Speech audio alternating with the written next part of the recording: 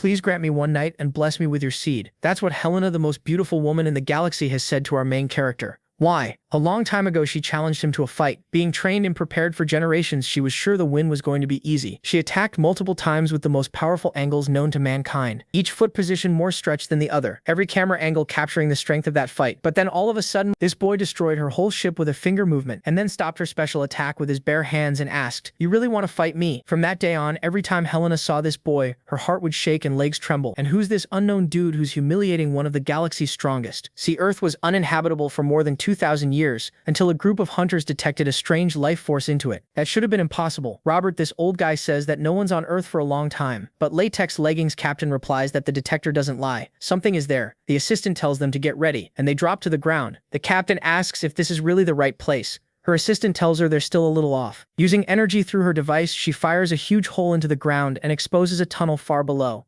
Sunja checks the instruments and confirms the target is directly beneath them. Without hesitating, Captain Tangsar Young jumps into the tunnel, where she finds a massive gate with a warning on it. She asks Sunja to read the words. Sunja says it's an ancient language from 2,000 years ago. It says, "They locked me in here. Don't open this unless you want to die." Even with that warning, the girl doesn't care and opens the gate anyway. Inside, they're shocked to find a strange furry man sitting on top of a structure. Curious, the girl walks closer and pokes the tip of his nose. The moment she touches him, she feels something weird, and then he wakes from his long sleep. A massive wave of energy bursts out of him. She tries to hold it back, but she isn't strong enough. The blast is so intense it floods the whole cavern and keeps spreading all the way to their ship in space. The shockwave is so strong it almost destroys the ship. Tang Sur-young is thrown back by the blast and can't tell if Robert survived. The furry man stands up and walks toward her, demanding to know who woke him. She says nothing. Then he announces that he'll kill all of them. Terrified, Tang Sarik sees his arms start to lift and attacks first. She unleashes all her power in one huge explosion that lights up the cavern. The attack drains her completely, but when the smoke clears, he's totally unharmed. He tells her it's his turn and starts floating with a powerful purple aura around him. Tang Saryung is sure she's about to find out what death feels like. Shaking in fear, she falls backward, then stares in shock as the man suddenly drops unconscious. Robert is alive too. He only pretended to be dead. He guesses the man passed out because he hadn't eaten in all those years. Over the radio, Sunja confirms that he's still alive. After a while, they return to the ship with the mysterious man. The whole crew strongly objects, but the captain stands by her choice. She says a creature like this has to be worth a fortune. Maybe more than they can even guess. They start talking about who might buy him and for how much. Then they look back at his unconscious body and wonder what to do once he wakes up. Tang Serjung is sure the celestial silk thread binding him can't be broken. Suddenly they hear a strange noise. The man is waking up and trying to attack, but Sunja calmly offers him food and says sausages are better than fighting. Overjoyed in a way he hasn't felt for centuries, he starts to eat. Watching him devour the food, Tang Serjung asks Sunja how she knew that would work. Sunja says it was obvious a starving beast that hasn't eaten in centuries won't turn down food. After eating, the man introduces himself as Li Mokshin. He learns they're bounty hunters, not tomb raiders. After being sealed away for 2,000 years, he now hears that humanity nearly wiped itself out in war. The survivors chose to leave Earth and live in space. Tang Sar-young explains that once humanity moved there, all violence was banned, weapons, war, even martial arts. She adds that they use a galactic calendar now. Li is furious. He can't believe humans live in space and threatens to kill them. Instead of arguing, the group points him to the ship's main window. From there, he sees what Earth has become. Tang Sar-young says it actually looks better after 2,000 years of recovering from humanity's damage. Then she tells him he smells awful, which makes sense after centuries without a bath. So they show him the ship's bathroom and shower. When he comes out cleaned up with a haircut, the crew can barely believe it. He isn't some weird beast or disgusting old man at all. He's an incredibly handsome young man. Tang Sar-young is stunned. It's been a long time since she's seen a guy that good-looking. Later, while Li stares in awe at space, he suddenly feels someone pinch his cheek. It's Tang Sar-young. She just wants to make sure the man in front of her is really 2,000 years old, though she reminds him his time in hibernation doesn't count. While she keeps questioning him, Robert and Sunja watch and think the whole thing is pretty strange. Soon they arrive at a building built into an asteroid in the Pleiades, a space tavern where people come to relax. Inside is an inn called the Wild Crane, packed with people eating and drinking. At one table, Sunja watches in horror, while the new guy stares back at her like it's no big deal. Then the reason becomes clear. He's stuffing 6 hot dogs into his mouth at once with a giant pile still left. Robert quietly asks how one person can eat that much, and Sunja reminds him, Li's been starving for 2,000 years. Robert worries he might try to make up for all that missed food at once, and Sunja says, judging by the way he's eating, that might be exactly what's happening. A moment later, he clears the plates and looks at them like he expects more. At the same time, the Wild Crane's keeper, Wang the 18th, talks with Tang Sar-young and asks if she's really looking for a broker. She says yes, and adds that it has to be someone rich and strong because what she wants to sell is insanely valuable. He jokes that it must be something huge to make the usually relaxed Blazing Devil act so worked up. Tang Soo-young asks what a full set of original 2,000-year-old S-rank martial arts books would be worth. That gets Wong's full attention. He keeps smoking as he thinks it over. Later, after she leaves, one of the guards asks if her story could be real, saying originals like that should be worth a fortune. Wong keeps smoking and says the books are worth 0 credits. The guard asks again, shocked because he's sure they'd be priceless. Wong repeats himself, 0? If books like that were real, even one could buy a planet and more. So he figures a mid-level bounty hunter like the Blazing Devil must be lying. He tells the guard to stop dreaming and throw them out. Meanwhile, Tang Soo-young comes back to the table and asks where Sunja went. Robert says she went to get more supplies, then asks how the talk with the innkeeper went. Tang Soo-young lights up and says it went well. Wong promised to contact them if he finds someone. Then something else grabs her attention. Lee is stretched out on a bench with a mountain of empty plates in front of him. She asks Robert if he really ate all that, hoping she's seeing things. Robert says they're lucky he finally stopped. Tang Soo-young grabs her head in regret and says if not for the money, she'd have handled this very differently. Right then, the tavern door slams open. Everyone turns to look. A group of dangerous-looking men walks in. Tang Soo-young immediately reacts, recognizing them as members of the Heavenly Demon Sect. Their leader scans the room through a futuristic lens, and Tang Soo-young identifies him as Sanjeon Muak, leader of the Red Wolf Squad. Robert nods and says the Red Wolf Squad are the sect's inspectors. Since they specialize in tracking, Tang Soo-young figures they must be hunting someone. She quietly warns him not to make eye contact. Lee overhears that and asks if they just said Demon Sect, making Tang Soo-young turn to him in surprise. With hot dog crumbs still on his mouth, he asks if they mean the Heavenly Demon Sect, and from the sound of it, he knows exactly who they are. The captain asks how he even knows the Heavenly Demon Sect after sleeping for thousands of years. Then it hits her. The sect must have already existed back in his time. He looks shocked and asks why nobody is running from the Heavenly Demon Sect. If those people are really from the Demon Sect, everyone should be panicking. Sarah Young asks why they would run. She says the Heavenly Demon Sect has problems. Sure, but it still sees itself as the top orthodox sect in the universe, and honestly, it has the power to back that up. That only confuses him more. He can't believe Demon Sect and Orthodox are being used together. Then a thought hits him. Maybe that strange dream of his really has come true. While checking the room, Sanjeon Muak notices someone suspicious and pauses. A nearby couple turns, thinking he's staring at them, but they aren't his target. He's focused on a man sitting alone with his head down on the table. Sanjeon Muak walks over and orders the man to raise his head so he can inspect him. The system scans his face and shows 52.7 C of internal energy. It also lists his martial arts and flags him as wanted for level 2 robbery and assault. Sanjeon Muak tells him it's his lucky day. They aren't here for him. Still, he orders the man to report to the Martial Alliance at once and turn himself in, warning that he'll suffer if he refuses. Then Sanjeon Muak suddenly stops mid-sentence, eyes widening as he senses something strange. A hand has landed on his head. He goes blank for a second, stunned that someone dared to get that close, let alone touch him. It's our martial arts master, casually patting his head like a cat. He says the young man looks admirable, then adds that his impossible dream really seems to have come true. Everyone in the tavern freezes. No one has ever seen somebody act this boldly around a member of the demon sect. Even the card players stop, knowing this can only end badly. The martial arts master keeps praising them, calling them youngsters, and saying they really made his dream come true. He even pulls Sanjin's head into a hug, saying they must have suffered a lot to build the heavenly demon sect into what it is now. The man Sanjeon Muak had been threatening can only stare, completely lost. Still trapped in the hug, Sanjeon Muak asks if this weird newcomer is some kind of foolish child. Robert quickly steps in and says their friend isn't exactly unstable. He just has absolutely no social sense. Sanjeon Muak calls him a brat and says it's his lucky day too. He tries to pull those hands off his head and warns that if he'd sensed even a little martial power from him, he would have torn him apart. Yongjok-san grabs at the hands, but removing them is harder than he expected. He struggles harder, shocked that even with more power, the kid's grip won't budge. Robert notices the Red Wolf leader grunting and asks Tang Soo-young if something's wrong. She admits she isn't sure. Sanjeon Muak puts more force into it and uses his martial technique, but the hand still won't come off. Now he's openly cursing, so he activates his internal energy drive, pushing a technique called Blood Wolf Art to the max. Sanjeon Muak's eye turns completely white as he shifts into another state. He bursts out with a huge wave of power, forcing the new guy back and yells at him to quit playing around. The energy floods through the whole inn and blasts several tables away.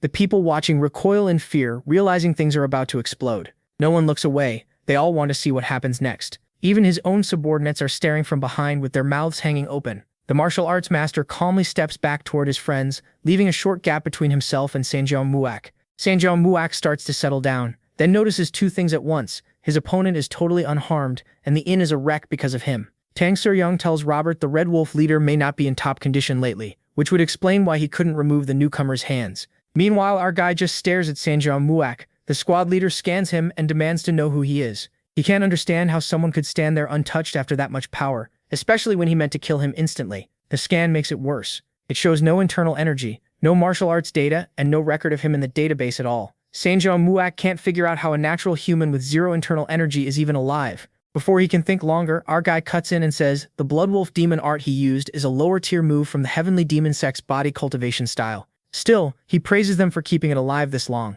Then he points out the real problem. His internal energy and chi are out of sync, so his training method must be flawed. He even tries to reassure him, saying today is his lucky day, because he gets to meet someone who can fix that problem personally. That only makes Sanjeong Muak more annoyed, and he snaps that the guy is insane. He immediately calls up a stream of liquid-like fire to kill the martial arts master on the spot. Next comes a flaming hand technique, the first form of the Red Wolf demon claw. He lashes out fast, but our guy dodges by bending backward without even moving from where he stands. The attack tears past him and wrecks part of the inn, sending people into a panic. Sanjeong Muak keeps attacking with another move, Red Wolf Explosion, but our guy slips past that one too, hands still in his pockets.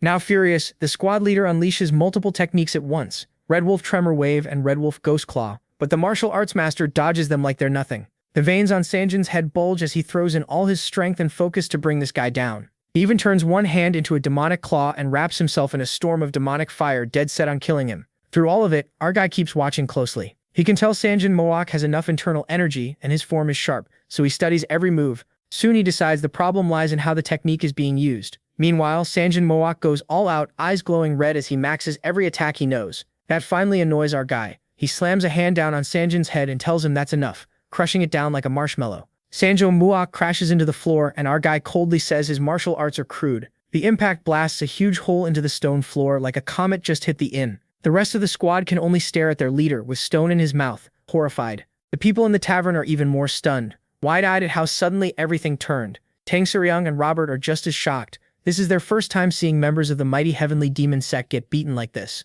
Sanjeong Muak stays planted in the crater, his head buried in the space he made on impact. Our guy stands over him with his hands still in his pockets and says, he learned those skills like a parrot. Real martial arts aren't about copying moves, they're about changing them and making them your own. After correcting him, he tells Sanjin Muak to get up and attack again if he understands. Sanjin Muak doesn't move, and the martial arts master angrily tells him to stand up. The rest of the Red Wolf squad just stare, speechless, trying to process what they just saw. Then they snap and demand to know how he dared attack their platoon leader. Calling him a brat, they rush in to kill him. They charge with weapons drawn and martial arts activated, while the MC just stands there with his hands in his pockets. A little later, the story jumps to the 32nd district of the Heavenly Demon Sect. Every sect member who was in the tavern is now injured, still lying inside with handprints pressed into their skulls. The district commander watches it all on a screen, completely stunned. A robot scans the unconscious Sanjeong Muak and lifts his eyelids to check if he's alive. Blood runs from his nose and mouth, and he's missing a few teeth. Sanjeong Muak and the others are carried away on stretchers, while more sect members seal off the area so nobody crosses into the scene. Commander Zhang Retat keeps watching and can only say one thing: this is unbelievable. A district elder, Zhou Chunrock, says they were lucky. The men only suffered heavy bruises and none of them are in danger of dying. Zhou can't believe that. To him, they look so badly wrecked they should all need surgery. What bothers him most is that an unknown stranger did this. Looking at the newcomer's photo, he seems harmless, but they have no idea he's carrying 2,000 years of skill and strength. Zhou asks again if one random outsider really reduced the Red Wolf platoon to this state. Then he asks whether this man truly has no record in the Martial Alliance database. Zhou confirms the stranger doesn't, though his companions do. Zhou explains that the others belong to a bounty hunter group called the Cess Devil. They usually deal with small B-class criminals or weaker. He adds that their leader is Sur-young, the Blazing Devil. Meanwhile, aboard the Cess Devil aircraft, the newcomer sits at the table with a napkin tucked in and utensils ready, clearly waiting for food. Across from him, Sur-young and Robert just stare, unsure what to ask first. Back in the Heavenly Demon District, Zhou wants more on Sur-young. Zhou says she's a famous bounty hunter who moves between the orthodox and unorthodox sides. He also reports that her group left the Wild Crane Inn, but they can still be tracked. Zhou asks if they should send people after them. Zhou says no, he'll deal with it himself. Zhou can only stare, confused by what that means. After that, he bows and leaves, letting the commander think. Zhou then presses a button and decides to contact an ally. The system starts connecting the call on the large screen. He waits quietly for someone to answer. Soon a priest-like man appears. Kim Sung-bom, leader of the Greenwood group, smiling at him. Kim greets him warmly, says it's been a while, and asks if Zhou has a request. Zhou only frowns and stays silent for a moment. Elsewhere, Sei Mrang stands by the aircraft window looking out and trying to clear her mind. Back in the 32nd District, Joan seems to have explained the situation, and Kim asks if he wants Greenwood to take care of it. At the same time, the S-Devil aircraft keeps speeding through space. Inside, Lee starts getting annoyed that the food still hasn't arrived. Sei Mrang and Robert remain seated across from him, watching in silence. They keep staring while Sunja grills the hot dogs and somehow nobody says a thing. Robert finally leans toward the captain and quietly asks if she's really as scared as he is. Irritated, Sei Rayong asks what he's even talking about. He reminds her they both saw what happened. Sanjo Muok and the Red Wolf platoon were all A-rank martial artists, and Lee dropped them with one strike of his hand. That single move also smashed through Sanjin's men, sending them flying and knocking teeth everywhere. Robert still remembers them getting blasted away like insects, with one of them crashing into a pillar. Sei Rayong stays quiet, then says she could have beaten them too if she got serious, since they were the bottom tier of A-rank. Robert admits he couldn't do much. Even risking his life, he thinks he would have only managed to scratch them. He points out that the protagonist swatted them aside like flies without any effort. Tired of hearing it, Sei Rayong walks over to the protagonist. She slams her hands on the table, and he looks up at her like he's wondering what she wants now. In a softer voice, she says they need to talk. He just keeps staring. The silence drags on until he finally answers, saying he'll talk after he eats. Sei Rayong sits down across from him, folds her arms and says they talk first. Then bluntly, she asks his name. Robert quickly tells her to use honorifics, but she ignores him, asks if Lee is deaf, and demands his name again. Just then, Sun Jiao arrives with a big plate of freshly grilled hot dogs, and MC's focus shifts instantly.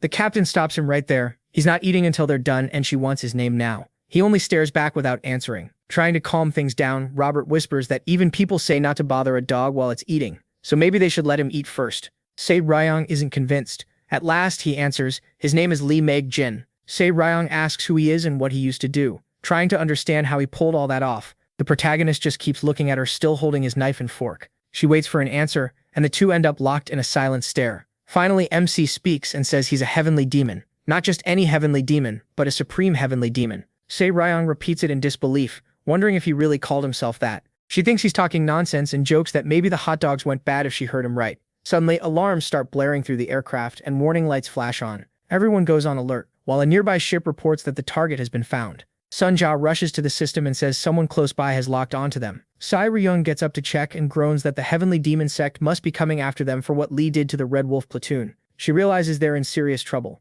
But Sun Jiao checks again and says it isn't the Heavenly Demon sect. A huge ship marked with a skull appears, and Sun Jiao identifies the attackers as Greenwood. Outside, Greenwood aircraft close in and surround the Sept Devil ship. Inside one of those ships, Kim is informed that the S-Devil craft has been confirmed as the paid target. Kim, leader of Greenwood's Galaxy Division and known as the Black Tiger of the Crescent Moon, watches in silence. A military captain asks if they should fire the EMP capture round. Instead, Kim asks if they've confirmed these people are bounty hunters. The captain says yes. They mostly work on the edge of the galaxy, and their leader is the Blazing Devil, Sire Jung. Kim finds that suspicious. Why would the Heavenly Demon sect care about such a small group? He thinks back to his talk with Yang, who offered him this job. Kim had gladly accepted the bounty and asked what counted as mission success and what to do after capturing the targets. But Yang told him not to capture them at all. He wanted them erased completely. That shocked Kim, and he asked if Yang meant killing the targets. Back in the present, Kim says the whole thing feels wrong and suspects something else is going on. The Heavenly Demon sect is better at killing than Greenwood, so if they hired outsiders, there has to be a reason. The captain hears that and grows just as uneasy. After thinking it over, Kim says there may be a trap waiting for them inside the Sept Devil ship. Inside that ship, Sir Yang looks out and sees the fleet closing in around them. She says Greenwood are just bandits here to rob them, but Robert doesn't buy that. He points out that no one would send a fleet this big just to rob people as broke as them. There'd be almost no profit. Sir Yang winces at being called poor, though she admits he has a point. Still, she brushes it off, calls Greenwood filthy thieves, and says she'll beat them and throw them out if they try anything. Robert just watches her make bold claims while Lee admires the ships around them. Sun Jiao finally cuts in and says this is far more serious. These ships are part of Greenwood's Galaxy Division, and it looks like a whole division came to capture them. That shocks Sir Yang, and she asks if their leader Kim came too. Meanwhile, he keeps watching the scans and casually comments on how cool it all looks. Sir Yang thinks of the Black Tiger Kim Sung-bom and admits even she can't beat him easily. Robert bluntly says she can't beat him at all. She'd die in 3 moves. Annoyed, Sir Yang argues it's not that hopeless, and says she might still have a chance if she really tried. Robert cuts her off and tells her to forget that. He says they should surrender fast and not panic, since they don't have much to lose. The captain can only frown after having her confidence crushed. Then she pulls herself together and starts giving orders. She says Greenwood will probably fire an EMP round first to shut down their ship and leave them helpless. Then they'll come aboard armed, and she's expecting that too. She finishes by saying they can search the ship and if they want, take any extra supplies the crew doesn't need. Robert asks how that's any different from surrendering, and she snaps at him to do as he's told. Then she walks over to Lee, who's still staring up in awe, and warns him not to panic when the EMP hits, since the ship will shake a bit. Tang Soo-young adds that the EMP isn't meant to destroy anything. Space laws don't allow them to use real ship weapons, and she smugly says the protagonist clearly didn't know that. She tells him not to interfere, they'll leave after taking what they want. The only problem is if someone starts a fight and things get out of hand. Tang Soo-young then asks Sunja if they have a lock and tells everyone to brace for the EMP shot. But Sunja suddenly shouts that it isn't an EMP round, it's a photon cannon, and the system starts blasting a danger warning. That makes Tang Soo-young spin around in shock. Sunja says it's a ship-killing photon cannon, so the enemy isn't trying to capture them, they're trying to wipe them out. Tang Soo-young goes stiff and says this is insane. Meanwhile, back on the Greenwood ship, the captain warns Kim that this breaks space law and could bring trouble later. He says it would be smarter to capture the targets first, then quietly get rid of them, but the division leader refuses. He says he has a bad feeling and wants the ship blown apart now. If it causes problems, they'll pin it on the client, the Heavenly Demon Sect. Kim orders the cannons fired as soon as they're ready. Inside the Zelf's Devil ship, Tang Soo-young asks if they can warp away, but Sunja says no, they're boxed in on every side. She then asks about the shields and Sunja admits they won't work because parts of the ship were sold to cover living costs. The captain freezes in horror, no longer knowing what to do. A moment ago she had a plan, now they're about to be blown to pieces. On the Greenwood ship, the captain reports that the photon cannon is fully charged. Kim gives the order to fire. The cannon launches at the S-Devil crew, who can only wait as the blast rushes toward them. Tang Soo-young and Sunja stare at it. Certain death is coming. Robert screams at the top of his lungs, while Lee just keeps watching, still not fully getting what's happening. Then the photon cannon hits and explodes, making it look like this is the end of the bounty hunters. Kim watches from his ship as the blast tears through space. The flash is so huge its light reaches his ship. Then his eyes widen when he notices something strange. Once the flames fade, the S-Devil ship is still there, completely unharmed. It keeps flying through the attack like the blast never touched it. A much bigger round ship has appeared in front of it, taking the photon cannon head-on. It slipped in at the last second and fully blocked Greenwood's attack. A woman in white armor holding a white spear stands on top of the new ship. Tang Soo-young clings to Sunja and asks what she's looking at. Kim goes pale when he recognizes the woman, the 8-foot fighting ghost. Elena stands there with her spear behind her, staring straight at the Greenwood fleet. Inside the S-Devil ship, Lee looks outside in shock at what's happening. Next to him, Robert and Tang Soo-young stay glued to the window, trying to figure out how they survived. Elena keeps her back to them and faces Greenwood, ready to block another attack. It's one woman and one ship against around a dozen ships, yet nobody dares make a move. Kim tenses up, wondering why Elena showed up here. She just stares back at him, waiting to see what he'll do next. The Greenwood captain says Elena is using a terraformation-grade shield. They can break it by maxing out the photon cannon, and he asks if they should recharge. Kim says no. Starting a space war over one cockroach isn't worth it, especially against someone this dangerous. Instead, he orders them to prepare teleportation so he can speak with her. As they set it up, he keeps wondering why this monster came here out of nowhere. Meanwhile, Robert explains that Elena, the 8-foot fighting ghost, is an S-class bounty hunter, so wild that even major sect leaders stay away from her. He can't figure out why she's here, and Tang Soo-young says she doesn't know either. But Elena clearly just saved their lives. If she hadn't stopped that photon cannon, they'd be atoms by now. A little later, Kim teleports onto Elena's ship to try having a calm talk. He greets her as Sister Elena and says, "It's been a long time."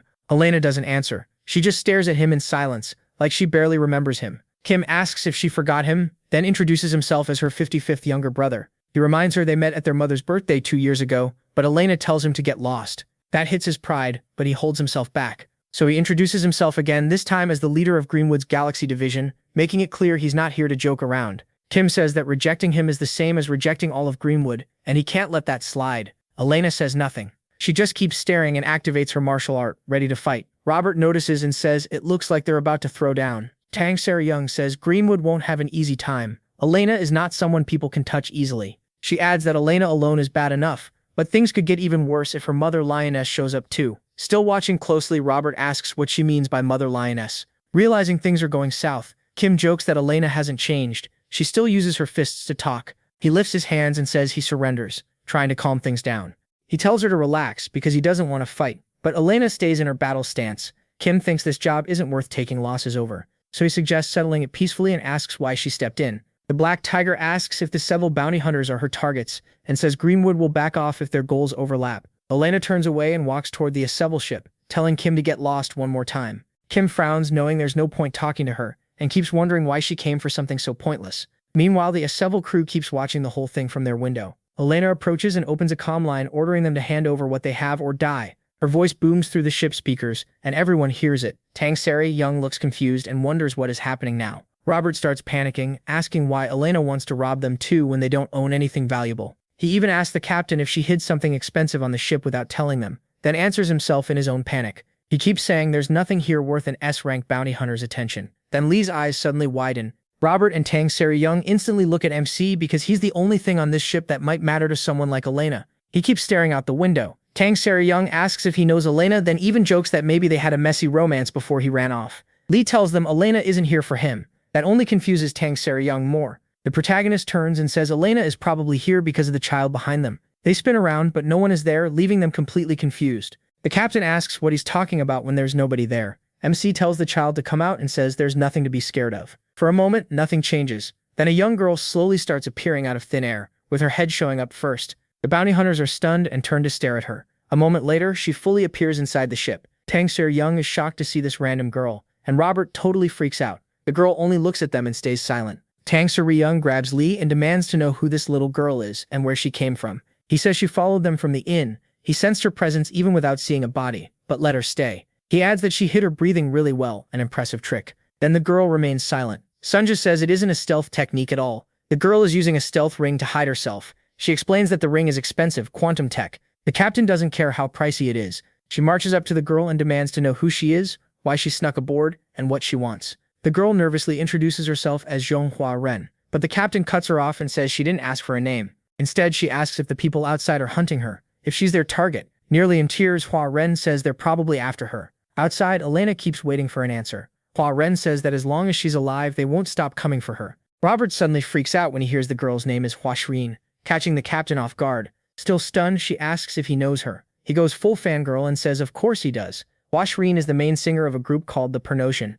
Sarah Jung gives him a blank look and asks who the Pernosians even are. Clearly, they aren't as famous as Robert thinks. Robert insists they're the hottest rookie idol duo in the galaxy. He brings up their song Dynamite Dudato, then reminds her it's the group he always plays, the one she dances to. He rushes to look her up online, confirms it's really her, and blurts out that she's even prettier in real life. Then he keeps reading her profile like a total weirdo. She's from Manhwa, 166 centimeters tall, 47 kilos, blood type AB, and EFSP, and allergic to cats. Elena finally loses patience and warns them over comms that this is their last chance. They have 10 minutes to hand over whoever they're hiding. She makes it even clearer, give the girl up or everyone dies. That snaps them back to reality. They stop messing around and remember Elena has them cornered. Holding back tears, Robert asks Miss Wazrim why all these people are after her. Sarah Jung stays quiet for a moment, realizing what kind of choice they have to make. Then she tells Robert it doesn't matter, they have no choice but to hand the girl over. She makes it clear to Huazrin that she boarded their ship without permission and has nothing to do with them. Even so, the captain reluctantly says she has to leave before she gets them all dragged into this. Robert immediately protests, clearly not okay with giving her up. Sarah Jung turns away and says the decision is final. She's the captain. Hua Ryan says nothing. She just stares, knowing they're about to send her back to the people chasing her. After they place Hua Ryan in the release chute, Robert tells the captain, this feels wrong, especially since she's the main singer of Pernodian. Sarah Jung says they can't protect her. Greenwood alone is bad enough, and Elena is on a whole different level. She explains that even if they resist, Huarin's fate probably won't change. They'll just die with her. With obvious reluctance, Sarah Jung presses the red button. As the door starts opening, she admits to Robert that this hurts her too, but there's no other option. Huarin waits in silence while the system announces that the lock has been released and the gate is opening. She steels herself for whatever comes next. Then a hand suddenly lands on her shoulder. Startled, she turns and sees Lee beside her, wearing that same strange look he gets when things turn insane. He reminds her that he told her not to worry. She can only stare, shocked that he came with her while Elena is waiting outside. Looking through the glass, Sarah Jung sees the protagonist standing with Hua Rin and panics, wondering when he got in there. Robert is just as shocked. Sarah Jung rushes to shut the gate, baffled by how reckless Lee is. Robert stops her and says they should wait. MC is strong enough that he might even beat Elena. Sarah Jung calls him crazy. They're in space and he doesn't even have a shield, so he shouldn't be able to breathe. As the gate opens, it looks like space itself will kill him before Elena can. The captain orders Sunja to close the gate right away. Sunja looks surprised and says it's already too late. Stunned, Sarah Jung moves to the window. There, she sees Lee and Huarin already outside, drifting through space. Horror spreads across her face. She knew the protagonist was reckless, but she still can't believe he actually went out there.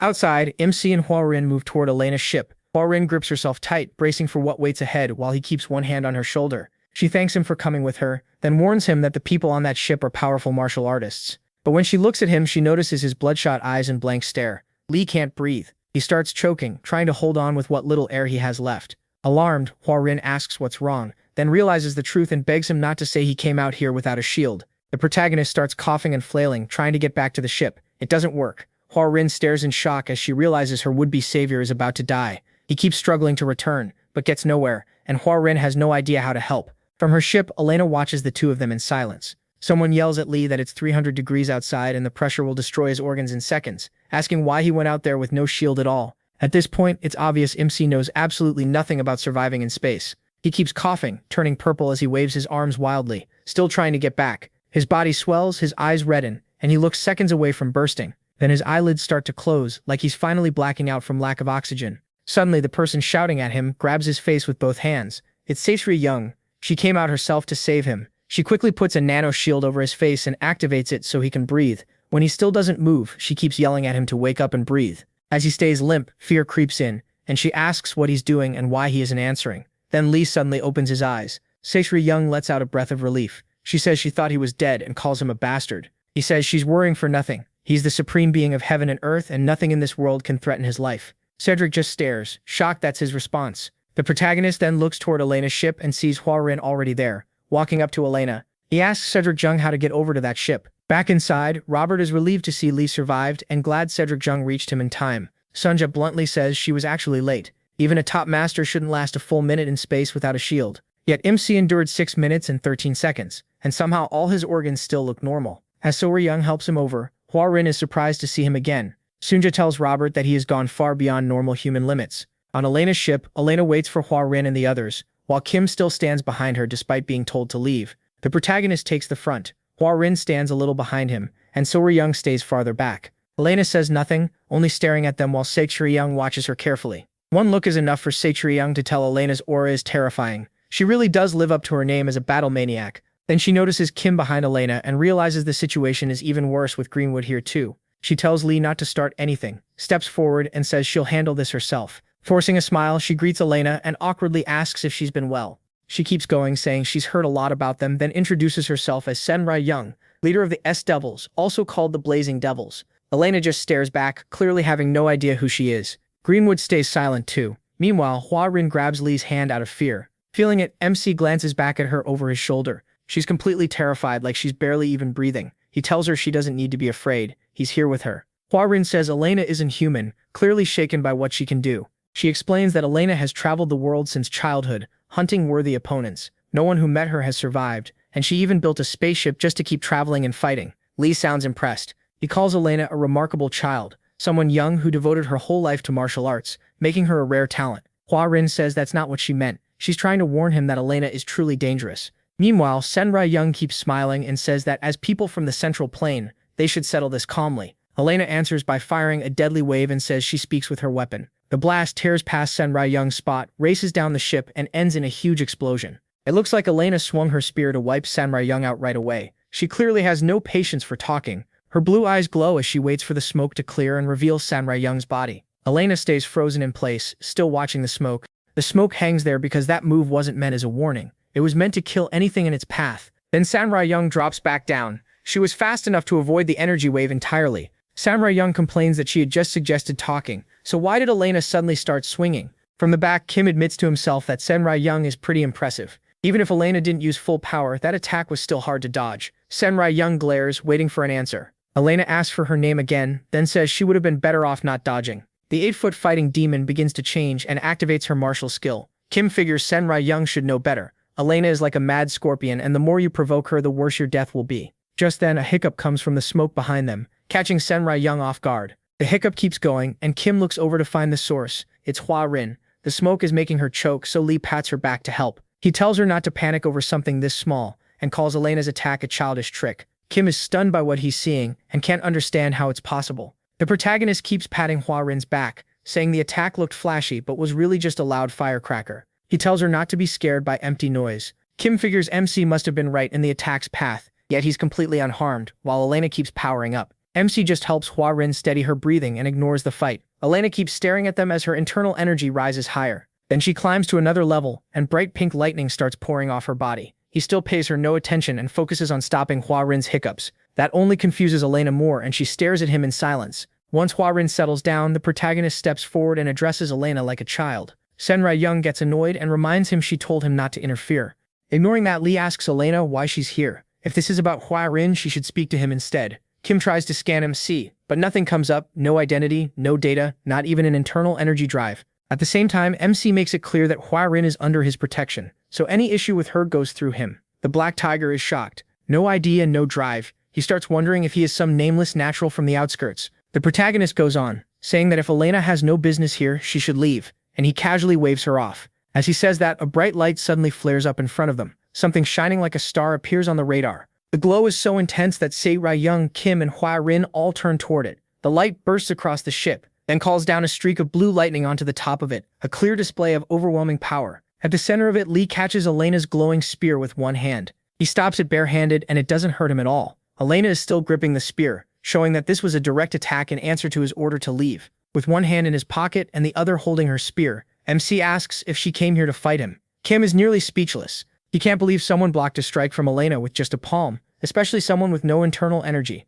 Lee calmly studies her technique and points out how strange it is to use Xian Diamond Kang's radiant sword style with a spear while powering it with Shaolin's great Brahma divine art. Then he asks how someone so young already has internal energy beyond 3 cycles. He wonders if she had some lucky encounter. As he speaks, Elena pushes her internal energy drive past 90% and even more lightning spills from her body. The protagonist is genuinely surprised. Reaching 3 cycles at her age is already shocking. And now she's switching to Wudong's red sun art. He finally takes both hands out of his pockets and watches her push the drive even harder, up to 95%. Kim can only stare and wonder whether Elena was always this strong or if something has changed. Lee stays quiet, watching how far she intends to take this. He asks if she's really going all out, and his own martial energy starts to rise as his hands glow with heat. Suddenly, the ring on Elena's hand begins to shine and vibrate. She keeps her stance and pours in more energy, while the ring glows brighter. Then the ring gives off a warning sound, and Elena is visibly shaken because that sound means danger. We cut to the past, where Elena speaks with her mother. Her mother says she won't stop her from leaving and chasing her dream.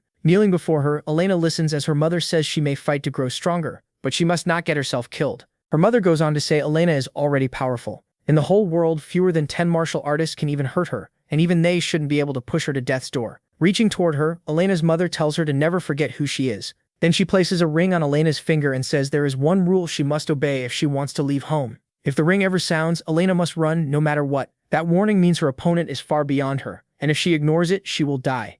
Back in the present, the fighting demon goes still in shock as the meaning of the ring hits her. She stares at Lee, who looks like nothing more than a weak young boy. Even so, she refuses to retreat, and painful memories start rising up. She remembers cruel voices from when she was younger, people mocking her, asking why she was hesitating, telling her to run, know her place, and hide if she wanted to live. Those memories take her back to childhood, standing among her mother's many children while they taunted her. She hears her mother telling her to greet them as her siblings. Her mother said they all had different fathers, but the same mother. She remembers standing there alone as her mother said they should stay close because they shared her blood. Then the other children sneered and asked what her name was again. Back in the present, Elena chooses to fight to the bitter end. She forces her energy drive from 98% to 100, then 110. She pushes it all the way to 120, something that shouldn't even be possible. Power floods out of her, and the whole ship nearly catches fire. Lee frowns, now clearly more concerned by how far she's pushing herself. Ryan watches in surprise too. Kim is just as stunned. MC waits and lets her finish whatever she's becoming. Her suit transforms into something new, making her look almost like a panther. Her hands turn unnatural, like she's become a high-level killing beast. Lee mutters that he's never seen anything like this. A transformation through transcendental awakening is new even to him, and he realizes martial arts have changed a lot over time. While he's thinking, Elena launches straight at him. He feels martial arts may have advanced a little too much, but he still doesn't move. He stands there with his hands in his pockets until Elena closes the gap and swings. He slips past the strike with ease and notes that the move is the chaotic storm sword of the AIM sect. She follows with a fiery spiral attack and he dodges again, identifying it as Kunlun's sun and moon twin wheels. Elena grows furious and raises her output to 125. She unleashes several attacks at once, but Lee still avoids them all while naming each one the sun-piercing spear and the falling sunblade from Xian Diamond Kang's sect. Elena pushes even higher, reaching 140, and sends a twisting fire tornado at the protagonist. He simply leans back and avoids it, calmly recognizing the moves as the beggar's sect's dog-beating stick and drunken 8 immortal steps. Still crouched, MC frowns. He's shocked that she also mixed in the esoteric sect's 4,000 red needles. Not slowing down at all, Elena jumps to 170. She charges with twin iron claws and explosive force in both hands, while he keeps retreating and dodging, staying on defense. Finally, he yells that enough is enough and swings a hand forward. A heavy blast of fire pours out and shoots straight at Elena as she leaps in. The hit triggers a huge explosion that swallows the whole ship, making it seem like no one could survive. As thick smoke fills the area, Lee waits to see what happened to Elena. Then something moves inside the smoke and catches his attention. Even Kim is shaken by what appears like he's never seen anything this strange before. Yang Hua-rin and Seo-jung stare in the same disbelief. It's Elena, but now she has around 8 arms, each holding a weapon, floating in the air with 8 glowing swords. She looks almost like a god of war. A second later, she flies at Lee, trying to strike him from every angle. Now she's at 190, and still not stopping. She brings down a blazing overhead attack, but the protagonist only watches her. Elena keeps coming, fully armored now, looking less and less human. MC looks up at her and frowns, wishing she would stop before going too far. But she does the opposite and rushes in even faster. He admits her talent is incredible, yet she's already crossed the line. As she charges, Lee realizes her awakening is dragging out all her wounds and desires. She's being swallowed by herself. Watching her close in, he can tell she's carrying far too many inner demons. Power suddenly bursts into his hand. He thinks that if she pushes any farther, he'll have to kill her to stop her. Behind him, Hua-rin watches Elena rush in. A strange heavenly sword forms in the protagonist's hand, and he reminds himself he promised to protect Hua-rin. Seryong and Kim are stunned when they realize Lee is holding a heart sword. Elena doesn't care and keeps charging, bent on killing him. It feels like only one of them will walk away. Just before she reaches him, MC swings in anger and tells her to stop. The burst of power is enormous, so bright it nearly blinds everyone watching.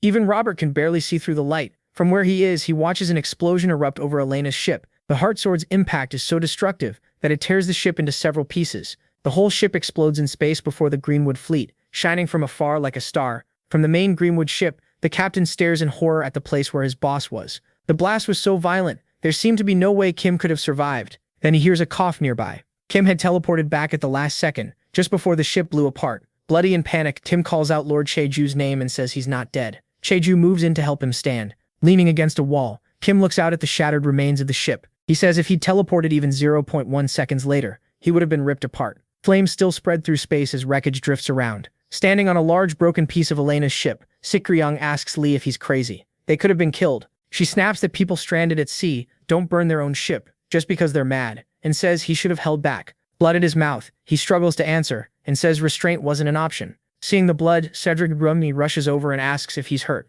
Lee keeps looking upward, and says Elena's power was stronger than he expected. Cedric Rung follows his gaze, and realizes what he's staring at. Elena's naked body and broken weapon are drifting through space among the wreckage. The captain asks if she's dead since she's floating there without moving. Still watching Elena, the protagonist says she's not dead yet. Then a strange woman appears and takes Elena's unconscious body. MC realizes the sword strike didn't kill the 8-foot ghost, because this woman protected her with greater power than he expected. The woman looks at Elena with pity and covers her body. She keeps staring at Elena in silence, full of sorrow. Then light from a huge ship above them shines down, and the woman carries the 8-foot fighting ghost away. Tang Seo-young recognizes her at once as the West Heaven Sword matron, and Kim realizes she's his mother, the same one who gave Elena the ring she ignored.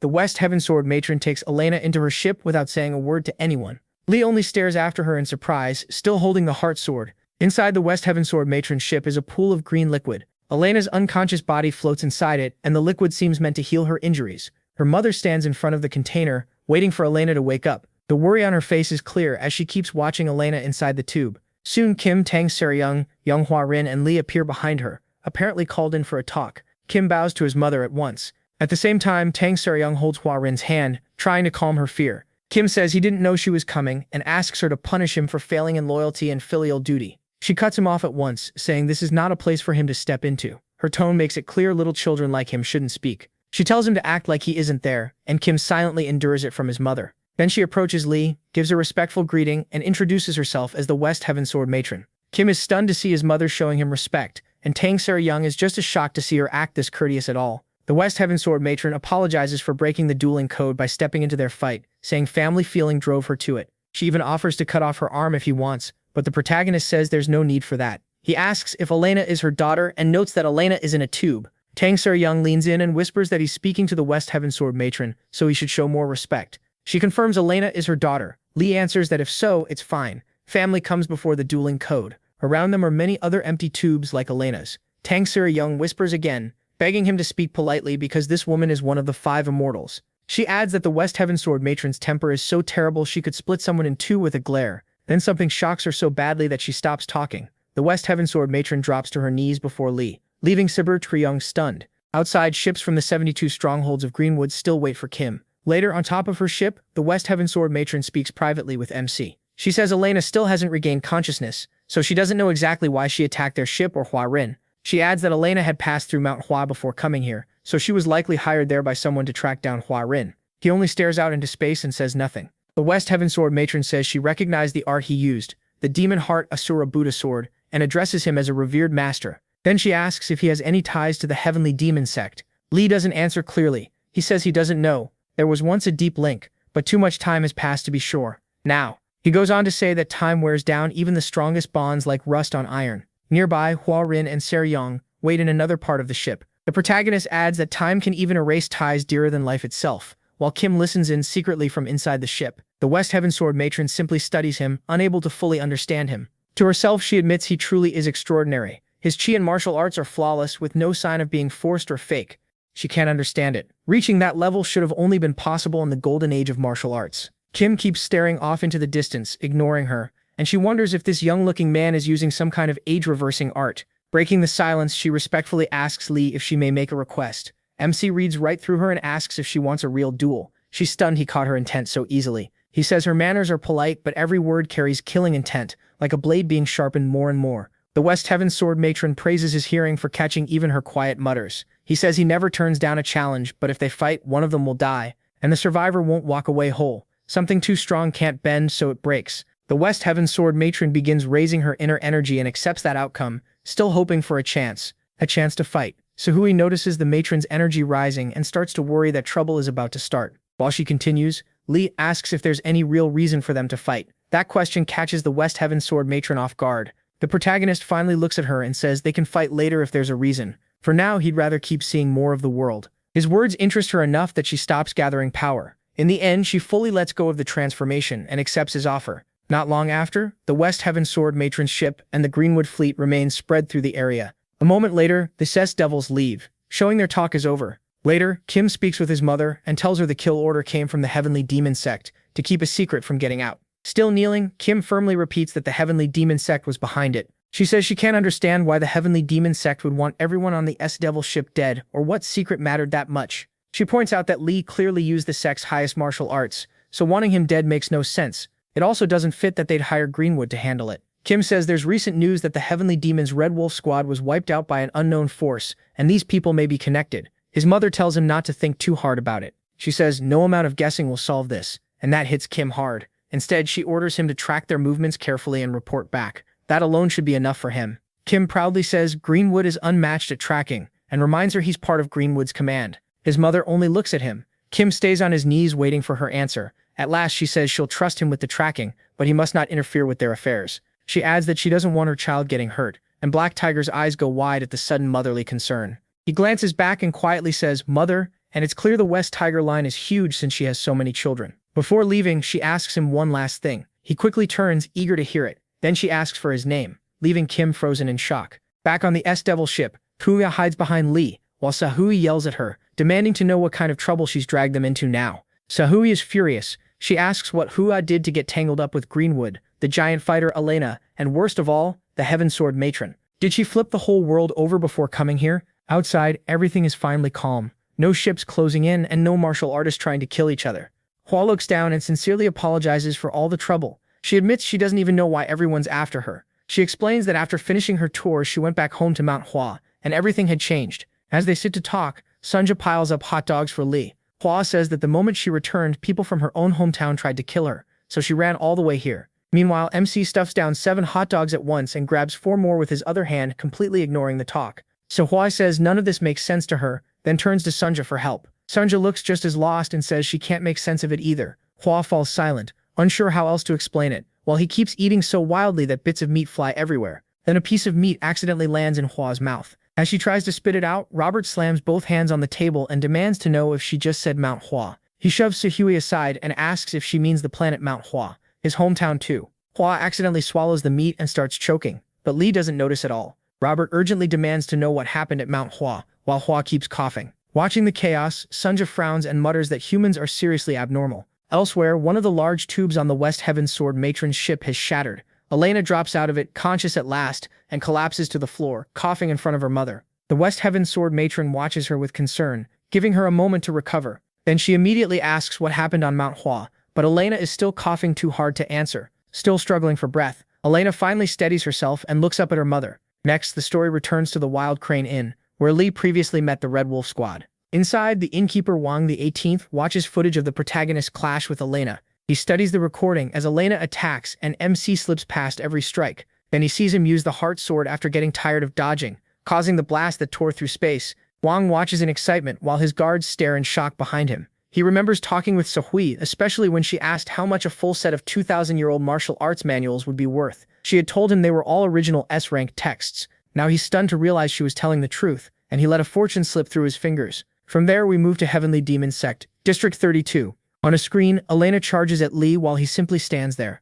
Soon, she's throwing strike after strike, and the protagonist avoids them all with ease. District 32 Commander Jung Ri-tak slowly turns pale. He watches in horror and asks what's happening, as MC brings out the heart sword to end the fight with Elena. From behind, the West Heaven Sword matron asks what he thinks of the footage, saying that martial art looks strangely familiar. He turns toward her. She keeps her eyes on him, waiting to see if he'll realize the technique is tied to the demon sect.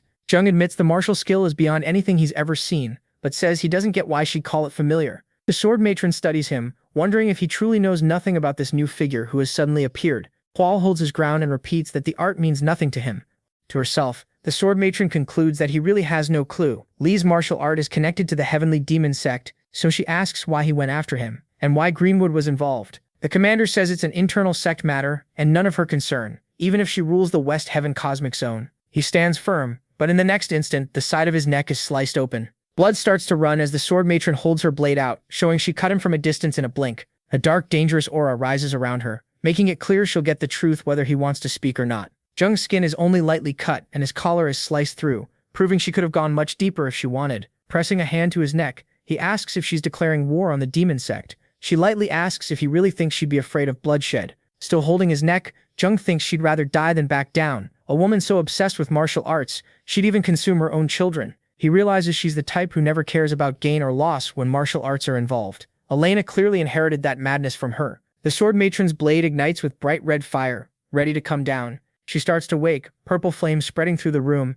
and asks if he'll answer her question or choose death. Jung says the answer is obvious. Even if all 1,076 fighters in District 32 attacked together, they still couldn't match the sword matron, so he's chosen death. He ignites fire in both hands and tells her to start. He knows he'll die anyway, so if she plans to kill all 1,076 of them, she'd better hurry. The West Heaven Sword matron smiles, impressed by his nerve. Since people already say the Heavenly Demon Sect keeps getting stronger, she decides to let the matter pass. Instead, she reveals that the unknown fighter's art is the Demon Heart Asura sword technique. Jung, still ready to fight, is stunned to hear it linked to the demon sect. He asks what she means. The sword matron says the heart sword that killed her daughter was the Demon Heart Asura sword technique, the second highest art in the Heavenly Demon Sect.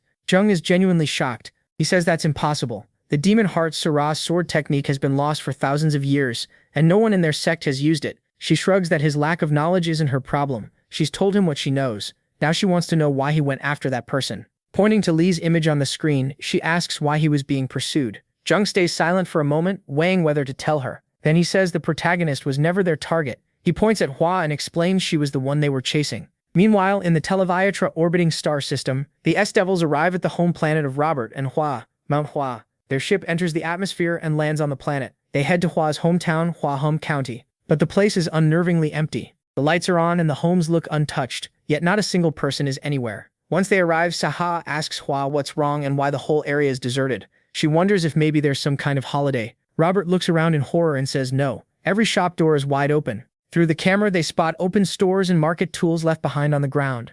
Sunja reports that the town should have over 10,000 people, but she can't detect any life signs at all. Robert panics and grabs the captain, saying something terrible must have happened. He begs them to get down there fast. Either everyone died or ran. So Hui tries to calm him and asks why he's suddenly losing it. He shouts that Mount Hui is his hometown and that they have to save it. So Hui struggles in his grip, coughing and telling him to let go because she can't breathe. As So Hui tries to pry him off, tears fall from Hui's eyes while she stares at her empty homeland. Hui breaks down while Lee quietly studies the planet below. He asks her what happened and tells her to speak if she knows why the place is abandoned. She hesitates, clearly knowing more than she's saying. Before she can answer, Sunja announces that she found a life signal, and everyone turns to her at once. The signal is coming from Jiaha Pavilion, inside Mount Hawa's main headquarters. Robert stops struggling when he hears that name and says Jiha Pavilion is where the leader of the Manhwa sect lives. Sunja confirms it, but warns them the signal is strong and seems to belong to only one person. Hawa says nothing, but it seems like she already knows who it is. Later, they reach Jiha Pavilion. By night, the place feels eerie, with smoke hanging around it. They stop at the entrance, tense about what might be inside, when Sahui hears a loud noise behind her. It's Robert in a combat suit, and she asks what he's doing. He says whoever's in Jiha Pavilion is tied to what happened to his homeland, and he won't forgive them. Sahui asks if that suit even still works. She thought he stored it away after his discharge and later sold it. Robert proudly says a Special Forces soldier is always a Special Forces soldier, and he's kept the suit maintained every day. As they near a tunnel by the pavilion, the captain contacts Sunja. She asks if the signal is still there, just to make sure they're not chasing nothing. Sunja says the life signal is getting stronger, but warns them it doesn't seem human. Sahui takes that in and suggests sending a recon drone first to identify it before they go inside. Robert blurts out when he hears the target may not be human. Before she can finish, Robert charges into the tunnel, yelling that he'll kill whatever is in there, and demanding the monster come out because special forces are here. Sahui and Lee can only stare. Sahui mutters that he's acting strangely just because this is his hometown. Since Robert already made enough noise to alert the target, she gives up on the drone idea and tells everyone to stay sharp. Just as they move in, a wave of fire bursts from the tunnel and rushes at them. Sahui sees the flash and freezes in shock. The blaze tears through the tunnel and burns everything in its path. She can only hope they're not facing a dragon. The flames shoot far past the tunnel and reach the houses in front of the pavilion. Then the fire pulls back into the tunnel and the area goes still again. Sahui is left speechless. Hua is just as stunned that they survived such a massive blast. The reason is awkward. They've both been pressed tightly together to avoid the fire. Lee had lifted both of them with his legs and raised a shield to block the flames. Not even noticing the awkward position, MC keeps looking into the tunnel, trying to figure out where the fire came from. Sahui snaps out of it and asks where that sudden blast came from. He tells them to move, then drops Sahui onto Hawa. She lands hard on her back and groans in pain. As they push forward, they find Robert. His suit is badly scorched, and they can't tell if he's alive. Sahui kneels beside him and tells him to respond if he can hear her, but he stays stiff and silent, like he's been roasted alive. She contacts Sonja and asks for a scan. Sonja checks and says he's fine. Luckily, the combat suit protected him. Sahui wonders why he still isn't talking. Sonja says he's probably scared out of his mind. Realizing that's the problem, Sahui gives Robert a moment to recover. Meanwhile, Lee studies the tunnel, still searching for the source of the fire. Then he notices a streak of pink lightning overhead. Looking closer, he spots something scattered near the end of the tunnel. They're small pink flower petals, and they're creating those flashing streaks. One lands in Lee's hair and crumbles right away, which confuses him. A second later, thousands more petals suddenly fill the tunnel. As they move ahead, they find the petals pouring from a man seated on a throne. He's the leader of the Manhwa sect, sitting with his eyes closed, wrapped in powerful energy, seemingly unaware they're there.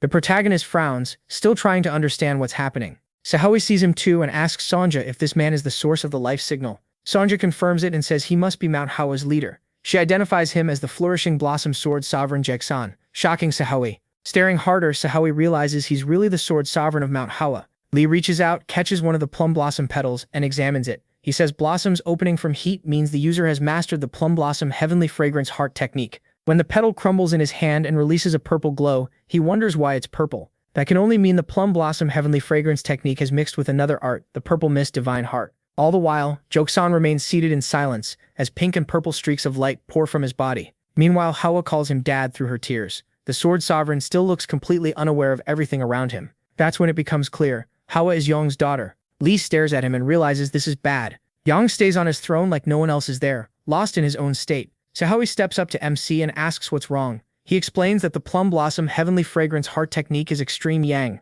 while the purple mist divine art is extreme yin. Even Mount Hawa's elders can only master one. Fire and water don't mix, so what happens if someone forces them together? He answers right away. When a martial artist pushes past their limit, a demon can grow in their heart, and they stop being human. Then the protagonist begins summoning the heart sword, like when he beat Elena, ready to bring Yong down. Since Yong has become something else, Lee tells Sahui to take everyone and run. This won't be an easy fight, and his aura starts rising fast. He warns her that even he can't promise their safety if this battle starts. But before he attacks, Hawa runs straight to Yong, crying out for her dad. Sahui yells at her, telling her not to go any closer, but Hawa ignores every warning. Lee gets ready to move, then realizes there's no time left to get anyone out safely.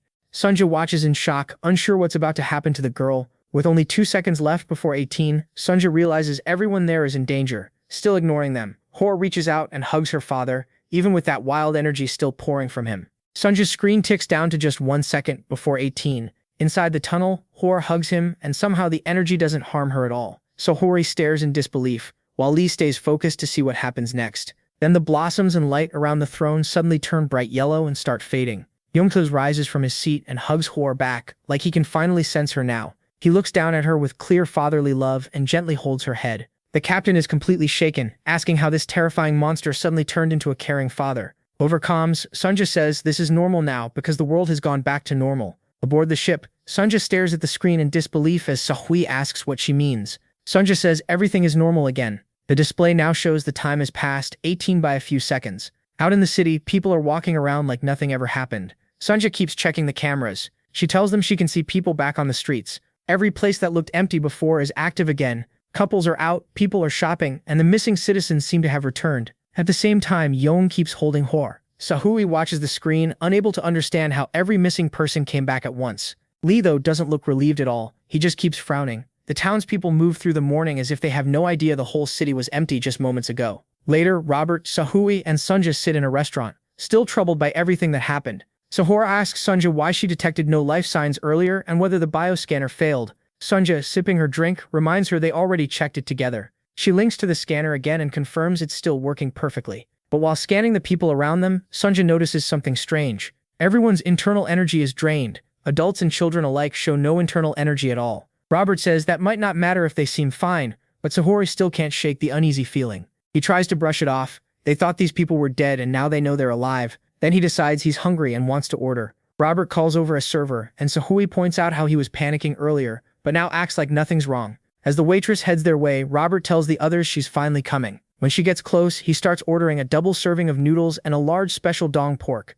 then suddenly cuts himself off. She walks right past him without reacting at all. Robert freezes, hands still raised, wondering if her service is awful or if she just didn't hear him. He turns and sees her helping other tables, then asks why she ignored him. When she comes back their way, he brightens and loudly tries to place his order again. She passes him a second time without a word, like he isn't even there. Robert goes stiff again, then blurts out in confusion, asking why she keeps ignoring him. Sunja explains it's not that the woman didn't hear him. It's more like the people here can't see them at all. No one in the restaurant has looked at them once. Even up close, people move past them like they're background objects. In other words, these people aren't aware of them at all, as if they don't exist. Sahui gets a very bad feeling but says she doesn't want to jump to conclusions yet. Elsewhere, Yang has already moved on and is calmly having his morning tea. He pours tea into small cups and settles in like it's any normal day. He drinks in peace, even with guests right in front of him. Hui tells Lee her father would never normally drink alone while others are present. Nervously, she calls out to him, but he still can't see or hear them. She says he's been like this ever since she returned from her trip, while Yang quietly keeps sipping tea. Hui tells Lee the strange part is that her father still handles all his usual duties. He inspects things, eats, and tends the garden at the exact same times every day, like clockwork. MC walks up to him, unsettled, and waves a hand in front of Yang's face. There's no response and Hui says it's useless. She warns that interrupting his routine can cause trouble, but he doesn't wait and snatches the teacup from Yang's hand. Hui panics, shouting that this was a terrible idea and telling the protagonist to move. Caught off guard by her reaction, MC almost misses Yang swinging a sword straight at his neck. Before the slash can land, Lee bends back and narrowly dodges it. The blade sweeps past him and Yang instantly turns the sword down to pin him where he is. He rolls away in time, avoiding a string of fast follow-up strikes. Yang moves with blinding speed, but Lee keeps up. The attacks come so fast it looks like several swords are cutting at once, leaving the protagonist no choice but to keep dodging. Then Yang gathers force in his palm and tries to unleash it at point-blank range. MC gets serious and rushes in, saying that's enough, he can't let that attack fire off. He slams his palm into Yang's to stop the technique, before it fully erupts. Even so, the clash sends out a huge shockwave that tears through the room and nearly hits Hui. Watching in fear, she screams for Lee to stop. The blast throws Yang back into the smoke, but he holds his ground. Yang rises again with killing intent, lightning flashing around his body, all because his tea was interrupted. The protagonist notices the same sign as before, extreme yang and yin acting together. Hui yells that the only way to stop him is to give the teacup back, while Lee keeps his eyes on Yang. He says that when someone tries to pass an impossible limit, the body shouldn't be able to handle it. They should fall to inner demons, burst apart, and die. As Yang's power keeps growing and he walks forward,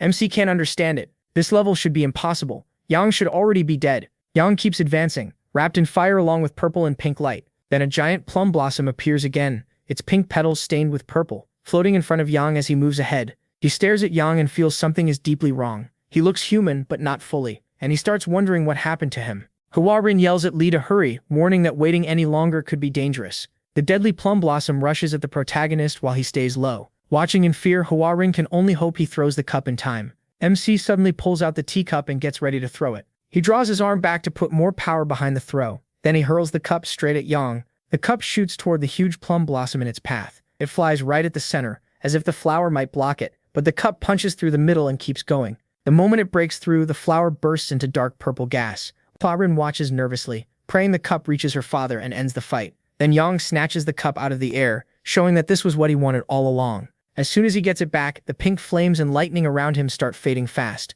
The wild energy disappears, and everything begins to calm down. Yang returns to normal and sits back down to drink tea like nothing happened. He calmly pours himself another cup, acting like Li and Hwa-rin aren't even there. He frowns, realizing someone almost died over a teacup.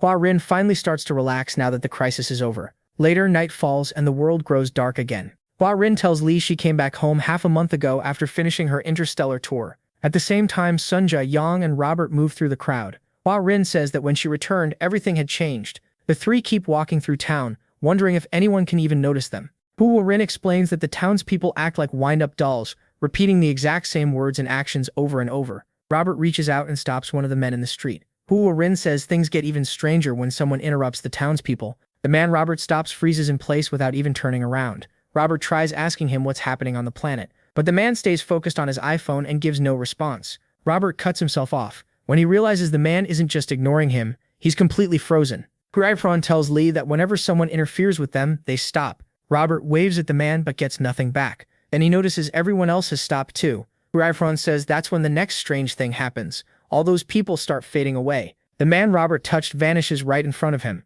Robert can only stare, stunned. He turns to Sunja and asks what just happened. Did they all teleport? Sunja watches the disappearances and admits she doesn't know. Saraya looks at her in disbelief and asks how even she can be unsure. The android says it does resemble teleportation from the particle pattern, but the scale is way too large. Saraya asks what she means by that. She hadn't even noticed everyone else was gone too. When she and Robert look around, they realize they're completely alone. She asks Sunja where everyone went. Still scanning the area, Sunja says every life sign on the planet has disappeared. The captain is shocked and asks her to say that again.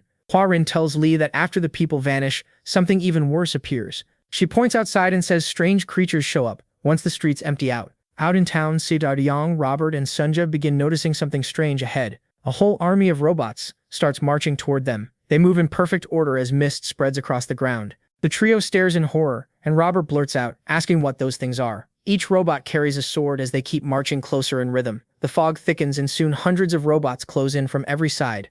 The captain says she doesn't know what they are, but one thing is clear, they're in serious danger. She freezes watching the robots close in with nowhere left to run. Still staring at them, she asks Sunja if they're androids. She also wonders why they look unfinished, with only an iron rod where their abdomen should be. Sunja scans them and says they're not androids, they're construction droids. She explains these are early labor models made for simple work like planetary development with weak AI and limited thinking.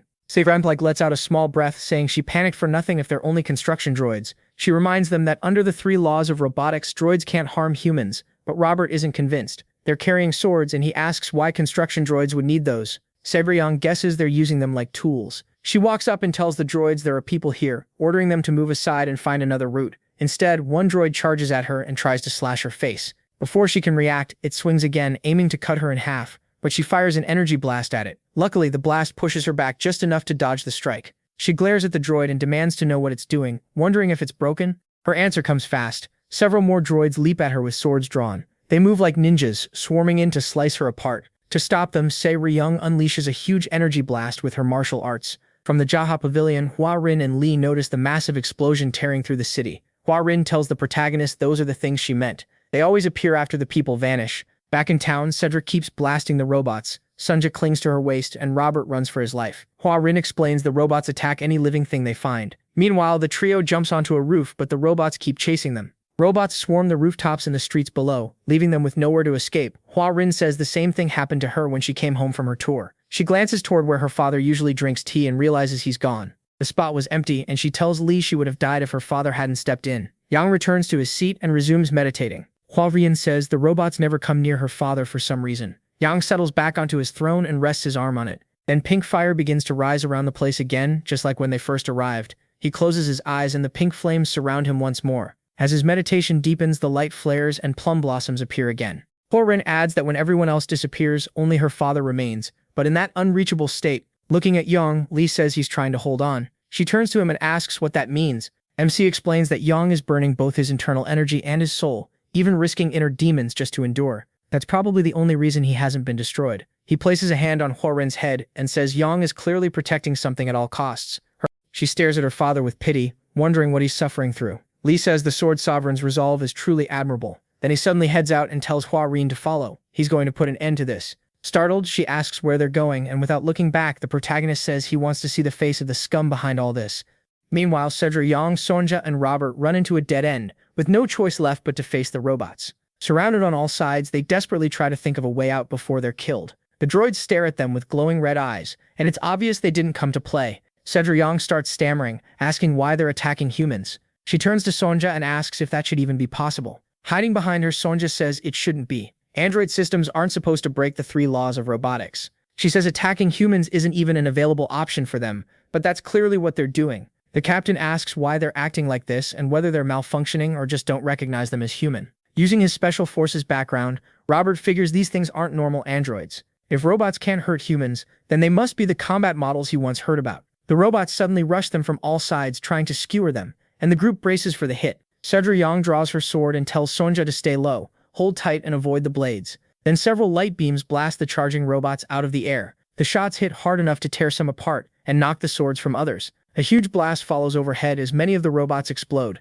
Cedra Yang and Sonja freeze in shock, wondering who just stepped in. It's Robert. Back in his combat suit, he opens fire and says these things aren't droids. He explains that they're called Iron Jiangshi, basically reanimated corpses. Even after being exposed, the Iron Jiangshi regroup and prepare to attack again. Far away, Count Richel Archimond watches the whole battle on a screen. An aide identifies the people on it: Blazing Devil Tang, Cedra Yang, and beside her, PL-0316 KBT Intelligent Android Sonja. She adds that the third one is Robert Carlyle, former First Sergeant of the Northern Galaxy Combat Unit's Special Tactical Division. The one giving the report appears to be an Iron Jiangshi too, and she says the S-Devils are bounty hunters, who mostly work around the galaxy's outer regions. In her view, they aren't a serious threat, and could be wiped out in 10 seconds. Richel stops at one detail. Did she say Robert came from the Northern Galaxy Combat Unit? Watching Robert tear through the Iron Jiangshi, he asks if he was also in the Special Tactical Division. The Iron Jiangshi asks whether she should give the order to kill them. Richel studies the screen with his half-metal face and thinks it over.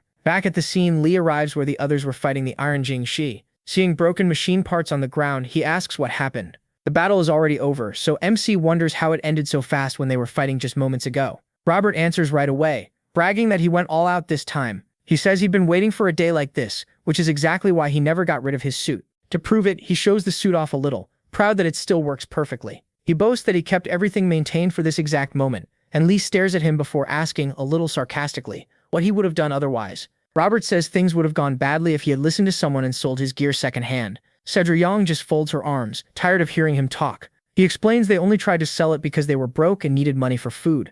While Robert keeps bragging that they'd be done for without him, he picks up one of the metal hands and studies it. Sonja cuts in and tells Robert to calm down. They didn't beat the Jiangshi. They pulled back on their own, and if they had kept attacking, the group would have died. Holding up the metal hand, Lee wonders what it is and guesses it might be part of armor. Cedra Yang tells him it's not armor, it's a droid, or more simply, a robot. The protagonist repeats it wrong and calls it a drobot, then tells her to explain it in words he can understand. In his world, robots don't exist. Too tired to deal with it, Cedra Yang says he still wouldn't get it, even if she explained. So she asks Sonja to keep it simple. Sonja says a robot is basically a machine that can think and act like a person. MC is stunned. He says the world may have changed, but there's no way a piece of metal can act human. Then something happens that completely throws Lee off. To make her point, Sonja takes off her own head and holds it out to him. He completely loses it. He screams, jumps behind Rin, nearly knocks her over, and demands to know what Sonja even is. Tang Se-ryung asks Sonja if she never told him she was an android, and Sonja says they've been too busy. At the same time, one of the destroyed Jiangshi still has an active intelligence unit, its eyes open, locking onto the group while no one notices. It records Lee hiding behind Rin, then the Jiangshi reporting to Count Richel Archimond, links into the live feed. She tells him the protagonist doesn't exist in their database. In the hidden base, they review the footage, and she adds that MC doesn't appear to have an internal energy drive, which means he may be a pure natural. Richel gets up to leave and says that judging by his foolish behavior, he's not worth worrying about. The one they should watch, he says, is Robert. If Robert came from the Special Tactical Division, then he must be an elite soldier. Richel goes further. If he made First Sergeant, he's likely top class.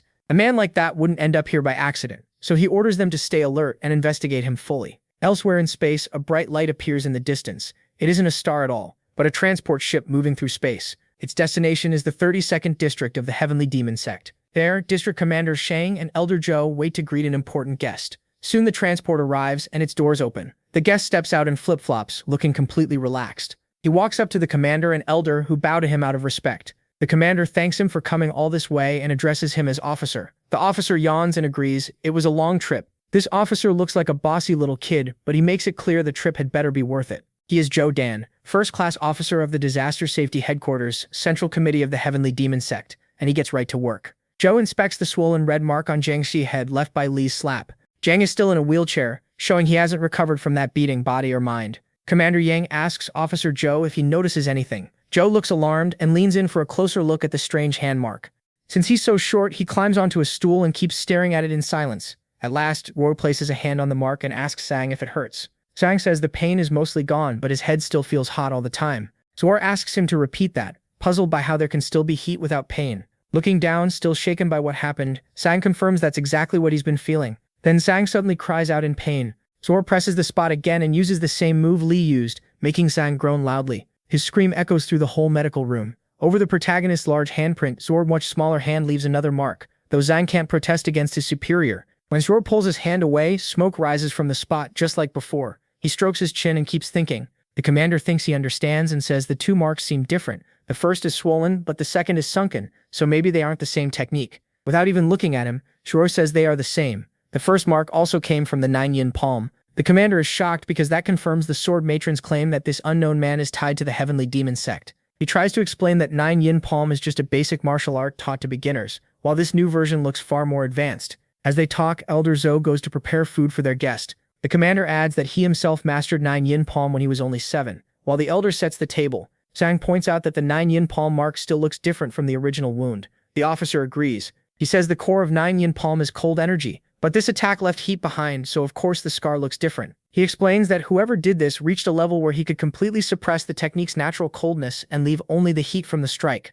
According to Zhou, that was actually an act of mercy. The attacker held back so the enemy wouldn't suffer worse damage. The commander is stunned and asks if it's really possible to reverse a martial art's basic nature, like making fire from ice. Zhou says it should be possible in theory. Then, as he waits for the food to cool, hunger wins out. He tells the commander they can pause the talk and eat first, even offering him black bean noodles. Commander Zhang frowns, amazed that Zhou can think about food right now, but finally agrees that an empty stomach won't help them think. Meanwhile, back on the S-Devil ship, Robert explains that the things they fought are called Iron Jiang Shi. Shanja drops off another huge pile of hot dogs, and Tang gapes at how fast Li is eating. She starts eating too and asks Robert what Iron Jiang Shi really are. He says it was a rumor from back when he was still serving. From what he heard, they were making a new combat android meant to kill humans. Tang calls that nonsense. Robot minds are built around the 3 laws, so they shouldn't be able to hurt people. At the same time, MC still can't accept that Sanja isn't human, so he tugs at her cheeks to check. She only gives him an annoyed look. Robert says they got around the 3 laws by swapping out the AI circuits with dead human brains, and that completely shocks Tang. That's why the project was called Iron Jiangxi. Still poking at Sunja's face, Li asks again if she's really not human. Sunja asks if he wants her to take her head off again, and even offers to remove her arms and legs so he can be sure. He hurriedly says that's not necessary. Stunned, he mutters that this world has gotten way too strange. He finally stops bothering her and turns back to the food. Tang tells Robert his story does fit what they saw, but it still sounds too crazy to believe without seeing it firsthand. Then Li notices the plate is empty. They finished all the hot dogs while he was busy with Sunja. Tang catches him looking her way and comments that using dead people's brains is seriously messed up. The protagonist answers with a cold, horrified stare. There's no food left. Not understanding the look, Tang asks what his problem is and why he's making that face. Then she looks down, sees the empty tray, and finally gets it. To avoid trouble, she quickly tells Sunja to make more hot dogs for him. Sunja blankly says they're out. Tang just brushes that off and says then it can't be helped, turning back to figuring out what's happening on the planet. She says it feels like they got dragged into a really bad situation. Behind her, Li suddenly shouts that they're shameless, and his body starts to flare up. Tang spins back around. Furious, he says maybe the old martial world's manners are gone, but she still dared to steal his food. Alarmed, Tang asks Robert what he's talking about, but he has no idea. MC's power starts rising as he says she can't pretend she didn't know who he was. He already declared himself the supreme heavenly demon, so how did she dare do this? Tang puts a hand on her hip, remembering he really did say that. Robert remembers too. Even so, Tang can't make any sense of what that title is supposed to mean. She ignores him and says they can sort that out later. Right now, bigger things matter. Lee keeps burning with anger. Robert gets too uneasy to stay at the table with him and stops Tang so they can leave together. Sunja also quickly heads out, clearly not wanting to deal with his mood. Soon the protagonist is left alone, and with no one there, his anger dies down and the awakening fades. He looks at the tray again and spots some grease and a few tiny pieces of hot dog left behind. Staring at those scraps, Lee gets an idea. He reaches down and takes them. It's all that's left, and even the supreme heavenly demon can't starve. Still frowning, he eats the scraps, seeming to accept that this is life among such lowly mortals. Outside, the wrecked iron Jiangshi parts are still scattered around. Sunja picks up one of the robot heads to inspect it, hoping they can learn something useful. Tang looks over the wreckage, unsure where to begin. Their ship stays ready overhead in case they need to flee, while the ground is covered in robot debris. Robert examines a robot arm and notices the joints are flimsy. He wonders why it's built so badly, and why the alloy is so weak. Looking over the head, Sunja says that's because these aren't finished units. They're only prototypes. She studies the head and scans it with her eye sensors. After a while, Sunja goes silent mid-thought. Tang notices and asks if she found something in the robot's head. Sunja says yes. She adds that its neural network is very simple, then starts opening the head. When the compartment opens, an intelligence chip pops out. Sunja identifies it as a primitive M207 chip. She says it's so crude it's embarrassing to even call it AI. According to Sunja, the M207 is made to receive commands, not think for itself, so it doesn't count as real artificial intelligence. Following her logic, Tang asks if the robots were being controlled from afar. Sunja confirms it. Each unit was remotely operated. She quickly scans the area and says 9,817 droids attacked them. That means at least 9,817 humans had to be controlling them. Elsewhere, a lab is filled with tubes of liquid. Wires run into every tube, and something sits inside each one. Richel and his robots head into the lab to check on the experiment. He studies the rows of tubes with a cold, determined look. Inside them are naked people with their brains wired up, making it clear this is how the robots are controlled. One unconscious man, clearly a townsman, floats in the liquid looking badly worn out. Back on the street, Tang asks Sunja for the total population of the Manhwa district. Sunja answers that the exact number is 9,818. Meanwhile, back at the Jiaha Pavilion, Yang is still burning away his inner energy along with his soul. The others realize only one person is missing, the Sword Sovereign. He's still unconscious as pink fire and plum blossom petals surround him. Near the throne, Hua sits down and watches her father in pain. Elsewhere, Commander Jiang is stunned by what Cho says and politely asks him to repeat it. While wiping his mouth, Cho repeats his order, full immobility and lockdown for all of District 32. No one is to move, no one is allowed in, and every dispatched unit must be called back at once. Still shocked, the commander asks why he made such a sudden call.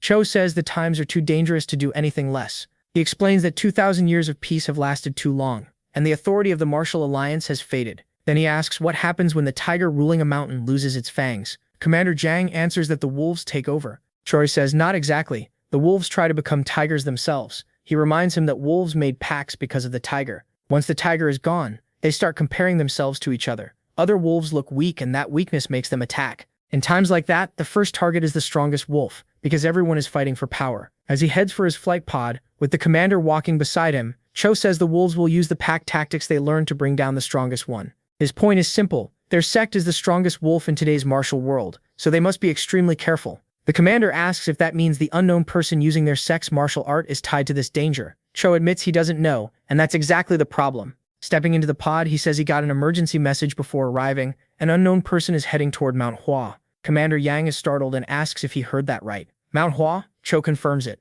An unknown factor has landed on a powder keg, and the martial world is one spark away from exploding. That's why he says they need to understand the situation first and avoid acting too soon. Then he enters his pod and departs, hoping the truth becomes clear soon. The commander watches him leave, unsure what to think.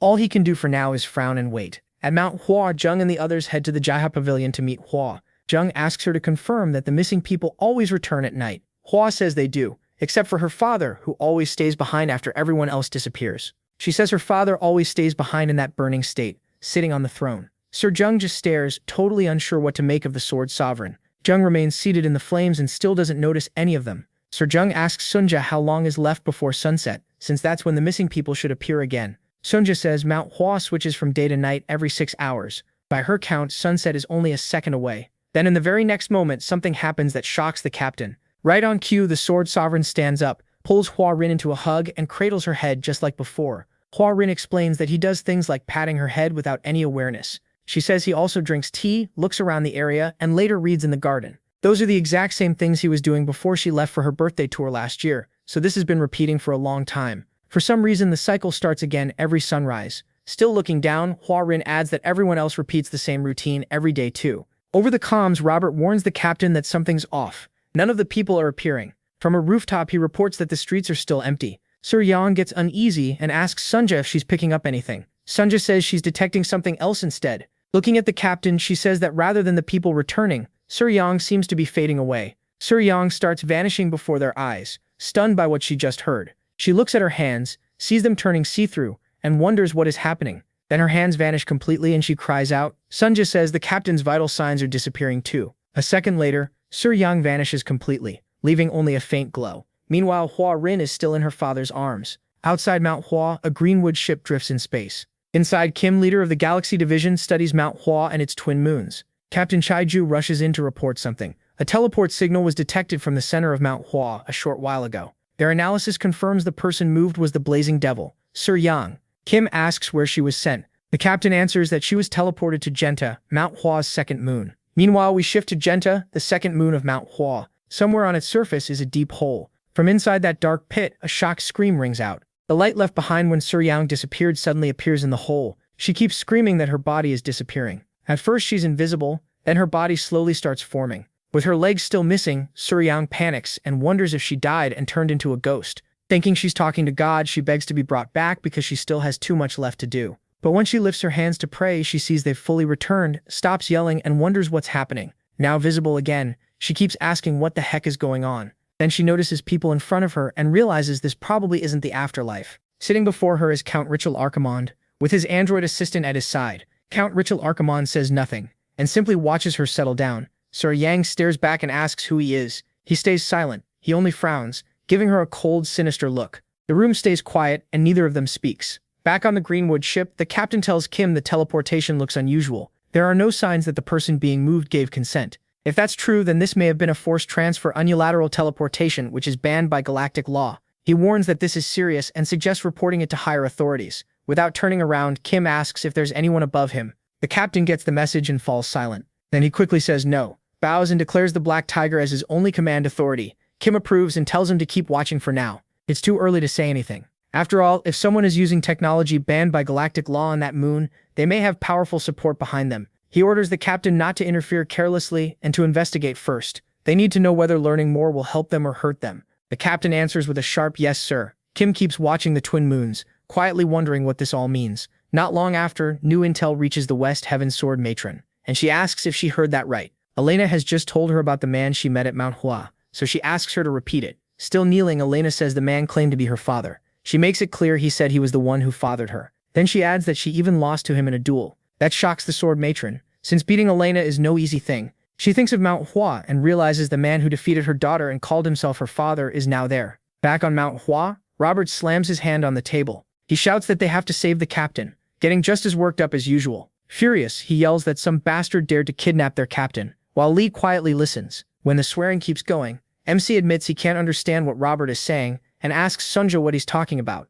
Sunja says she'd rather not translate because it's mostly cursing, so she keeps working instead. Harin says the place where Sir Young was taken may be tied to what's been happening on this planet. She thinks the others may have been taken the same way, though they still can't prove it. Sunja cuts in and says they actually do have proof. The disappearances on Mount Hua match a forced teleportation, taking someone without consent, and that kind of one-sided teleportation is illegal under galactic law. Robert yells that this means everyone is trapped somewhere. He says they can't just sit there, and this time he grabs Lee by the shirt. He turns to Sunja and asks what's wrong with Robert, but she just walks off and ignores them. She tells the protagonist that Robert seems to have PTSD from his military days, so stress makes it hard for him to control his anger. Meanwhile, Robert keeps cursing right in MC's face, still gripping his shirt. Lee looks at him and tells him to let go. Sunja says it's useless. Once Robert gets like this, he doesn't listen to anyone. Then he speaks to him in his martial form, and Sunja notices that might actually work. Robert immediately apologizes and lets go of the protagonist. Sunja just stares, thinking Robert could enter an anger management contest. After that, they get back to the real issue. Sunja explains that forced teleportation has a distance limit, a long-range jump isn't possible, so they can rule out another planet. That leaves 3 places, Mount Hua itself, or one of its 2 moons. Lee steps over to the window, looks at the moons and asks if she can tell which one the captain is on. Sunja says she scanned Mount Hua and found no life signs besides the Sword Sovereign, so the planet itself can be crossed off. That means only the 2 moons are left, Genta and Sikaris. She adds that both moons have life signs, but because they're so close together, it's hard to tell exactly where they're coming from. Lee looks at her and asks if that means they have to make a random choice. Sunja says yes and thinks it over. Then she remembers the captain loves gold. Since Suryang is obsessed with it, Sunja picks the golden moon, Sycharis. But she couldn't be more wrong. We head to Manhwa's second moon, Genta. There, Count Richel Archimonde is still staring at Suryang, who was just teleported into his facility, and he still hasn't spoken. Suryang asks who he is, but he gives her nothing. Richel's android scans Suryang and finds an externally mounted 1.4 giga internal energy drive. It also detects a 3.3 giga ultra-high-density internal energy drive embedded in her body. The android adds that her only outside weapon is the electronic soft sword at her waist. At last, Count Richel Archimonde speaks, bringing up her 3.3 giga internal energy drive while sipping sparkling water. He remarks that a backwater bounty hunter is carrying something she can't even use. Suryang asks again who he is, then bluntly asks if he's deaf. Somewhere else in the universe, a beam of light falls on a tiny sprout. The little plant is growing in what looks like sand, living off the strong sunlight. An old man crouches beside it, quietly watching it grow and admiring life. Nearby, Officer Cho walks up and calls him master. Cho arrives with a serious face and says there's a problem he needs to discuss. The old man cuts in right away. He already knows about the Manhwa incident and that Cho was sent to handle it. The master tells him not to rush. He says they need to wait until the bud fully blooms. Only then can they know what kind of tree it really is.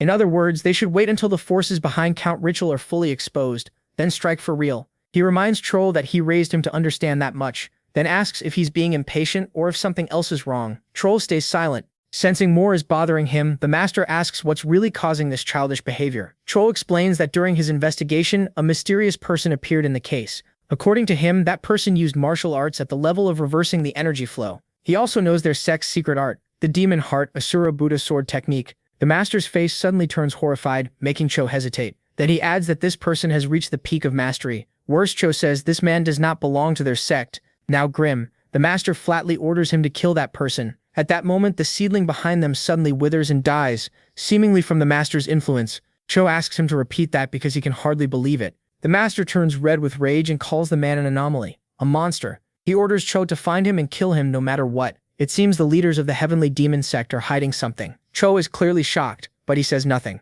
Later, he returns to his travel pod and resumes his mission. The pod moves through space with Cho riding inside. Soon he settles into the pod and continues his journey. Meanwhile, on Genta, Tang Seryong asks Count Richel Archimonde again who he is, and whether he can hear her. Richel Archimonde ignores the question, tells his android to inspect her, and keeps sipping his drink. The android vanishes from behind him, moving at blinding speed. In an instant, it appears behind Tang Seryong, while she's still facing the other way. Unaware it's there, she senses it, spins around, gathers an energy blast in her hand, and demands to know what it thinks it's doing. But when she fires, the android is already gone. A second later, it's behind her again and grabs the back of her neck. Tang Seryong is stunned by how fast it moved. She can't believe the android is this quick. She's never seen anything like it. Richel Archimonde calmly tells her to give up. Resistance is useless. He says he'll ask a few questions, and if she answers well, he'll spare her from endless suffering. Fed up, Tang Seryong tells him to shut up, and shoves the android back. That makes the Count take notice, and he wonders if she can use an adaptive style of martial arts.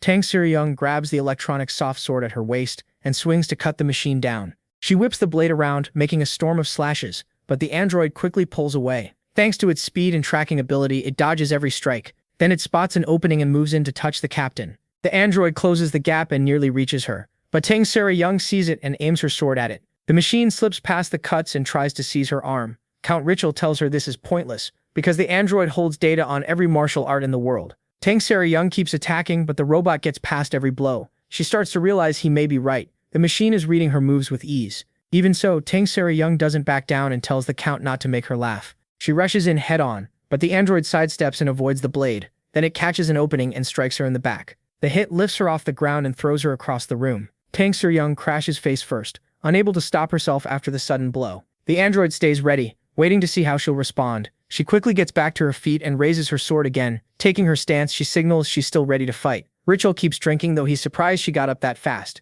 The android watches her closely, ready to pressure her again. Tang Seryong holds her stance and waits for it to move. Sweat starts to show as she realizes this fight is tougher than expected, and her usual martial arts won't be enough. She needs something new. While she thinks, the robot disappears again at incredible speed. It slips behind her, but this time Tang Seryong senses it right away. As the android reaches to grab her from behind, she stays perfectly still and acts like she hasn't noticed a thing. The moment it commits, Tang Seryong vanishes and turns the trick back on the robot.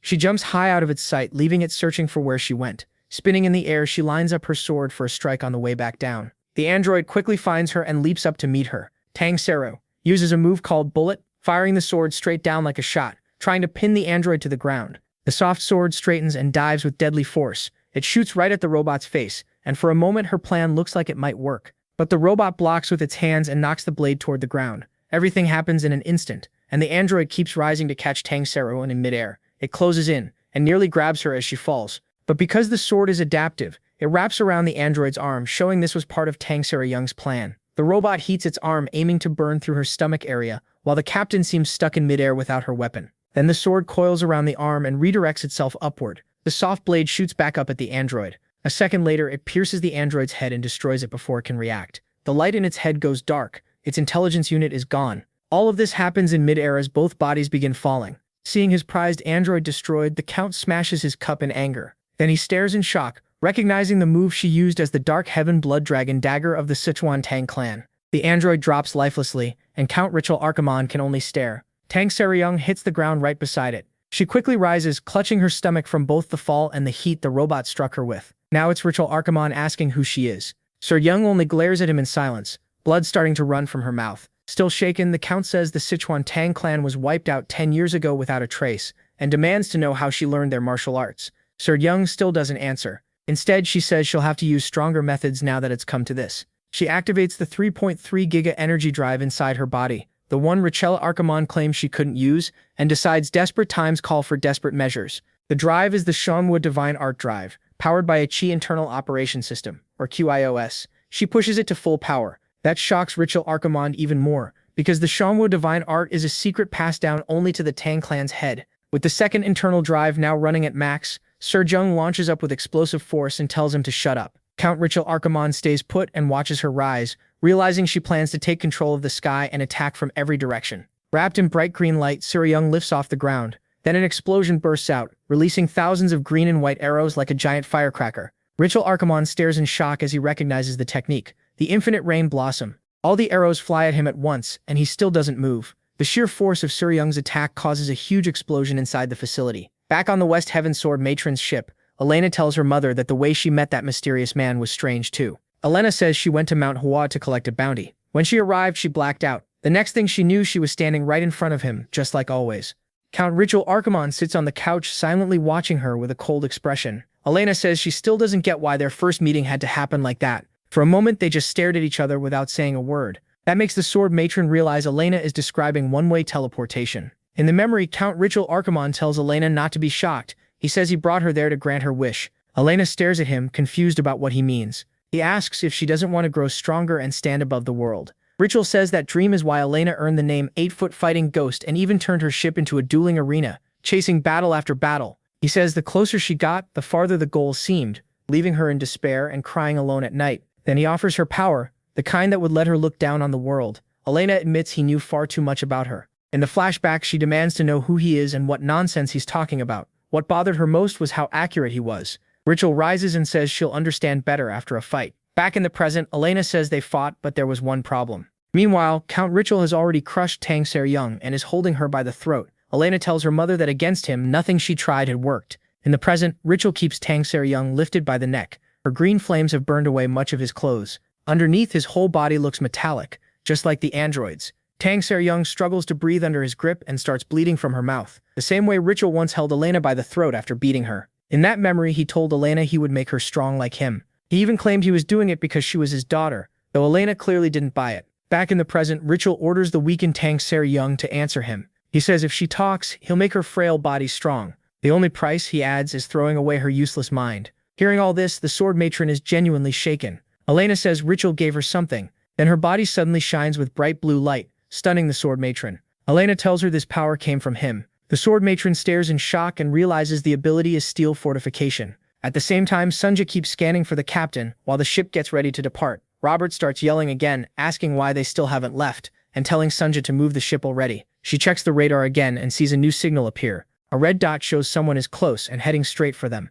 Because of that, Sunja halts their trip to the Cicerus moon when she spots the approaching ship. A small pod appears in front of them, and it looks like it belongs to the Heavenly Demon sect. Both crafts stop in the air, and neither side makes the first move. On the S-Devil ship, Robert demands to know what's blocking them and says they should tell it to move before he crushes it. Sunja says they can't do that, and he asks why. She explains that even though it looks tiny, it's a Celestial-class battleship, far beyond what their ship can handle. Worse, she says, it belongs to the Heavenly Demon Sect. Robert is stunned and wonders what the Heavenly Demon Sect wants with them.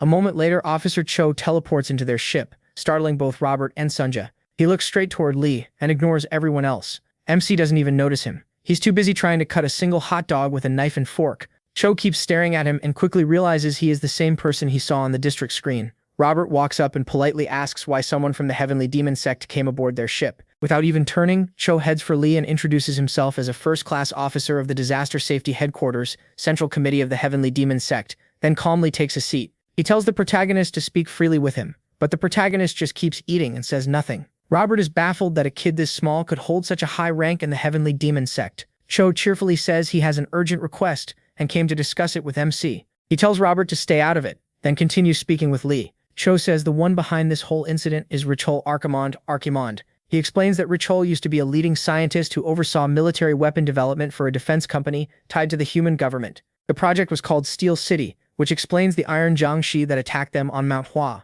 Cho says Richol was cast out for his brutal methods, then vanished. Now he adds, Richol is hiding here and running experiments on an even bigger scale. While Cho explains all this, Lee doesn't even look at him and keeps eating. Cho goes on, saying Richol wasn't merely expelled, he was secretly funded to keep working, likely by factions inside the human military. After finishing the hot dog, he simply asks Sunja for water, ignoring everything else. Cho stares at him, shocked that he gets no reaction after dumping all that information. He can't help wondering who the protagonist really is. Robert cuts in and asks if Cho really means a military faction is behind all this. Part of the human government's military. Cho confirms it and warns him to stay out of it, because this is beyond civilians. Meanwhile, Sunja hands Lee some water, and he still says nothing. Robert asks about their captain, reminding Cho that she was kidnapped. Cho says there's nothing they can do and that all they can do is pray for her. That sets Robert off. He slams the table, calls it nonsense, and tells Cho to shut up and leave. They're rescuing their captain, and he doesn't care who Cho is or whether he tries to stop them. Lee finally speaks and tells Cho to listen.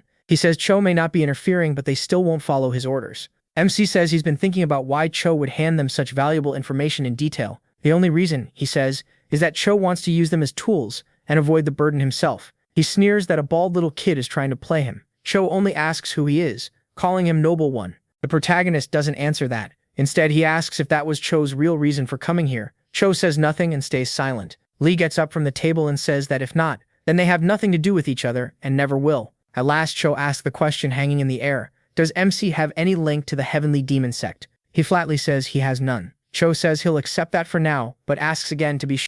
If the protagonist truly has no ties to the sect, then whatever he does next is entirely his own, and the sect will say the same. Without even turning around, Lee says that's fine and tells him to leave because he's busy. Soon after, Cho returns to his ship and departs. MC watches him go, seeming more interested in the officer than he let on. To himself, he thinks it's a relief that the demon sect still has some capable people. As Cho travels on, trying to sort things out, he thinks the boy has talent, but he's still too green. Then they get back to the main issue. Robert says it's time to handle this properly and save their captain. Sunja agrees but says the coordinates have changed. Their target is no longer the moon Sycharis, it has shifted to the moon Genta. It seems Cho had something to do with passing them those new coordinates. The story then moves to Genta, the second moon of the Manhwa planet. Deep in its surface is the massive shaft Richik carved out for his facility. Inside, Tang Suri-young lies on the ground, weak after her defeat. Count Richik drags her deeper inside toward his private lab. There, a large operating table waits near the entrance, fitted with restraints to lock someone in place. He drags Suri-young in and straps her onto the table.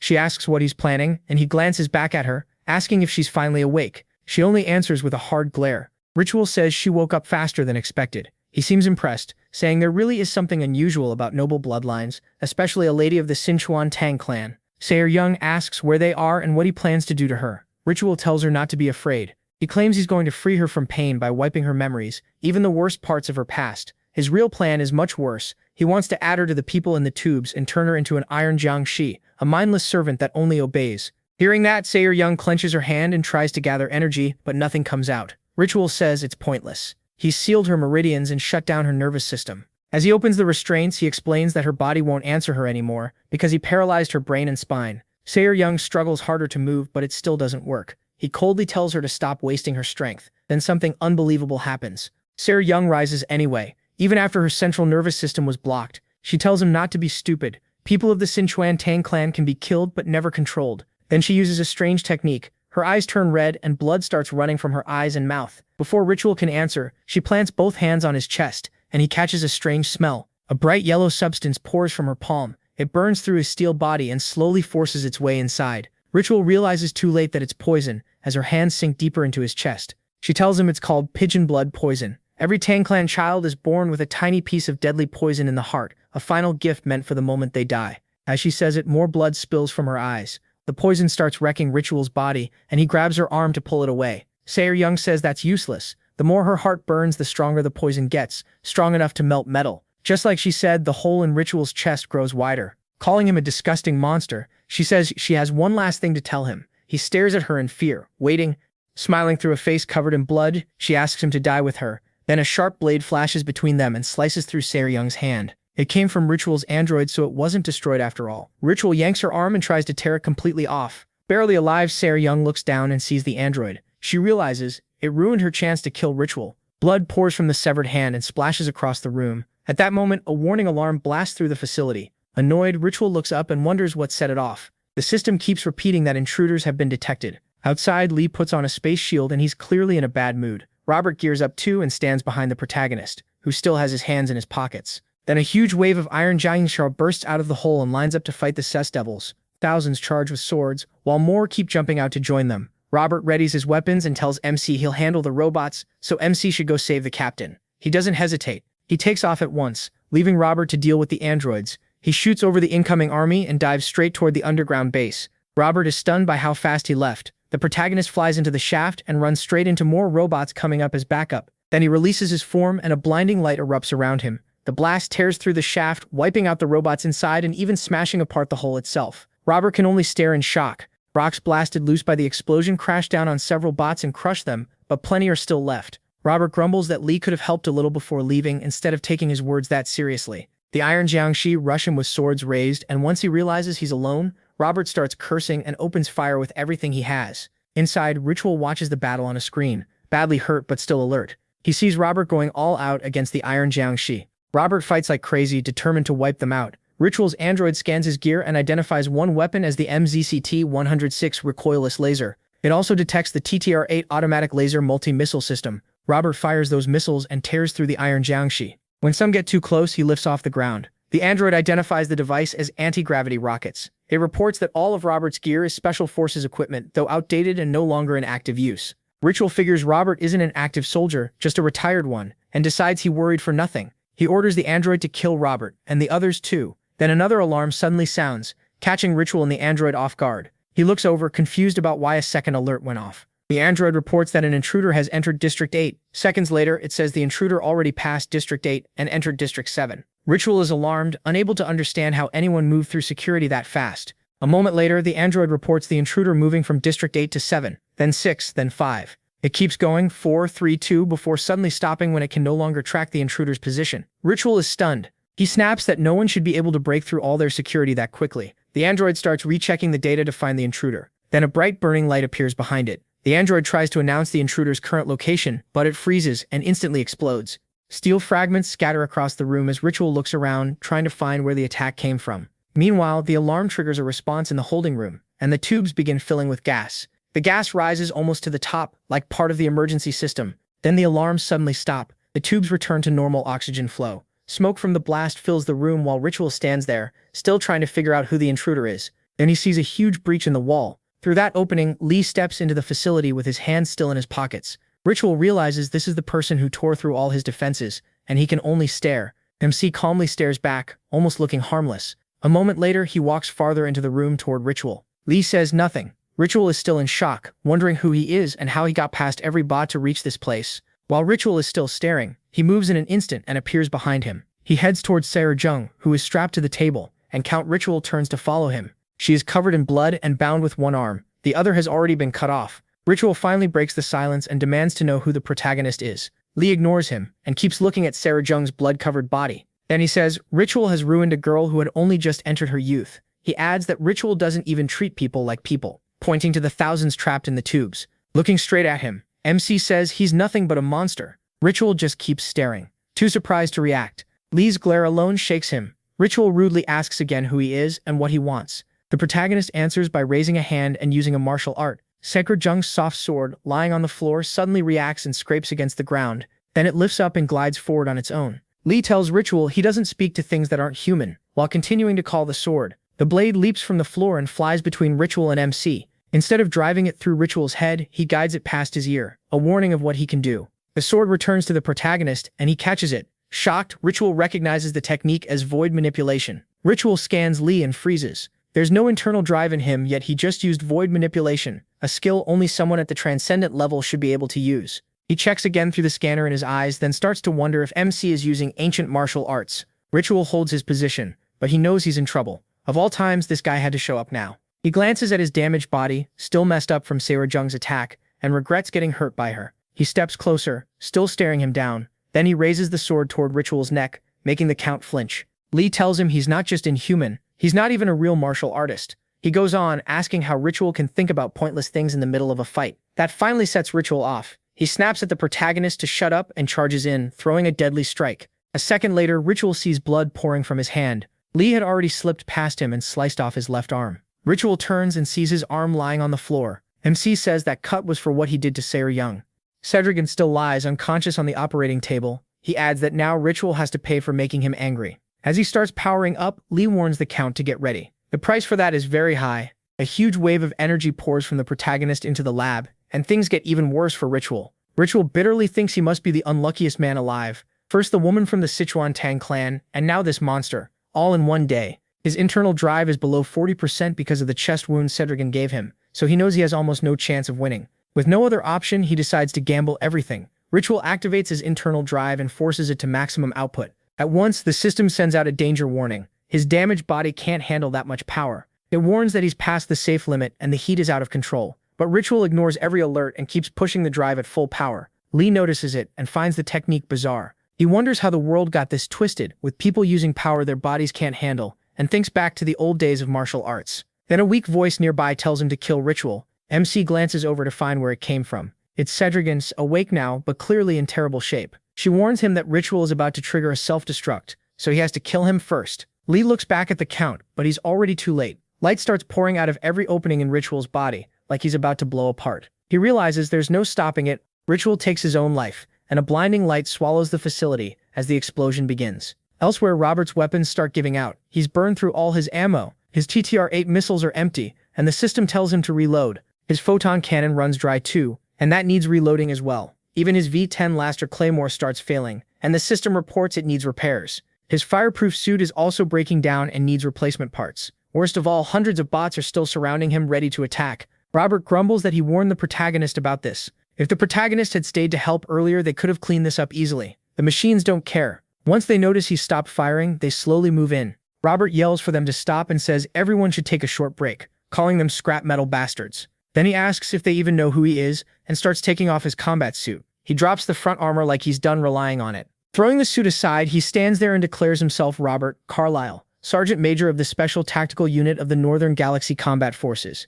He pulls out 2 daggers and tells the bots not to get too scared. Then Robert leaps at them and shouts for all of them to come at once. The bots pause in surprise, then prepare to meet him head-on. Suddenly, a huge explosion erupts in front of him, and Robert is stunned by what he's seeing. The blast is coming from the underground facility. It rapidly spreads across a huge part of the moon's surface. The flash is massive and blinding. For a moment, it washes everything out. Robert stares at the blast, still trying to understand what just happened. He looks around in shock, mouth hanging open, still clutching his weapon. He just stands there, stunned by the sudden turn of events. The blast rises like a mushroom cloud, almost like a nuke hit the site.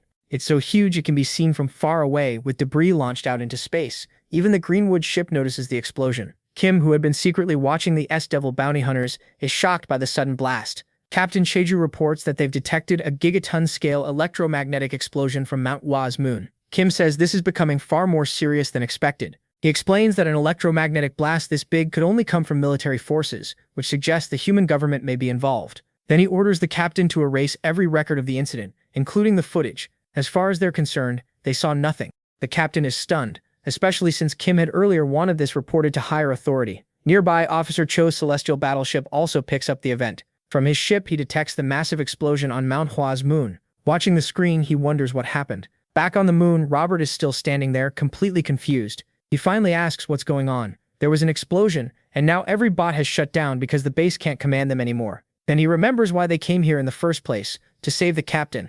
Since she was inside the facility, he worries she may not have made it. He takes off running toward the ruins, desperately wondering where she is. But another bright light suddenly appears and makes him stop. He can only hope the facility isn't exploding again. He looks up at the light in the sky, trying to figure out what it is. It grows brighter and starts moving toward him. Then Lee comes out of the light, standing on the operation board with Captain Tang Seri in his arms. Robert sees right away that she's badly hurt and missing an arm. MC looks down at her wounds, clearly heartbroken. Robert can only stare in shock. He stays silent, looking between Lee and the captain, just hoping she survives. Later, Officer Cho returns to his master and reports that Manhwa has gone back to normal. The master is calmly tending to a growing plant among the flowers as Cho adds that the test subjects have all gone back to their normal lives. Luckily, none of them remember anything, as if nothing ever happened. The master says it all sounds like some strange ghost story, and asks how Ritual could pull something like this off. Cho says the only possible answer is that they succeeded in commercializing entropy inversion. The master admits he has no idea what that means and tells Cho to explain it in normal words.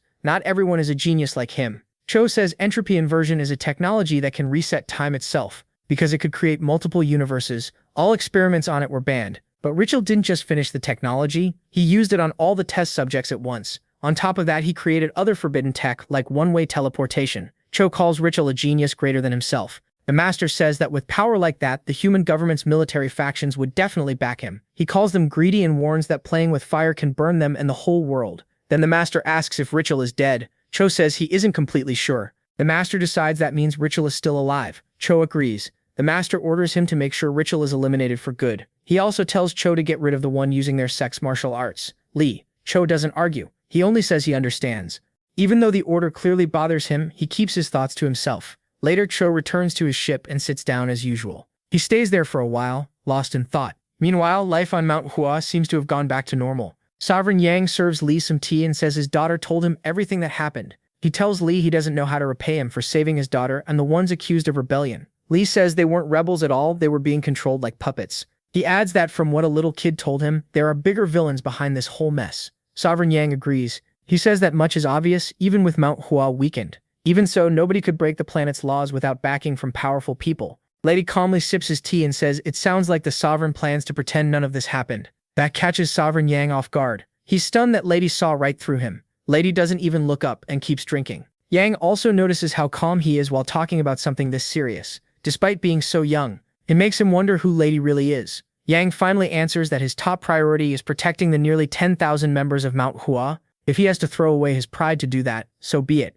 Striking back right now would only hurt his people. He also points out that Lee doesn't seem nervous around him at all. After rising to the top, everyone treated him with careful respect. But with Lee, even the rude attitude somehow feels natural, and that confuses him. Lee tells him not to think too hard about it. He chose to live while looking down on the world and on everyone in it. That's simply how he lives. That answer hits Yang hard, and he starts wondering if Lee sees himself as some absolute being. After all, he just said he looks down on the whole world. So the Sword Sovereign asks who he really is. Lee says it's better not to know. Since Yang has chosen to keep his eyes closed to these things, he should leave them closed. Opening them will only bring more trouble. Sovereign Yang can only stare at him, puzzled. Lace may be the strangest person he's ever met. Lace gets up and heads outside. Before leaving, he says he wants to ask something. Since he doesn't know much about the world in this era, he asks if there's any technology that can restore a severed arm. Yang admits the question sounds absurd, but lately nothing has made sense anymore. At the same time, the Sev Devil ship has already left Manhwa and returned to space.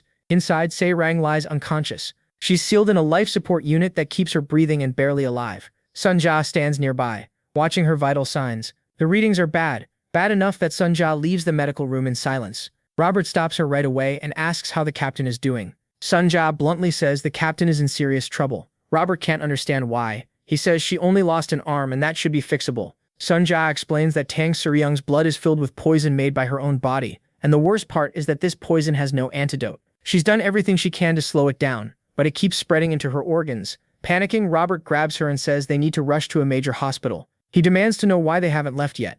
Sun Jia repeats that there is no cure, and the nearest big hospitals are far away, in places like Kina and Nebula. She's not sure the captain would survive the trip. Robert lets go and quietly asks what they can do now. Walking away, Sun Jia says they should get ready to say goodbye. She reminds him that the captain always joked that after she died, they should strap a shield to her and send her into space so she could explore forever. She says she'll save up enough money to buy good armor for the send-off. Robert just stands there, crushed by what she means. The ship feels empty now. Sunja goes to get some water, but she just stares at the cup, then she pours it over her head. The water runs over her eyes, the closest thing she has to crying. Then her eyes widen when she notices something strange. A large ship is outside, belonging to the West Heaven Sword Matron. Sunja is alarmed. She has no idea why the Sword Matron has come after them again. On that ship, the Sword Matron watches the Cess Devil. She seems deeply worried, as if she already knows about what happened, and it's clear she wants to speak with the bounty hunters. Back on Manhwa, Sovereign Yang notices something unusual in the sky. The West Heaven Sword Matron's ship has entered the planet's airspace, and no one knows why. The Sword Sovereign is clearly unhappy about this sudden visit. A Manhwa security enforcer, Man Sanjo Muak, comes to report that the ship belongs to the West Heaven Sword Matron. The Sword Sovereign recognizes her as Kim Yanhua. Sanjo Muak says they tried contacting her several times, but the ship never replied. Yang says she clearly didn't come to see him, so he tells him to leave her alone. That frustrates Sanjo Muak. He argues that this is Manhwa territory, and being the West Heaven Sword Matron doesn't give her the right to disrespect their sect. Yang only smiles and tells him to calm down. Manhwa is rebuilding, and this is the worst time to start trouble with another sect. It's obvious Senjan Muak still doesn't know how badly they were hit. When he tries to protest, the Sword Sovereign cuts him off and says patience is their strongest weapon right now. As he walks away, Yang adds that they have to endure it until the sect is strong enough to fight back. Senjan Muak is left standing there, confused, but he has no choice except to obey. He still doesn't understand what Yang means by saying the sect is rebuilding. Meanwhile, the West Heaven Sword Matron's ship stays in orbit and still ignores the planet's security calls. Inside, the Sword Matron tells Li she came to meet him about an important matter, calling him revered master. She says she may be able to offer unexpected help. It turns out she has already taken Seryong's unconscious body from the Sebdevil ship. She tells Li she can heal the girl who came with him, Tang Seryong. Li asks if that means she can reattach the severed arm, wondering how advanced technology has become. The Sword Matron says restoring the arm is easy, basic medicine really. The hard part is removing the blood poison in her heart that has already spread through her body. Lei didn't know about that poison before. Hearing it, he says Tang Seryong must be from the Sichuan Tang clan. No wonder she's reckless and hot-headed. The Sword Matron praises his sharp insight and says the blood poison in her heart is a secret art of the Sichuan Tang clan, allowed only to its nobles. Li asks how she knows that, but in the end he accepts her offer and asks her to save Tang Seryong. She doesn't answer right away and simply waits for him to respond to what she said earlier. Then Li tells her that since she helped him, she can go ahead and name her price. He asks directly what she wants. The Sword Matron says there's someone she wants to meet, and she's sure Li can open the way. Li notes that her voice is full of killing intent. She's furious. He says it sounds like she means someone he's met before. Not long ago, he met a man who made him want to beat him to death too. Li adds that if she means that person, she's too late, because he already died. The Sword Matron solemnly says Ritual is still alive. The real problem is that he's hiding somewhere much deeper. He's apparently concealed in a place called the Galactic Nebula in the Vista Union system, on the 108 Zu-R4H moon. That's exactly why she needs Li's help. Meanwhile, on the 108 Zu-R4H moon, there's a military droid dump owned by the human government's Southern Galactic Corp. A strange woman walks up to a pod standing in the middle of the site. She carries a cloth, ready to cover whoever is inside the pod, and waits patiently. The pod slowly opens and a bright light spills out. It keeps opening, draining the liquid inside. The setup looks like something from Ritual's lab. The fluid spills across the ground and runs past the woman's bare feet. When the pod fully empties, the figure inside is still hidden by the light. As she steps closer, a naked man is revealed, crouching inside. He tries to cover himself and looks like someone who's been through experiments. The woman approaches, wraps him in the cloth, and welcomes him back to life, calling him the Count. Count Ritual looks at her, completely confused. He asks who she is, clearly not recognizing her. She introduces herself as Ritual Archimond, one of his vessels. Even stranger, Ritual shares the name Archimond, and Ritual looks exactly like the West Heaven Sword Matron. She tells him to wait until his memories come back. Ritual can only stare at her, totally confused. Ritual says nothing else. In her heart, she believes he'll love her again once he remembers everything. Elsewhere, the Sword Matron shows Li the moon where Ritual is hiding. She explains that it's a military droid dump site, and she's sure that's where Ritual is staying. The problem is that the place belongs to the human government, so the planetary defense forces guard it. He asks if the human government is an official authority. He adds that a child once told him something similar, meaning trouble. The Sword Matron lightly jokes that nobody has used the term official body in thousands of years, then says he really knows how to make people curious. She confirms that the human government is an official power, and its relationship with the martial world is distant but not hostile. Li says that means they keep some space but never fully separate. To him, it proves the ruling class still protects its power the same way. She glances at him, wondering why he talks like someone from ages long past, and who he really is. The protagonist tells her to stop circling around it and say what she wants him to do. Meanwhile, Major Bernardo, commander of the Planetary Defense Forces, looks out from his office. The Sword Matron says she wants Lee to distract the Planetary Defense Forces so she can reach Ritual. At the same time, Major Bernardo watches activity inside the facility. He speaks to someone behind him, saying he just got word that the lab was completely destroyed. Behind him, Ritual is seated while Ritual Archimon stands at his back. He tells the commander they ran into an unexpected issue. Ritual explains that he had to wipe out the evidence because keeping the project secret matters most. The commander mocks him, saying his tongue seems fine if he can still talk so smoothly. Then he asks if Ritual will sound that calm in front of the investors, doubting even all his lives would be enough to cool their rage after the lab was destroyed. Ritual replies that the project hasn't failed. Steel City was only one part of it. He says they already collected enough test data, so in that sense the operation was a success. Now they'll move on to the real goal, the Iron Jiangxi project. With that, he starts to leave, but Major Bernardo stops him with one more request. He asks Ritual if he can make another copy of the thing beside him, meaning Ritual Archimon. Ritual is clearly offended, though he doesn't turn around. The commander complains that he's been posted in this remote place for too long and he's bored. If making a new one is too much trouble, he says Ritual can just lend him this one for a few days. Ritual says he'll think about it, then leaves with Ritual Archimon. He's deeply irritated by the request, but decides not to make a scene. In his mind, Bernardo is pure trash. Bernardo, meanwhile, can't understand why Ritual treats something non-human like a real person, and he finds it insulting. Somewhere else, heavy rain falls. Tang Young seems healthy again, and she still has her soft sword with her. Soaked by the rain, she stands there blankly, looking around. She wonders why all her memories feel so dark. Then the Sword Matron appears before her and says Tang Young may seem careless, but she's been hiding behind a thick mask this whole time as a noble of the Sichuan Tang clan. Tang Young only stares, not really understanding what she means. The Sword Matron tells her to come with her. She's here to take her back. Tang Young refuses, saying she has to protect the transference gate behind her. The Sword Matron says this isn't reality. It's just her delusion. She has nothing left to protect. Having lost everything, she's trapped in that illusion. So the matron tells her to return with her. Tang Young angrily snaps back that she'll guard the gate even if it kills her, because no one can pass through it. Then her eyes widen at what happens next. The Sword Matron drives her sword into her chest. Tang Young stares at the blade in shock. The Sword Matron says that if she keeps resisting, she'll take her by force. At that moment, Tang Young wakes inside a tube. She becomes aware and starts struggling through the liquid, wondering where she is. Later, the Sword Matron returns to her charging terminal to refill the internal energy she spent saving Tang Young. The system reports the internal energy drive is recharging, 3.6 cycles restored, bringing it to 84%. Then Tang Young enters, and the Sword Matron asks how she's feeling. Tang Young stays silent at first. It's rare for someone like her to meet the Sword Matron alone. The Sword Matron tells her the reattached arm will feel strange for a while, so she should focus on rehab until her neural network stabilizes. Tang Young thanks her for saving her life and vows to repay that debt. The Sword Matron says she's thinking too highly of herself. Debts only exist between equals. She adds that no matter her tie to the Sichuan Tang family, she's too insignificant for even her peers to notice. There was also no real reason for the Sword Matron to spend so much energy saving her. Tang Young asks why she saved her anyway, if that's the case. The Sword Matron doesn't avoid the question. She says the Sichuan Tang family is truly cruel for raising the half-blood poison inside her heart. Removing it was so difficult she almost failed. Then she looks into a nearby cup that holds the parasite behind the poison. She says the rumors were true. The deadliest poison passed down only to the head of the Sichuan Tang family really does exist. Tang Young grows uneasy hearing such private clan matters discussed. Politely, she asks for the poison back, saying it's her soul. A moment later, the system announces that the internal energy drive is fully charged. The Sword Matron removes the cables and tells her that when she chose death, she already activated the half-blood poison, meaning she had abandoned it, so now it no longer belongs to her. Tang Young can only stare in despair, realizing she can't fight back or argue.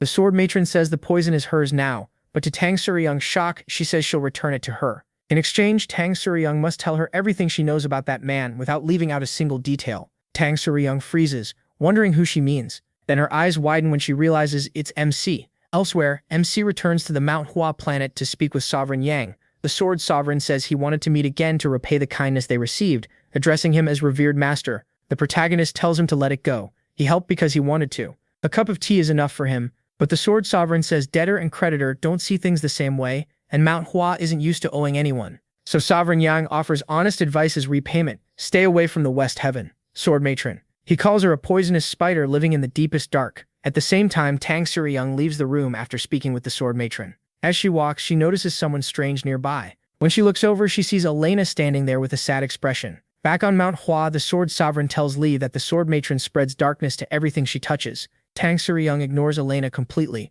and keeps walking, wanting no trouble. But Elena suddenly warns her not to feel safe just because she lived. One day she'll die by her hands. Even the matron's own flesh and blood is affected by that darkness. On the ship, Tang Suryoung asks Elena why she's threatening her. Did they really have some score to settle? She says she doesn't remember anything like that. Elena answers that the only reason she hasn't acted yet is because her mother saved her. The two women fall into a tense silence. Tang Suryoung finally walks off, saying Elena really is just like her mother. Elena angrily tells her not to ignore her and repeats that she'll die by her hands. Tang Suryoung keeps brushing her off and says Elena can say whatever she wants.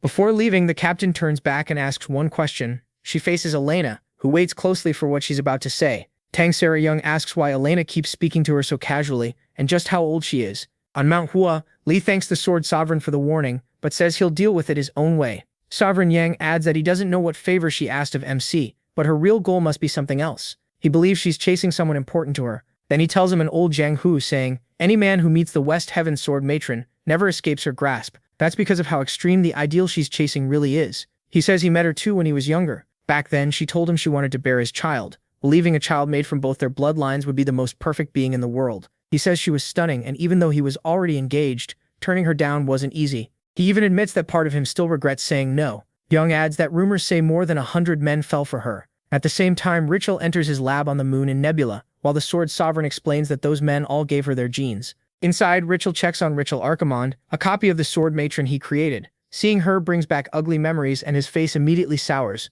The Sword Sovereign goes on, warning Lee that she always leaves those men behind once she gets what she wants. That's why people call her the Black Widow. Like the spider, she uses her mate and then destroys him. The protagonist asks if that means she has a lot of children. The Sovereign says yes, over 100, maybe one for every sample she took. Shocked, Lee wonders how she could give birth to that many when she still looks so young. Young tells him she doesn't have them the normal way. He explains that she grows them through gene cultivation in test tubes. With that method, she could make 100 at once. MC finds the whole thing strange and says the world has really changed. Then he asks why she wanted so many children when raising even one is hard. Young says she's chasing the absolute one, a perfect being. It's her way of reaching a dream she could never achieve herself. But none of her creations ever satisfied her. That's when humanity caught her interest. The Sovereign warns him one more time not to get too close to her. Lee calls that a real shame and stands after finishing his tea. The Sovereign looks confused and asks what he means by a shame. He walks off, saying it would have been nice if she were his type, because sometimes he wishes he had a child of his own. The Sovereign can only stare, not sure how to answer that.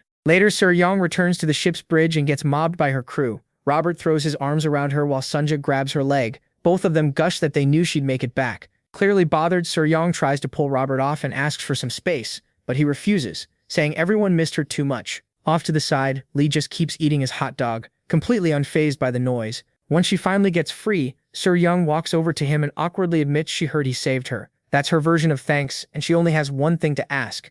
After a short pause, she asks if he's older than her. Lee only gives her a puzzled look. Taking that as a yes, she decides he must be older. Maybe Uncle old, maybe even Grandpa old. Then she suddenly grabs the plate of hot dogs from in front of him and tells Sunja to bring him healthy food instead, saying someone his age shouldn't eat this stuff. When the protagonist lifts the last bite on his fork, she orders him to put it down. That instantly kills his calm mood. A deadly aura bursts out as he enters his martial form and warns her to back off if she wants to live. Robert and Sunja can only stare, as their captain and ancient guest clash again. With Suryoung, care and violence seem to come together. Far away, in the 32nd district of the Heavenly Demon Sect, Jang Ri-tak is shaken by new information. He stammers and asks the sword matron in front of him to say it again. In a calm voice, she confirms what they learned about the man called Lee. 2,000 years ago, a man willingly sealed himself inside a stone chamber under Mount Tai on Earth. His name, she says, was Lee Mak-jin, and he was clearly tied to their Heavenly Demon Sect. Jang Ri-tak impatiently waves that part off. He says he got it already and wants to hear the next part again.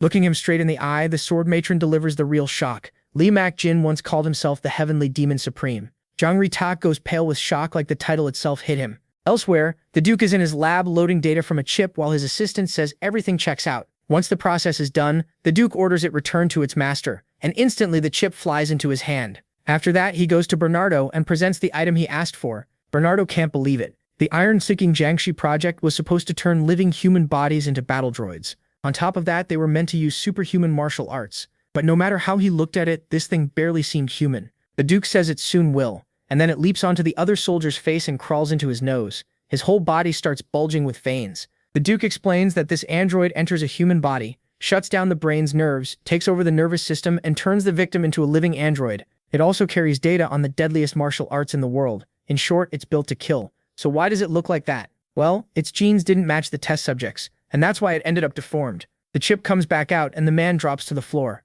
The Duke tells them to prepare for tomorrow's demonstration. Now that the prototype is ready, they need to show the investors and stop the complaints. Bernardo says they waited 10 years for this, so how is he supposed to accept that his 500 million investment turned into a monster like that? The Duke tells him not to worry, once it meets its real owner, it'll work properly. Then he says Bernardo should go and become that true owner. The perfect project. Iron Jiangxi. Back on Lee's ship, Sunja says they've reached the farthest point they can go. Any closer would cross the security line. Sir Yang hesitates and Robert warns that if they mess this up, they'll become wanted by the human government and never live in peace again. When they check the matriarch's ship, they see it's holding the same distance on the opposite side.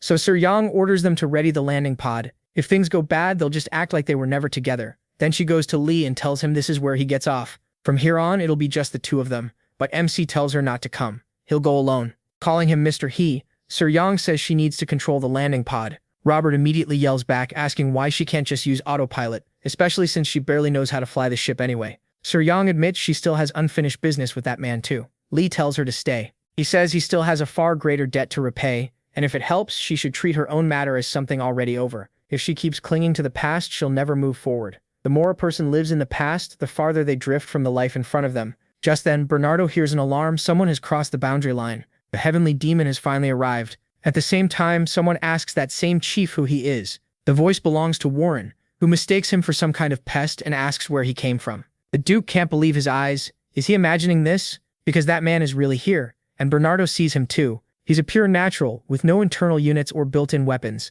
Even so, at first glance, Bernardo thinks he looks like a demon wandering through the area. Bad luck for a beggar. So he orders him killed, and a droid bursts out from beneath the sand to attack. But the Duke rushes in, panicking, and yells that this is not someone Bernardo can handle. He orders emergency alert mode, and tells them to activate every defensive weapon they have. Bernardo still doesn't get the panic. He thinks Lee is just a normal natural. Then the droid falls apart just because the protagonist walks toward it. Seeing the barrier react, the Duke orders them to analyze the martial art MC just used, and if needed, connect to the government's main data network to identify it. Bernardo stands up and demands to know what he thinks he's doing, since he's the one in charge. The Duke fires back that if the project fails because Bernardo didn't listen, not even he will be safe. If he wants to survive, he needs to use everything he has to stop Lee. As he moves closer, more defense lines activate to block him. The Duke calls someone and says to bring it fast. They have to speed up the project no matter what. The one he means is Warren, and Rachel Archimon reports that she has arrived and will bring him personally. Then Lee notices a tornado growing larger and larger until a giant Buddha appears.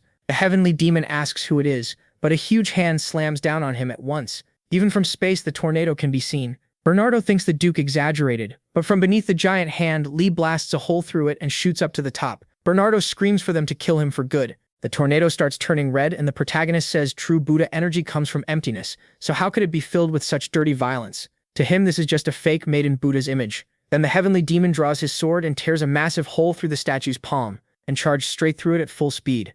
The moment he pierced its head, Bernardo felt real fear. Back on the ground, Lee figured that chaos was enough to let her slip inside. Then thousands of droids rushed after him. At the same time, the Duke finally identified the martial art. It was the advanced technique of the heavenly sex demon heart sword. Right away, he tried to contact Bernardo, but got no reply. Someone told him not to bother. Communications would be blocked for a while. The Duke knew that voice at once. It was the matriarch. He called her Yonghua Rin, and she coldly said that if he used her name so casually, they must have known each other once. Looking shaken, he asked if she really didn't remember him. Her expression gave him the answer. He said it was probably because of his face. An experiment had taken half of it. Then he brought up that night 25 years ago when she came to his lab in the Galactic Citadel. He remembered it clearly. It was the first time he had seen a woman that beautiful. Back then, the matriarch had called him handsome, more than the rumors said, and praised the greatest scientist in history for having that face. Looks like I got lucky today, Yonghua Rin had said. She held his face and suggested they have a child together. Because with their blood, she believed they could create the most perfect being in the world.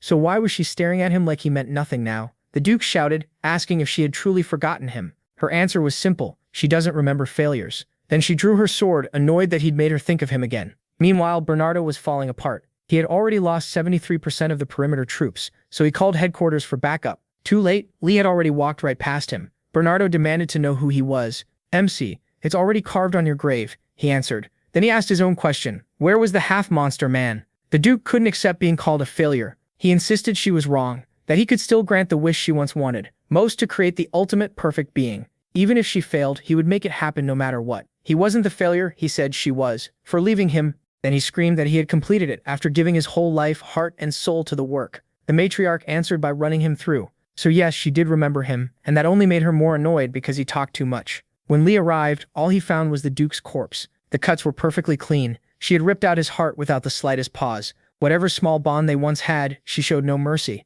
But then the Duke started speaking to him, saying she didn't understand his worth yet, but soon she would, and she'd see how valuable he really was. Lee told him to let it go. He was already dead, and forgetting was death's greatest kindness, so the sooner he accepted it, the better. The Duke refused. He said he wouldn't die because his creation was proof of his eternal worth. Just then, Warren arrived with Richel Archimon. Lee was stunned. Why was that girl here? He moved at once to ask her, but a golden light flooded the area. Bernardo's alarm blared again. He wondered what was happening now. As the base ordered him to flee in the emergency ship, he hadn't given that command. Then a girl's voice said she had. She called it a favor for old time's sake. If he wanted a soldier's ending, he could stay behind. That would suit him too. Another massive ship had appeared, leaving Tang Seryong and the others stunned. They had never seen anything like it. Sunja said it had appeared out of nowhere just seconds ago. Robert said that wasn't even the worst part. If you check the insignia, the ship belonged to the human government. Meanwhile, Lee stepped back, watching Warren give off an enormous amount of energy. The Duke laughed, saying he had been right. That was his other self, the one holding his true value. And that power was only the start. The girl was an empty vessel that could absorb anything until she reached the height of her strength. Richel Archimon told him to stop talking. She needed to treat her right away. The Duke said he was already done, and she knew it, because she was also his other self. So he gave her free will, and told her to live however she wanted. Then he opened his chest and pulled out a blue heart, saying she could use it on the girl. He told her to go out into the world and live, because with that power no one would even dare meet her eyes. Richel Archimon looked at him, but as she reached for the heart, Lee told her to stop. One madman's life was already too much. Whatever the reason behind this, she should ignore it, and return the girl to normal. It was a warning he wouldn't repeat it. Richel Archimon replied that this wasn't madness. He had simply lived desperately and fiercely. But Lee didn't need to worry, because his life would end here. From now on, she would live the way she always wanted. She walked up to Warren, hugged her, and said she was giving her freedom too. In return, she asked for just one thing. If they ever met again, Warren should hug her tightly. The moment she did, Richel's body broke apart, and Warren returned to normal before collapsing to the floor. Then they detected a Leviathan-class fighter near the edge of the atmosphere. It belonged to the human government's inspection office. If they had brought a ship like that, it meant only one thing. An orbital bombardment was coming. Robert shouted that they were finished. Tang Seryong asked why the ship wasn't moving. Had they not seen them? Sunja doubted it. They had definitely been spotted. Then the girl from before suddenly appeared behind them. They jumped, asking where she came from. She smiled faintly, recognized Tang Seryong, and called her the last descendant of the Tang family of Sichuan. Tang Seryong was stunned, but the redhead told her not to be afraid. Just act like this never happened, like they had never seen her. She'd even erased the report she got on the way. Since she was just a bureaucrat, she'd leave this mess to someone else. So it was best if they all pretended they had never met. Then she requested a change of plan, calling it Plan 6RT. Tang Seryong asked Sunja what was happening below. Sunja said every droid had been shut down. They had disabled them because they were preparing for orbital bombardment. That made Robert even more nervous, while the redhead smiled sweetly and ordered them to fire. A small drill dropped into the desert among the droids and slowly began to spin. The redhead casually said bureaucrats like her hate writing long reports.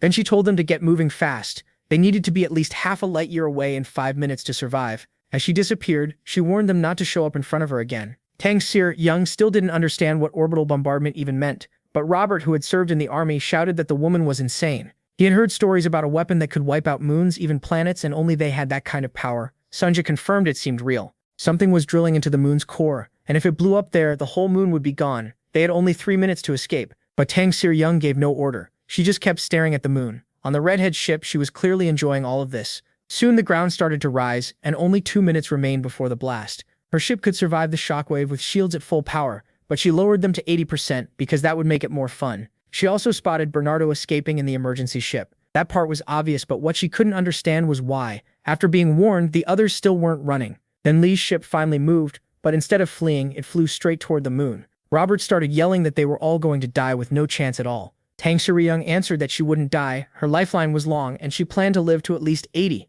Sunja, who had no palm lines or fate at all, still said her lifespan was 5,000 years, though even she knew what Tang Seryong was doing was crazy. As they got closer, the temperature climbed to 300 degrees. Robert shouted that he didn't want to be cooked alive. Sunja picked up a life sign ahead, but the area around it was already at least 700 degrees. Then they saw Lee floating out, carrying Warren. The flames were burning his skin, and he muttered that this was absurd. The heat and chaos felt like hell itself. Then he saw a demon even bigger than himself watching him. Was this finally his end? The heavenly demon wondered. He found it almost sad, because if this had happened yesterday, he would have gladly thrown himself into that demon's mouth. But not today. He had promised to protect that girl, so he told the demon to back off, swearing he'd come find it himself once she was safe, but only Lee could see it. Then Tang Soo-young yelled at him to stop hallucinating and get on the ship. On the redhead's ship, they reported the outside temperature had reached 1,500 degrees, and the massive explosion would come in 10 seconds. Yet there was still a faint life sign. She figured the warning had been pointless. Once the core fully blew, the heat would jump to 6,000 degrees, and not even a god could live through that. Great, she thought. That means no report for me. Even inside the sealed door, Lee and Warren still couldn't get in. The heat was too extreme. If they opened it, everyone inside would burn to ash. Tang Sura said it didn't matter. Since they were all about to die, they might as well die together. After the blast, the protagonist was no longer burning, and a monk-like figure stood before him. Lee said he never thought they'd meet again. The monk answered that their reunion was bound to happen, even after 2,000 years. Then the story shifts to the past, to a damp place. The monk tells MC to ask his question. When Lee stays silent, the monk tells him not to hesitate. After all, he was the one who came looking for him at the edge of the world of the living. The heavenly demon sat beside a katana, clearly exhausted. He had walked over countless bodies, yet his knees and legs still felt cold. The heavenly demon asked if the monk knew who he was, and the monk said no. Still, he said some things can be seen without knowing someone. Before Lee could even walk, he was already called a demon, because others took away his right to choose how to live. Instead of food, he was forced to live on death. But no amount of death ever filled that hunger. Lee knew why. He had lost his reason to exist. He answered that none of that mattered. He was still strong. The monk agreed. In terms of power, there was nowhere higher for him to go. Even now, he could slaughter hundreds of thousands who dared stand before him. The monk agreed again, but said the hunger only grew, because blood was never the right food for someone like him. Then the monk said he would answer the question. If Lee wanted to end his empty life, no one in that age could do it for him. Only his own choice could bring his end. Choosing death by his own will had never even crossed his mind, because his life belonged only to him. Lee asked, if life isn't mine, then how could death be mine even more? The monk said nothing. With no answer that satisfied him, the protagonist decided to leave. But the monk stopped him, saying that if he could choose neither life nor death, then he would send him somewhere that was neither. It might be a dream he would never wake from, but if he did wake, maybe a new path would appear. Now the story moves to the next part of the scene, returning to the present. The monk says Lee looks different from 2,000 years ago. The dark gloom behind him was gone, and there was life in his eyes, so he asked if MC had found a new way to live. He said no. If anything, that path had disappeared. The heavenly demon sect was freed from darkness and now lived under the sun, so the one purpose that kept him going was gone. His life had become empty again. So why was he still alive? The monk asked. Wasn't this the perfect chance? If Lee accepted this heat, it would melt him into ash and leave nothing behind. Why was he holding on so hard to life? Why keep struggling now? Because of a promise. He promised to protect that girl. The monk said it was pointless because death wipes away everything, even promises. Hadn't Lee seen the universe? Before something that vast, he was less than dust. So what could a promise from dust possibly mean? And the girl he was so desperate to save, he barely even knew her name. Even if he fought, he still couldn't protect her. The protagonist said he knew they might die anyway. But still, shouldn't he at least try until the very end? Even if he burned away completely without even a speck left, shouldn't he still try? What do life and death really matter? If death can erase the meaning of a life, then that life was lived wrong in the first place. Now he understood that death can never truly end a life as long as it leaves behind meaningful memories, even if that life is smaller than dust. Because life goes beyond death. At that moment, the monk bowed and said Lee had reached the border of life and death, the realm of eternity. Right when everything should have exploded, a huge light burst from the door where MC stood and the flames vanished in an instant. From afar, Tang Soo-young stared in shock at the figure of a white-haired Lee, but their ship had taken heavy damage and could no longer move. Sunja warned Tang Soo-young that repairs would cost a fortune, and they were broke. Still, Robert and Tang Soo-young couldn't take their eyes off him. Then the red-headed girl teleported onto their ship again, demanding to know what they had done, but none of them knew either, so everyone looked at Lee, who was stuffing himself with sausages. The redhead wondered who he really was. She couldn't find any record of him in her databases. Her first move was to yell, asking who he was and what exactly he had done. Then she suddenly froze. Lee had locked eyes with her. He asked who she was. The redhead introduced herself as Athena Sun, a 24-year-old administrative officer from the Human Government's Inspection Office. Then without meaning to, she blurted out that she was single, had dated 4 men, dumped 3, got dumped by 1, never even kissed him, and acted cold about physical contact even though she secretly liked it. She had no idea why she was saying any of that. Lee then asked if she was the one behind the explosion. Athena said she only carried out orders to hide the Iron Jangwashu project, no matter what. They feared the incident could spark a civil war between factions. The protagonist said he didn't care about any of that. Because of her explosion, these kids got hurt, so she had to put everything back the way it was. Could she do that? Athena confidently said yes. Right away, insect-like robots began repairing the ship. Meanwhile, Sunja checked Warren's condition and found no brain damage or physical injuries. She had only fainted and would wake up soon. Lee said that was a relief. While that was happening, Athena asked Tang Sara-young who MC really was. Tang Sara-young said Athena should ask him herself, since she didn't know either, then started bringing up the shady things Athena did at night when nobody saw her. Athena snapped and told her to shut up, warning her not to reveal a single word she'd said. Tang Sara-young just teased her, asking what she was going to do. Athena froze again when she noticed Lee staring at her from behind. A moment later, she was back on her own ship, wondering what just happened. What exactly was he? Robert and Sunja said everything was working normally again. Tang Sara-young corrected them. Not everything. She looked at Lee's hair and asked if he actually liked it. He asked what she thought. Tang Sara-young honestly said no. It made him look like someone trying too hard to seem cool and tough. The protagonist agreed. He didn't like it either. So they cut it back to how it was before and dyed it black again. Back at the Heavenly Demon Sect, Jong Rita was shaken after speaking with the matriarch, so he asked headquarters for permission to check something. Whether anyone had willingly sealed himself inside stone 2,000 years ago. The system said the age was unknown, but the name was Lee Mak-jin. When he tried to dig deeper, the whole system went into red alert. On Mount Hoa's planet, Warren's father felt deeply ashamed that he hadn't even noticed what his daughter had gone through. Lee asked if she was all right. After a full checkup just to be safe, they found nothing wrong. The best part was that she didn't remember any of it. At that moment, she was preparing plum blossom tea in the kitchen. She always did that for guests she truly respected. But Warren noticed something strange. The petals began circling around her. Her father chose to ignore it again, but her feelings for him were something he would quietly treasure in his heart, along with his shame. Lee told him there's nothing shameful about bowing your head to protect your child. That's a father's duty. And for a father with nearly 1,000 children, shame is more like a luxury. Warren's father glanced at him, thinking MC felt different now. The pressure around him had always been overwhelming, but this was on another level. Lee said goodbye and told them he would leave at dawn, asking them to forget about each other. After he left, Warren's father lowered his head. Elsewhere, Tang Sara-young was in her room, looking at herself in the mirror and checking the mark that had been put back on her arm. Then Lee arrived, asking if he could come in. Tang Sara-young said that was something he should have asked before opening the door. Later, they sat together on top of the ship. Tang Sara-young asked why he had gone to her room. Instead, Lee asked what happened to the Tang clan of Sichuan, catching her off guard. She said, in short, they were all destroyed. It ended in total ruin, and everyone died except her. The subject was still too painful, so she didn't want to say more. He asked if she wanted revenge. He called it a pointless path. Still, if she wanted, he would help. Tang Sara-young asked why he was contradicting himself. Why help with something useless? Because your life matters, Lee said, and to begin a new life, you need to finish that revenge. Tang Sara-young said that was hard to accept. She knew he was strong, but they weren't close enough to share something like her revenge. It was better if she handled her own business. The protagonist replied that, at least to him, they were close. In this new life, Tang Sara-young was one of the only people he knew. And if that still wasn't enough, he'd even dig up old ties and repay the Tang family that way. Back then, the one man MC chose to remember was Tang Chengwu. Even without accepting it, he kept calling MC his friend. As the Tang clan's young master, he left MC with a debt. Tang Sara-young said that debt was from 2,000 years ago, over 100 generations back. It was too old to pass down, so he should let it go. He told her revenge doesn't care what sword it uses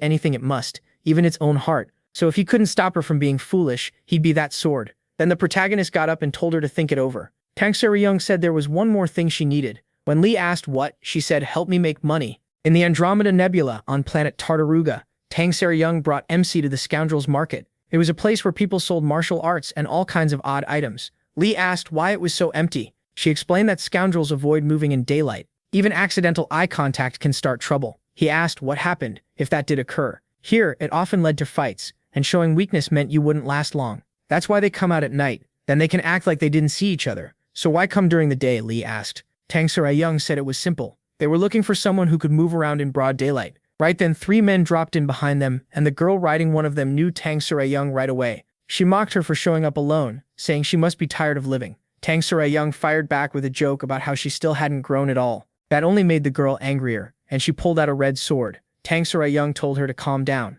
It had been 7 years, so she could at least say hello. Then she introduced her to Lee as Beg Sahui, same age as her, tiny in size, once sweet but much nastier after learning she'd never grow more. Even so, they used to be close. Watching the smaller girl try to rip Tang Sara-young apart, the protagonist doubted they were ever that close. Tang Sara-young claimed it was all over a small joke. She had only borrowed a secret manual from Sahui's family, the demonic ghost sword, and close friends borrow things, right? Then she admitted she sold it. That's also why people started calling her Demon. That even explained how she got the huge ship. Sahui was furious. Selling it was beyond crazy. Tang Sara-young told her to settle down. she came to return something far better, worth many times more than the manual, an ancient top-tier martial art treasure. Sahui didn't believe her and demanded to see it right away. Tang Sarayong slipped behind Lee and said, "This is it." "Me?" MC wondered. Tang Sarayong reminded him he'd promised to help her make money. After that, Sahui dragged both of them to her father, saying she didn't bring Tang Sarayong because she trusted her. She just needed permission to kill her. Tang Sarayong told Lee not to mind that. Sahui actually liked her. Then she explained this was Triad Headquarters, one of the 4 groups that ruled Tartaruga, and Sahui's father was its leader. He asked what exactly he was supposed to do. Tang Sarayong said it was easy. He just had to sell himself for a very high price. The sect leader said seeing her again was outrageous. He never wanted to face her in this life. But Triad Law came first, betray the group and steal its treasure, and the punishment was death. Sahui smiled, sure Tang Sarayong was about to die. Tang Sarayong argued she didn't steal the manual, she only borrowed it, and now she had come to return it. He answered that even bringing it back wouldn't be enough. A debt grows with interest. Once again she moved behind Lee and told him not to worry. Sahui snapped at her to stop stalling and accept death already. She'd make it quick and painless. Her father cut in and said he'd hear Tang Sarayong out one last time. Sahui warned that if he let that girl escape again, she'd be truly disappointed in him. He answered that if Tang Sarayong couldn't pay the price, then death was certain. Relieved, Tang Sarayong asked Lee if he had ever known an ancient swordsman called Ghost Sword Demon. Since they were from the same, the protagonist said no. If that man really lived in his time, he was probably third-rate. Tang Sarayong told him to prove it, and MC asked how. She said any martial art would do, but it had to be one of his weakest, so it would match the price she needed to pay. She hurried him along, wanting the weakest worthwhile technique he had. Lee stepped forward and drew back his fist. Everyone watched, waiting. The move he chose was Supreme Fist Strike, the very first martial art he ever mastered, when he was only 1 year old. Tang Sarayong quickly said that was too weak and maybe he should show something a little stronger. Lee said it wasn't weak, just simple and straightforward. So she told him to use it like he was really punching someone. He said the room was too small. The sect leader told him to do whatever he needed. In the next instant, a massive hole blasted straight through everything in front of him. The protagonist said he tried to hold back, but it had been so long since he used it that he slipped a little. Stunned, the sect leader asked how any human could live over 2,000 years. Tang Sarayong said she didn't understand it either, but it was true. She found him sealed in an underground chamber on Earth. The leader started thinking about closed-door cultivation. Tang Sarayong pointed out that he'd just seen it himself. Lee knew amazing martial arts of many kinds, and best of all, they were ancient. MC was basically a living martial arts library. Since he was close to her, she could ask him to recite techniques for the sect, turned into manuals. They'd sell for a fortune, far more than the Ghost Sword Demon manual. That night, the scoundrels gathered around the giant hole he had made, unable to figure out how it got there. Nearby, a man in a green hood was interrupted when Lee asked him when the shop would open. The man looked confused. "You talking to me?" The protagonist said yes. There was no one else around. The hooded man took it as a challenge and asked if MC wanted a fight. He called him kid and told him to relax. There was no reason to be scared of him. Taking that as an insult, the man launched a huge slash at Lee, but in the next second, his sword was gone. The protagonist calmly said he'd give it back later. He only wanted to know when the place opened. The man shouted that MC was dead and rushed him with a palm strike. MC answered with a barrier, and the attacker's arm shattered to pieces. Big Sahui happened to pass by and was stunned. Later, that same man served Lee a plate of food, respectfully saying he did his best, even though it was his first time cooking. He had actually made him cook. The protagonist appreciated the effort and healed him, even opening some of his meridian points. That alone left the man even more shaken. Baek Sahui walked over to Lee but suddenly got covered in noodles. The food tasted awful to MC. He apologized, then asked why she came.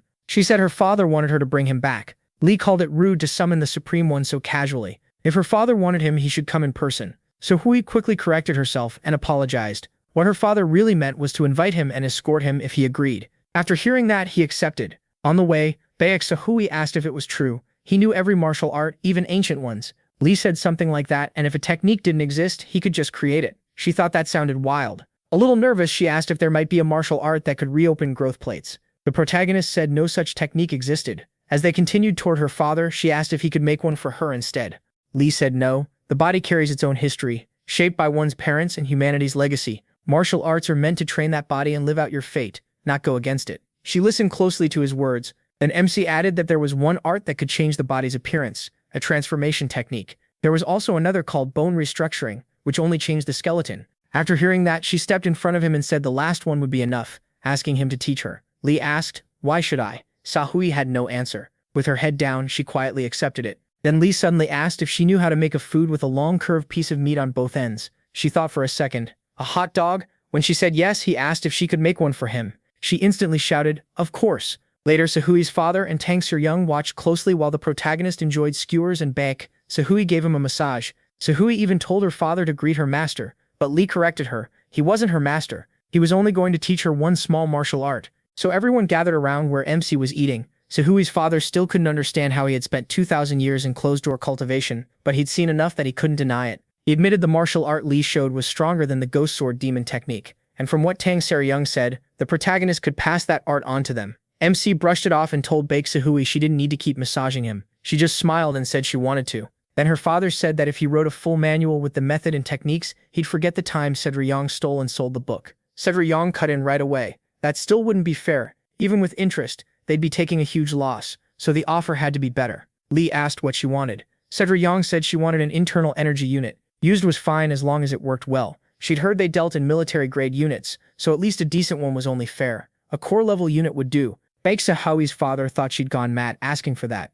The sect master blew up saying it would never happen. A heart-level core was priceless, and no ancient martial art could make up for it. Cedric Greyung raised her hand, not one technique, but 5 ancient ones. She turned to Lee and asked if he could provide 5 arts on the same level as the one he showed before. The protagonist said that level was easy for him. Even then, Baek Sehui's father still refused, so Cedric Greyung raised it to 10. That finally made him agree, but only if the forms, motions, and written instructions were exact. They had to be clear enough that anyone reading them could learn with ease. Lee said that was simple, and asked for paper and a brush. In the end, Seryung and the sect leader stared at what MC had drawn. He had made the instructions extremely simple, so simple that the sect leader could only ask what this even was. Seryung couldn't bring herself to answer. To her it looked like a complete mess. Even so, the sect leader called in an elder expert to confirm whether the techniques were real. While Baek Sehui worked as Lee's personal cook, Seryung sat beside him, irritated that this didn't even pay for the paper. The experts judged the drawings as mere exercises, not martial arts. They told him to provide advanced secret-level techniques instead.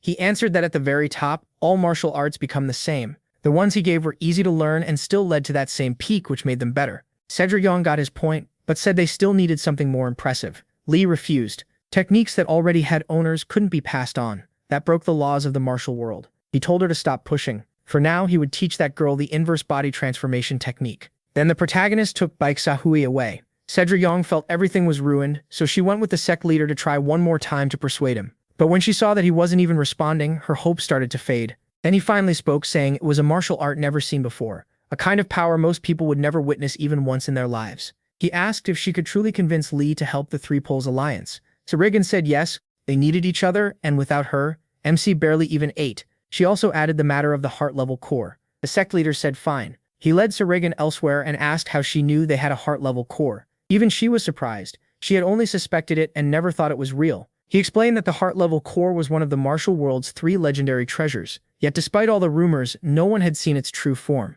That was because making one required approval from the Central Alliance. It was like nuclear weapons in the past, power so dangerous that building it in secret would make you everyone's enemy. When Cedric Doug asked how they made one, he said they didn't. It had simply rolled in, inside a room with a huge hole. He told her what she wanted was down there. At the bottom stood something like a knight holding a sword. A year ago during winter, a modular transport escape pod crash-landed on Tartaruga, and that creature came out. Everyone who met it that day died. Only after hundreds more deaths did they realize it was a supreme master far beyond them, and its terrifying power came from a heart-level core. Seryung asked why it was just staying there. The leader said he didn't know. A year ago, it came on its own and settled there. The only certain thing was that this being was a ticking bomb. Now that rumors of the heart-level core were spreading, every major force would come for it, and signs of that had already begun. So if she wanted the heart core that badly, she should take it and use that chance to persuade Lee to act for the old martial world. After that, Seryung left the place and passed a very tall girl. Then she stopped, realizing it was Baek Sehui. Baek Sehui couldn't believe she had been recognized,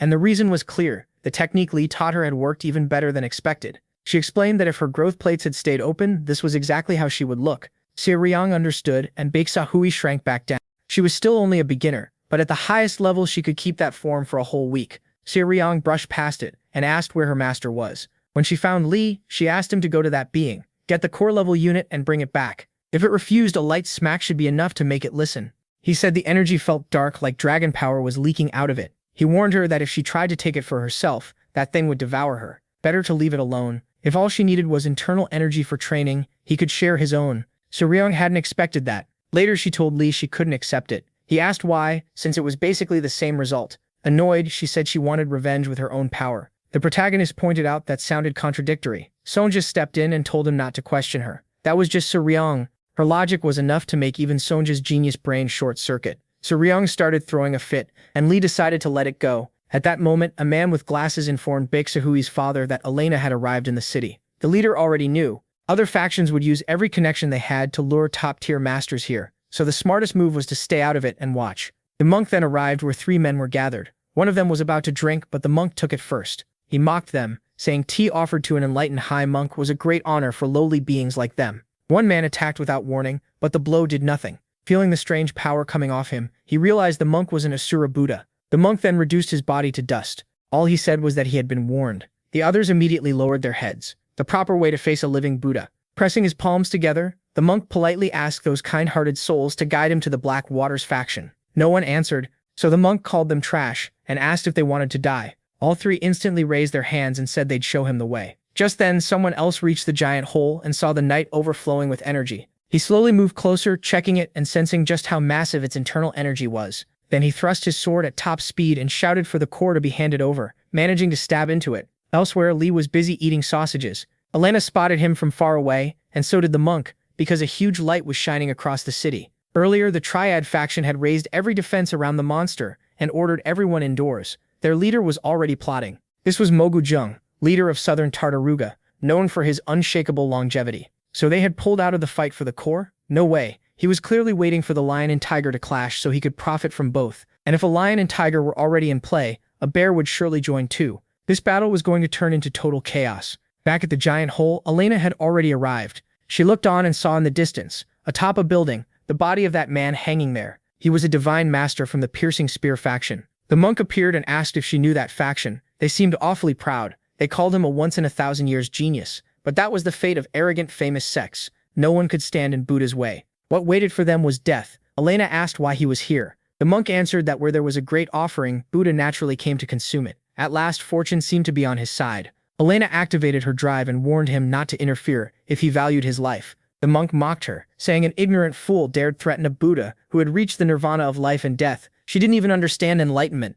But when Elena's power kept rising, the Buddha told her to wait. There was an order to things. If they fought now, the winner would be badly weakened and others would take advantage. Besides, the real problem was the monster below. Otherwise, they'd end up like that dead man. So he proposed they join forces to defeat the monster. But Elena wanted no alliance with someone like him. If he got in her way, she'd kill him. Then Elena leaped straight down toward the knight. The Buddha only sneered at her for failing such simple math. In his eyes, she was a fool rushing to her death. When Elena finally reached the spot, she was genuinely surprised. Not because of the knight, but because someone else was there. It was Lee already waiting. Why was he here? That was all she could think. The matriarch had warned Elena to make sure she remembered this time. The matriarch had warned Elena if she ever met Lee again, she shouldn't even look up. If she did, their blood ties would be cut off. Elena looked seriously annoyed. MC spoke first. Her breathing was steady, so he figured her injuries were already healed. He said she came at the right time. He had plenty of questions and needed answers. A sudden pain hit Elena's body. She couldn't even breathe and had no idea why. Flustered, she told Lee to ask whatever he wanted. She would answer. He noticed the knight's energy wasn't gathered in one place. Instead, it was spread through his body, so Elena started studying him. She explained that his energy container couldn't hold that much power and had melted. That condition was called internal demon possession. Lee pointed out that if that were true, the man should show twisted desires, but there was nothing. He was more like an empty shell. Elena warned the protagonist to be careful, but he ignored her, and a huge wave of energy burst out. Elena had to shield her eyes, yet Lee walked forward like it didn't affect him at all. Elena knew core-level power was like a nuclear blast, but MC was holding it back with only his body. Then he removed the helmet to check his face. He looked ordinary. Just a guy with glasses. The protagonist asked who he was. Then the story shifts to Sehui, staring into a mirror. Using the technique Lee taught her, she had grown a lot, basically everywhere. She asked, this is what she really looks like now. So did he like it? Like she was talking to a small photo on her desk, a picture of her with that same glasses-wearing boy who had the core. Sehui wondered where he had gone and what he'd been doing all those years. In tears, she begged him to come back soon. She had changed this much, but the person she most wanted to show wasn't there. Lee looked into the boy's eyes, since eyes were said to be the door to the soul, but his were completely empty. Elena said there were no brain signals. The overload may have melted his brain. He wasn't really a person anymore, just instinct. Lee argued that if instinct remained, then the memories guiding it had to remain too. His life wasn't over yet. Still, that miserable thing controlling this boy was buried deep in his heart. The only answer was to tear it out completely. MC said that would kill him, but there was no other choice. After a moment, he walked up and told the boy there was no way to save him. But if he had any last words, the protagonist would listen.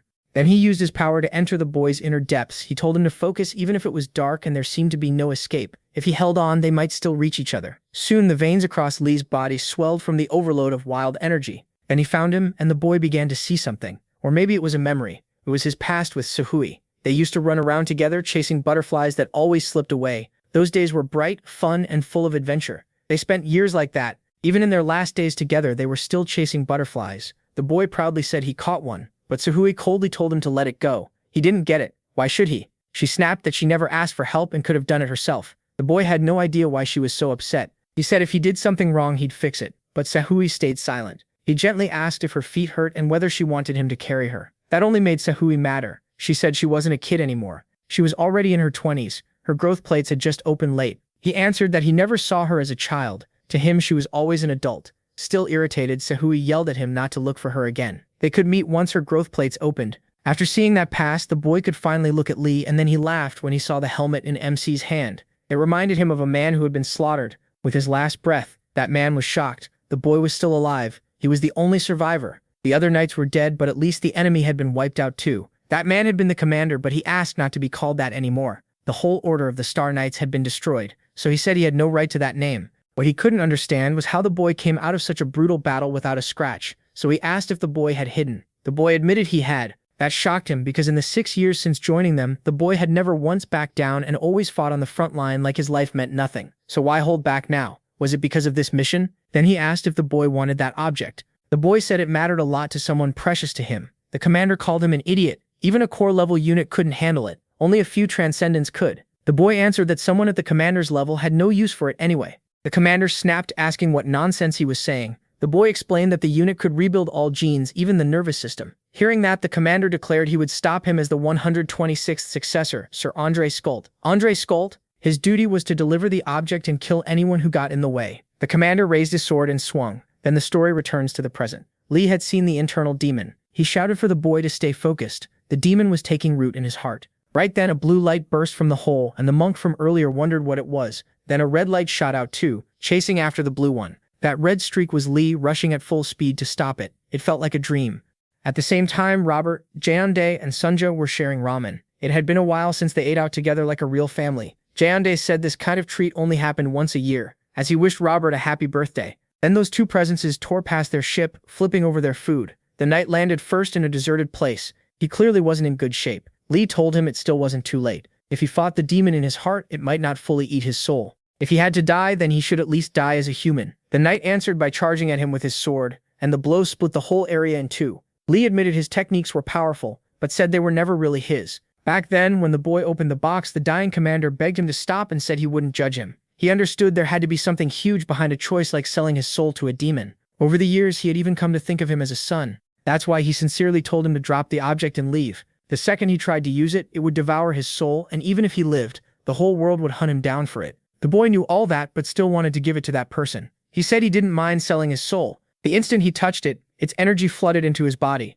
Lee couldn't believe what he was seeing. So that had been his choice, and if so, the protagonist would stop him. Even Sahui noticed the chaos and looked outside to see what was happening. In the distance, a massive explosion went off. After the blast, Elena reached them. The boy was making strange noises, like he wasn't aware of anything. Lee asked Elena if she had said it was lodged in his heart. That meant the only way to remove it was to take out his heart. Elena confirmed it. She had even brought a special tool to remove it without contaminating him again, and offered to do it herself if MC wanted. Lee refused. Taking a life was not something to hand off. What was carved into a heart had to be handled personally. That was part of karma too. He told the boy to close his eyes and rest. Instead of just taking his life, he would take on his karma. He said he'd go to hell in the boy's place. Then someone shouted for him to stop. It was Jaeondae. He arrived calling out the name Gurren. Lee asked if he knew the boy. Jaeondae said someone else knew him even better. So Hui had come too, and froze when she saw the protagonist's hand in Gurren's chest. Since Lee had already seen their memories, he stepped back. Jaeondae explained that Gurren was Sahui's childhood friend.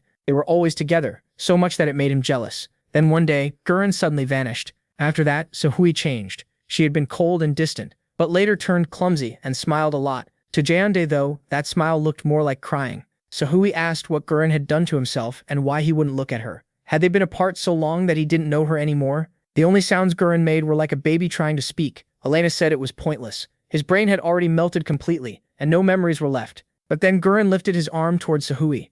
She took it as proof that he still remembered her. Just as they were about to touch hands, Jende rushed in to stop her. Lee had warned him that contaminated radioactive energy was pouring from Gurren's body. If Sakui touched him, she would die. Sakui answered that Gurren was still the same.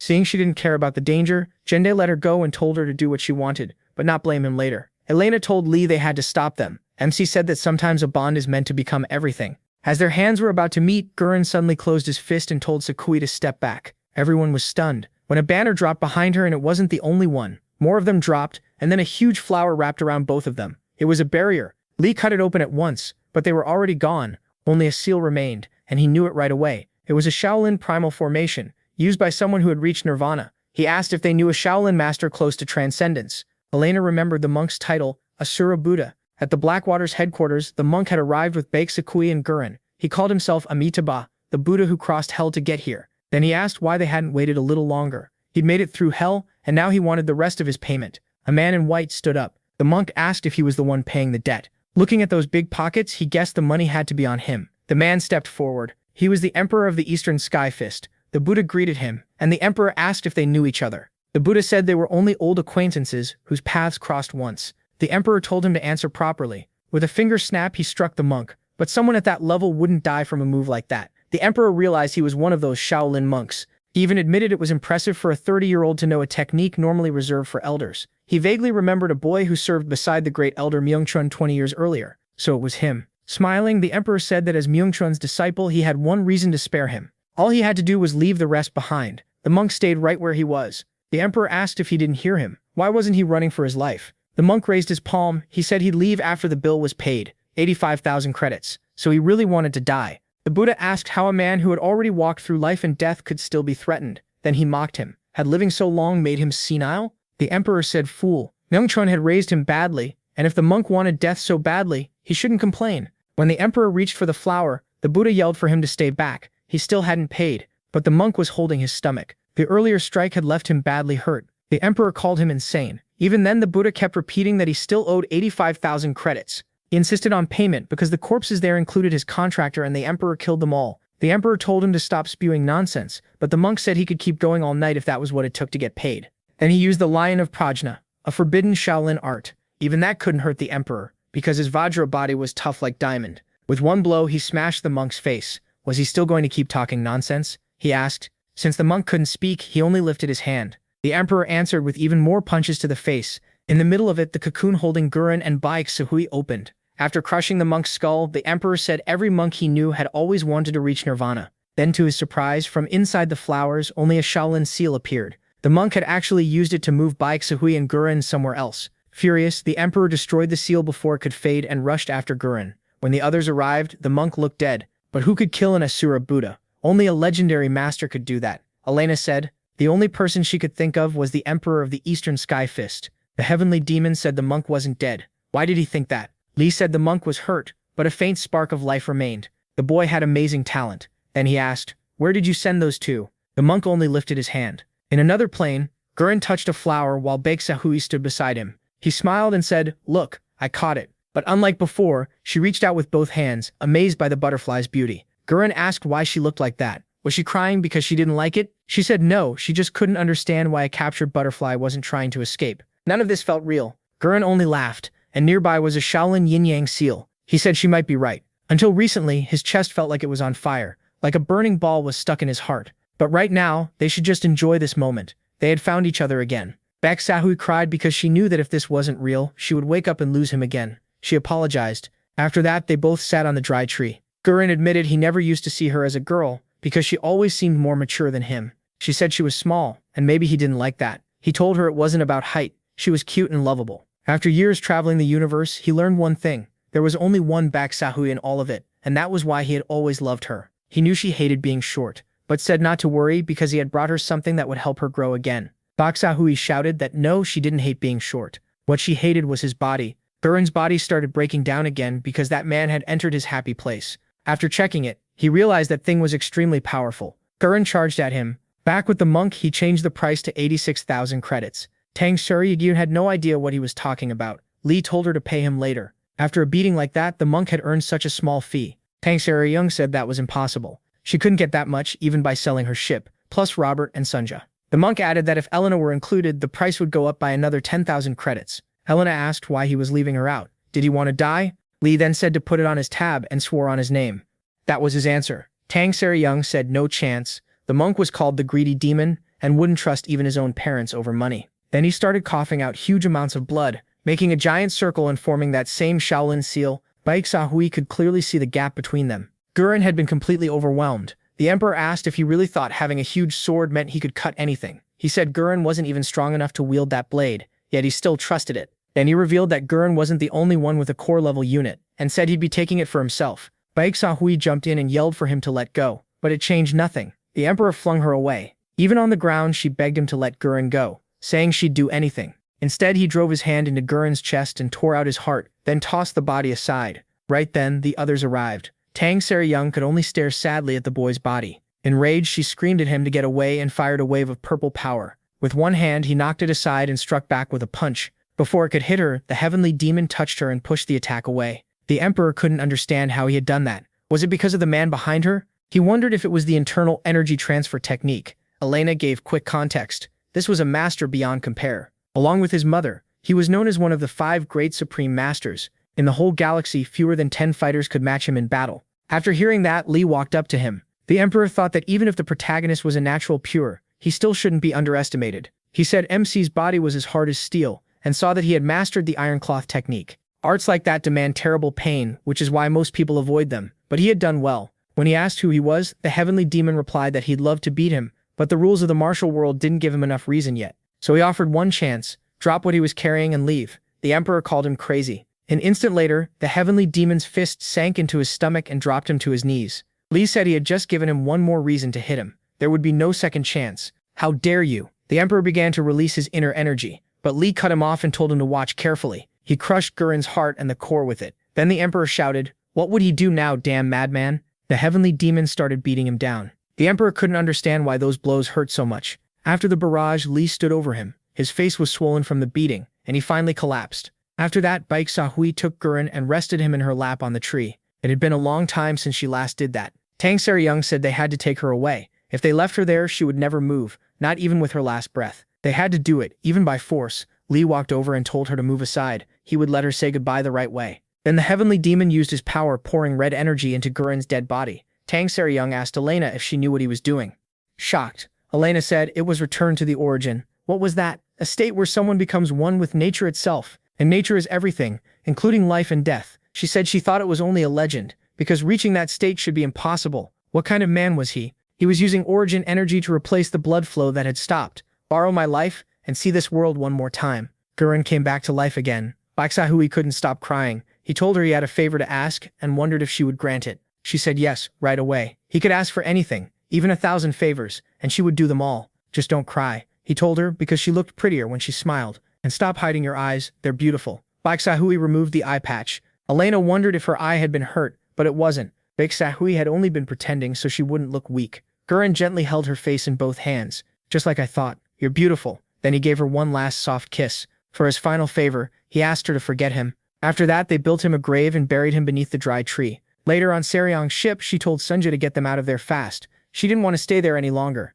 At the same time, the heavenly demon looked into a mirror, thinking about Baeksahui's earlier request about the inverted body transformation technique. She wanted him to remove it. He told her she could keep it, but he would never use it again. Not having a power and choosing not to use it are two different things. After that, the group continued their trip. Meanwhile, the matriarch arrived in a ruined place filled with burned bodies. The emperor stood before her. She said nothing had changed. He was still using his own followers as sacrifices, just to dump his anger. Those boys probably only wanted to make him proud. He brushed it off, saying they weren't his disciples. He only taught them a little so they'd be useful. Trash like them meant nothing. She answered that she was impressed he had survived such a brutal beating. The emperor warned that if she came to provoke him, she was wasting her time. Anger only made him stronger, but she said he had it wrong. She wasn't there to mock him. She came to warn him, stay away from that man, because he belongs to her. If he ignored that warning, he wouldn't survive next time by pure luck. The emperor snapped, asking what she had just said. The matriarch went on, people think the iron cloth technique is unbreakable, but in truth it gathers all the body's weak points into one hidden spot. So why had the protagonist hit him everywhere except his left forearm, his vital point? Maybe the protagonist only wanted to beat him, not kill him. While MC was busy eating a pile of sausages, Tang Sari-young, without even looking at him, said that since her energy core was gone, he should at least give her that internal energy once. He said it was already too late. He had drained his origin energy to bring that boy back for a moment. Now it would take at least 3 years to recover. Still, he promised that once it returned, he would share it with her. Tang Soo-young shot back. How was that supposed to help now? They were already 85,000 credits in debt, and that money-crazy monk would keep chasing them forever. At that same moment, the monk was with an accountant who asked how much should be transferred, since 100,000 credits had already been prepaid to the Blackwaters faction. The monk told him to send all of it to the Shaolin Temple. The accountant was shocked. Again? Why send everything? Why not keep some to live on? The monk said to send it all. Old and sick people deserve better food. As for himself, he'd just steal whatever he needed. 2,000 years ago, in an underground chamber somewhere in the star system, a man named Lemujin, who practiced the martial arts of our sect, entered seclusion and called himself the Heavenly Demon. The other man said he would look into it, though it was probably just a lie meant to shake the sect.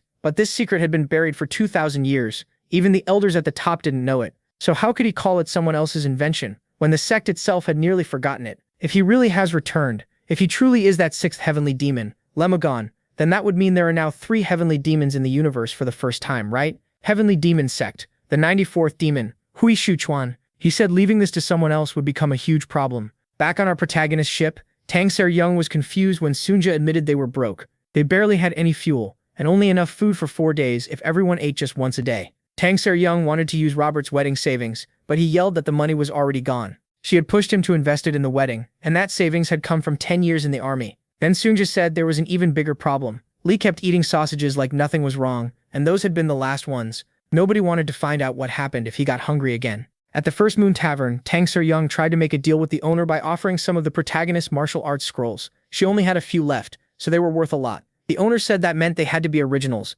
Tang Soo-young offered him a special discount if he bought the whole set. The tavern master said they were too valuable for her to be that greedy. Trying to close the deal, she asked for just 1 month of food, fuel, and sausages. Expired sausages would be fine too. The master stayed silent, so Tang Soo-young said she'd just sell them to someone else. That made him offer a job instead, pick up 1 client and take them home. Tang Soo-young exploded. How dare he ask the burning demon of the Tang clan, Mrs. Young, to do taxi work? But he added that for those scrolls he'd give her everything she asked for. She accepted at once and said he should have opened with that. The pickup spot was Hogwarts Galactic Academy. After taking that job, Tang Soo-young kept glaring the whole way, which made Robert ask what was bothering her. Sunja told him to be patient. She was heading straight into a nightmare from her past. Planet B-17G06, Hogwarts Galactic Academy. Robert had never seen a school like this and asked what kind of place it was. Sunja explained that only the top 0.1% of elite families could send their kids there. It was basically a nest of jewels, since tuition alone cost 10,000 credits. Robert then asked why it was so empty.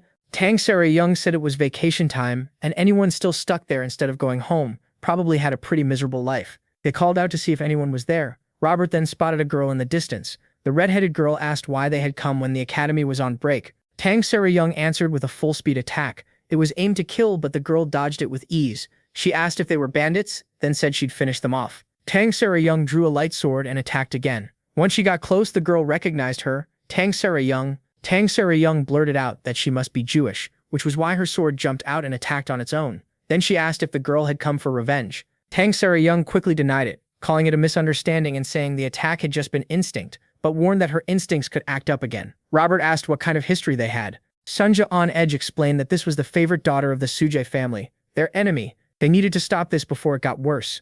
Lee, though, just watched. Sunja yelled at him to move, because the captain could get badly hurt if he did nothing. But the heavenly demon was focused on someone else who had been watching the whole thing, a girl looking down from a window. The other girl mocked Tang Soo-young's instincts, saying that was fine because she liked crushing cockroaches. Their swords were about to meet when someone stepped in and stopped them. Tang Soo-young recognized him right away. Namgung Chinchak Payan. Meanwhile, the tavern master said it was true. The heavenly demon sect really did outdo the beggars sect. Just like they had predicted, Tang Soo-young came there yesterday, and just as requested, they directed the group to that place. By now, they should have reached Hogwarts Academy. Inside one of the academy rooms, the guy in the beanie said he was the one who had called for the ride, but he never expected Tang Soo-young to show up. Tang Soo-young said she didn't mind. Her sword had simply moved on its own. He challenged her to let it happen again today. Outside, Robert and Sunja waited. Robert said the guy in the beanie had to be either really strong or ridiculously confident to show up like that and stop Tang Soo-young cold. Sunja told him he really was strong. He was the 3rd son of the Namgung Cheon family. So that was Namgung Cheon Chayim, the Blue Storm. At just 20, he had already made a name for himself by reaching the Northern Galaxy Heroes Tournament final, though he gave up the match at the end against the Emperor of the Eastern Sky Fist. Most people believed he never wanted the title in the first place. In other words, he was one of Miriam's greatest young geniuses. Sunja asked why Robert sounded so amazed. That's when it came out that Robert had a fiancée, and she was a huge fan of Chaeyeon. Right then, another girl suddenly appeared and scared Robert. He had no idea when she got there. She only stared at the door and said this wasn't the right place. Robert wondered if she was some academy ghost, then decided she was just plain weird. Sunja studied her and realized she had no internal energy. She was a natural pure, just like the heavenly demon. What made it stranger was that this academy only accepted prodigies at the very top. Lee was watching from the top of the academy when that same girl came up to him.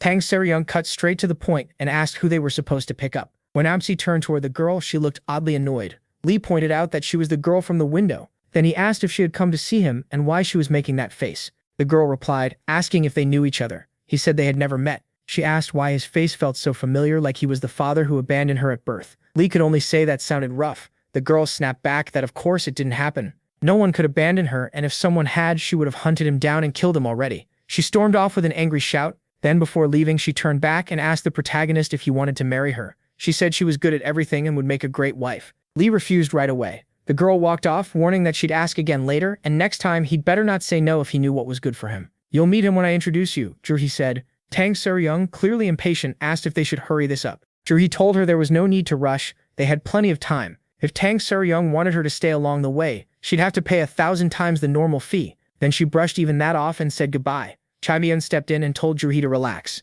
They used to be friends, and it had been 10 years since they met. She said nothing, only thinking that it hadn't been 10 years, it had been 13 years, 7 months and 16 days since they last met. After that, Juhi led Tang Seryung to a room with a boy in a wheelchair. She introduced him as the student they were taking. The boy also wore a mask, and Tang Seryung's presence clearly made him nervous. Juhi explained that he was fully paralyzed. He couldn't even breathe by himself, and his eyesight was almost gone. Tang Seryung was shocked. Why would the academy accept someone like that? And what kind of family did he come from? Juhi didn't know much except that he was insanely rich. His donation covered 10 years of the academy's budget. He normally stayed in the dorms during breaks, but this time his family suddenly called him home, so they hired a taxi driver. She warned Tang Seryung to handle him gently, since he was so weak that even a touch could harm him. Then a voice asked if he had fallen for that woman from earlier. The question came out of nowhere. It was the strange girl from before. She told him there was no point hiding it. His face made it obvious. In his mind, he answered that there was no light left in his eyes. Even so, the girl said she could still see it,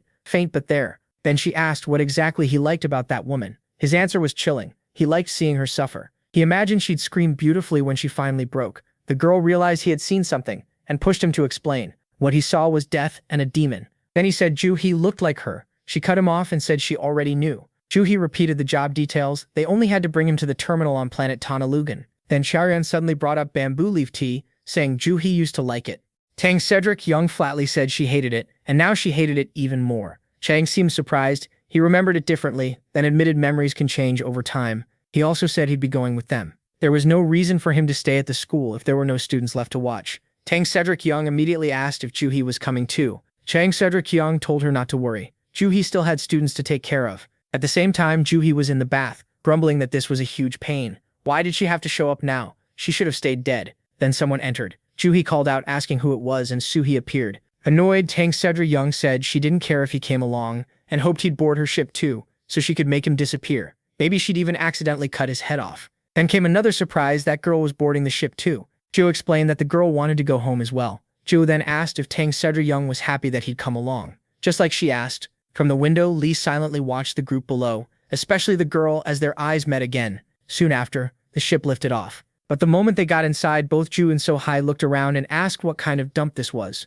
Sunja explained that it was a first-class guest room. The captain put them there because it was close by and easier to watch. Ju snapped that Sunja was lying. That woman clearly meant to dump them in a warehouse. So-Hai though said she liked it. If they cleaned it up, it could be nice. Ju asked where she was going. So-Hai said she was leaving so Ju could clean in peace. Sunja quickly warned her not to wander around. There was a sword-crazy woman outside. She asked if So-Biash wasn't scared of Tang Seryung. Usually she was unstable, but right now she was even worse. If So-Biash saw her, the best move was to avoid her. So-Biash vanished without another word. Sunja could only mutter that this girl might be even scarier. Later, Tang Seryung sank into thought. She remembered her school days with Chaeyeon and Ju. Back then, those times had felt truly happy. She told Chaeyeon he hadn't changed at all. She recognized him the moment they met again. So did that mean he had completely forgotten her? He didn't even remember her face as a child. If anyone hadn't changed, she said, it was him, still selfish as ever. With a smile, Chang replied that he had changed because now he had someone important to protect. That was why he came to warn her, give up revenge and move on. If she ever pointed her sword at Jody again, he wouldn't let it pass. It was better for them to remain old friends who only half remembered each other. Tang Cedric Young asked what he'd do if she refused. Chang Sim told her not to push him. In an instant, he was right behind her. She admitted he was right about one thing. She still hated people touching what she thought was hers. Right then, somewhere else, Lee was busy eating sausages while the boy in the wheelchair watched him. Just looking at Make-gi made the boy tense up in fear again. This time, though, everything around them was pitch black, and the celestial demon tossed him a sausage, telling him to eat. Instead of staring at useless things, he said, "A kid should eat well." The boy thought that eating just to stay alive was a waste, since he was going to die soon anyway. Lee told him that thinking he knew the future was childish. The boy answered that he saw it, whether he wanted to or not, so he couldn't help reacting that way. After that, Sama went to Soya and said that even when she used telekinesis, that guy stayed totally calm. He didn't even flinch. All he did was tell her not to play with her food. He also said she should stop worrying so much and just eat. The faster you rush into fear, the more you lose. And like it was nothing, he shut down her telekinesis. Soya asked if he thought that guy was a mutant like her. Sama said he didn't know. It had been too dark to see clearly. Still, hearing his voice strangely calmed him down. For a moment, it felt like maybe he wasn't going to die after all. Soya told him not to cling to that feeling. He already knew death was coming. It was waiting for him at Tana Logan, at the terminal. Once they reached the planet, the four of them headed down to the terminal. Sunja explained that it had been built in the early days of galactic expansion. Back then, it handled up to 100,000 flights a year. But the Northwest Galaxy project was cancelled, and the place shut down 700 years ago. Tang Ser Young wondered why it still looked so well kept. Sunja said the automated systems never stopped running.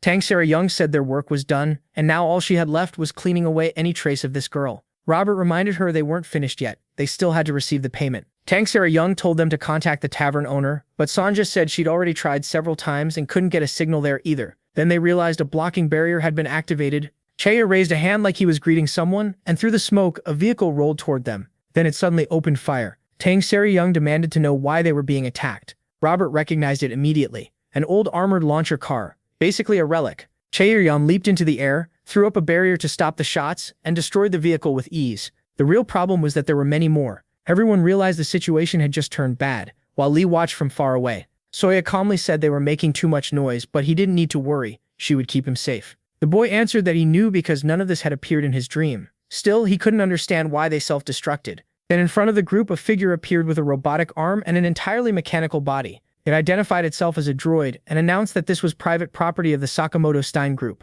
They had entered without flight approval, so the attack had been only a warning. Chuhi drew her sword. Furious that an outdated droid dared attack humans, Chaide stopped her and said not to waste her strength yet. He tried talking instead, saying there had to be a mistake. They were asked to bring this boy here. His name was Sama Stein, and the droid could confirm it. When it heard the name, the droid moved towards Sama, then dropped to one knee before him. At last, he had arrived. The droid declared that 700 years of waiting were finally over. Inside, the captain showed up with Sunja and asked what was going on. Chaeyin said they didn't know either, then asked why she was still there.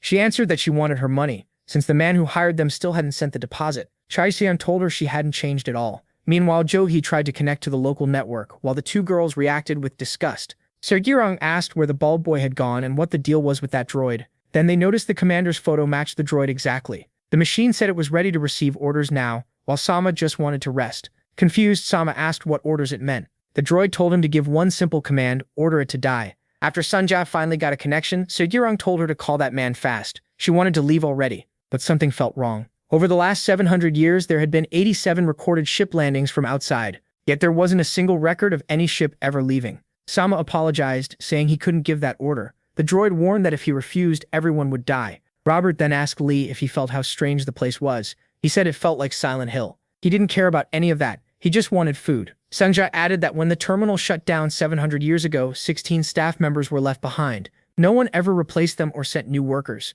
So had they all just grown old and died there? Sunja said most of them had. When asked what most meant, she explained that all but one had death records. The only exception was the operations chief, a man named Gunter, who was still listed as alive. Then came the truth. For 700 years, he had kept himself alive waiting for orders. He cut off his own rotting limbs, ripped out ruined organs that no longer worked, and now only a weak, shriveled brain remained. Begging for release, he said he couldn't endure much longer. The records showed prosthetic legs, arms, stomach, and intestine replacements, plus a new heart, liver, lungs, eyes, joints, and blood vessels. Robert summed it up. He had basically replaced his whole body. Sunja agreed. He changed whatever he had to just to survive. Robert couldn't understand why anyone would go that far alone in a dead place. Why not just leave? The answer came back cold. That was none of their business. Sire Jung, annoyed, asked if a story like that really didn't move him. She called it heartless. Then came a cold reply. If this counts as sad, that's almost funny. Chai Xian started wondering what link there was between that boy and all of this. They explained that Sama's family is basically the richest one in the universe.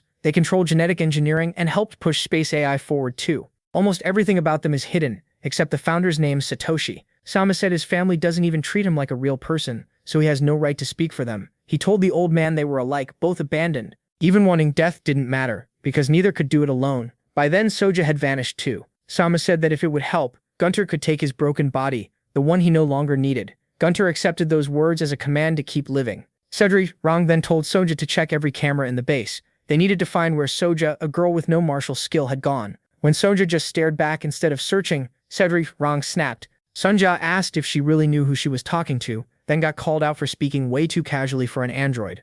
That made someone curse Cedric's teaching. Cedric proudly listed Sunja's titles: official, co-pilot, doctor, manager, and ship's cook, and said her training was perfect. Juhi, annoyed, decided to search on her own. Cedric just gave Sunja a little pat for her good work, which only made her madder. Right then, Lee came walking over and Soja appeared in front of him with a smile, saying they really were a perfect match. She had been heading to find him anyway. The protagonist had only one question. Did she have sausages? She said no, and he instantly lost interest. Still, Soja pointed out that the way he moved was strange. It looked like the celestial demon's imperial step, a skill only the demon sex master should know. If he kept moving like that, people might mistake him for the celestial demon. She also noticed his breathing carried the cold feel of frozen jade, like someone using the emerald jade demon art, something only female celestial demons can learn. And on top of that, reaching the ghost demon god level of total concealment at his age was alarming. Others might judge him even harder than they judged her, so she warned him to be careful. Then she bluntly asked who the hell he really was. Lee answered by asking the same thing back.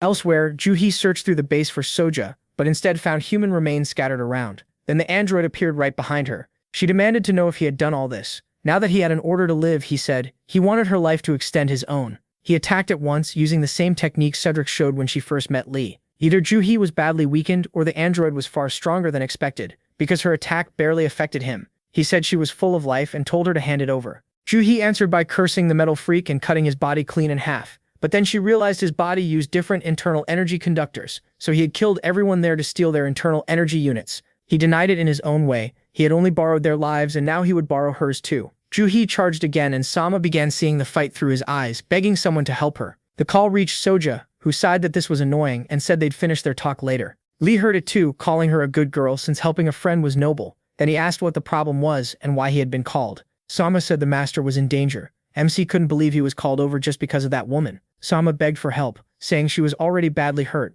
but it was already too late. Juhi made it back to Cedric Ong and Chaeyeon before collapsing. Chaeyeon checked her condition and vital points, but Sunjack quickly saw the real problem. Her whole body had internal damage, and her internal energy unit had been ripped out by force.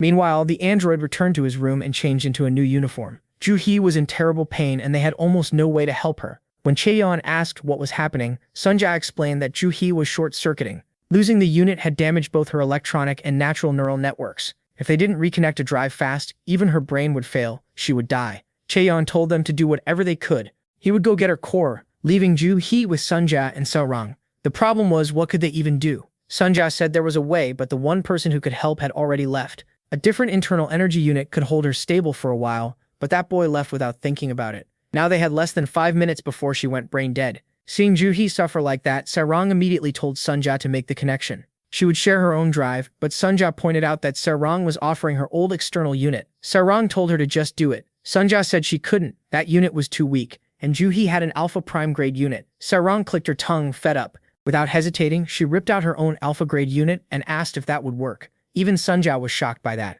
When asked why she'd save an enemy, Sarang said simple. Juhi had to stay alive until she killed her herself. At the same time, Soja appeared where the android was. She said he didn't need to get tense. She was only there to stop him because her only friend asked her to. They had promised to grant each other one favor, so she had no choice. He answered that stopping him meant killing him. Could she do that? Sunja said the part was easy, because he'd already been dead for a long time. The android said she should feel lucky she had no internal energy source. In the next instant, he was right in front of her asking how she could move like that without an internal energy unit. Soja told him if he proved he was alive, then she'd kill him. Parents, marriage, kids, how boring. As far as she was concerned, he was dead. She had completely seen through him, but the android snapped back that she shouldn't mock his body. Life comes from goals and purpose, and he still had both. Soja laughed it off, saying his life sounded a lot more rich than it looked. He told her a girl like her knew nothing. Soja answered with her own story. She was born a twin, but her twin brother was 9 years older. Strange, right? Only one child was needed, but 2 were born, so the people behind it picked only one. The child they didn't choose was frozen alive right after birth. She was kept as a spare part, just in case. If she had stayed frozen forever, that might have been the only happy ending. Then in the 9th year, the baby thawed and woke up by herself. From then on, she was given a condition for survival. She had to live with no goal and no purpose. So was that girl alive or dead? When he asked why she was telling him all this, she said it was because he was already dead, and the dead keep secrets best. At least, she added, he could die thinking it meant something. Before they could clash, Cheon arrived shouting that the android was dangerous and telling her to get out of there. He didn't attack right away, but he had recovered Juhee's drive. The android was shocked that guy had a core-grade unit. Cheon said there was no time to talk, that he'd end this fast, and told Soja to leave. Instead, she struck him from behind. Calling it a hassle, she told the android not to get the wrong idea. She wasn't helping him.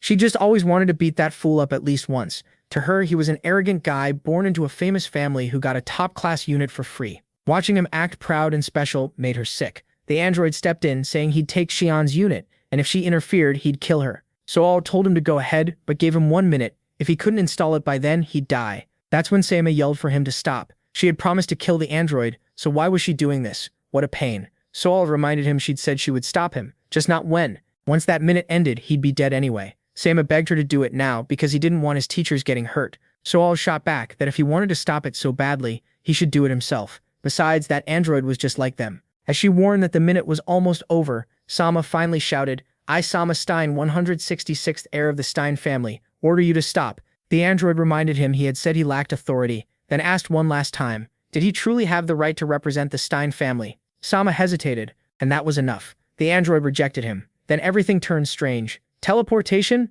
Or was it telekinesis? The android declared he'd kill this one too. At that moment, the celestial demon appeared. Soja had her answer. He was real. A voice urged her to kill him and rise over his corpse, as the true master of the celestial demon sect, my lady. The celestial demon said he felt despair, pity, and anger. So despite that body, the android was still human. Then how had he ended up trapped inside metal? Not sensing any internal energy unit from Lee, the android told him to move aside or die if he interfered. He ignored that and touched him. He said the android was human, but he couldn't see any self inside him, so where had it gone? Sama realized this was bad. The android raised his hand, but Lee kept speaking. Even with purpose left, he had lost the will to live and even hope. In the end, he had crossed the line and gone so far past it that the line itself had disappeared. It was already too late. Lee told him to leave. He didn't even want to look at him. After hearing that, the android simply turned and walked away. But Sama still wanted to stop him, even though Soja was the one who did it. The minute she gave him ran out and she beheaded him. Then she turned back to Lee. She said she felt the celestial demon heart technique at the highest level, or was she wrong?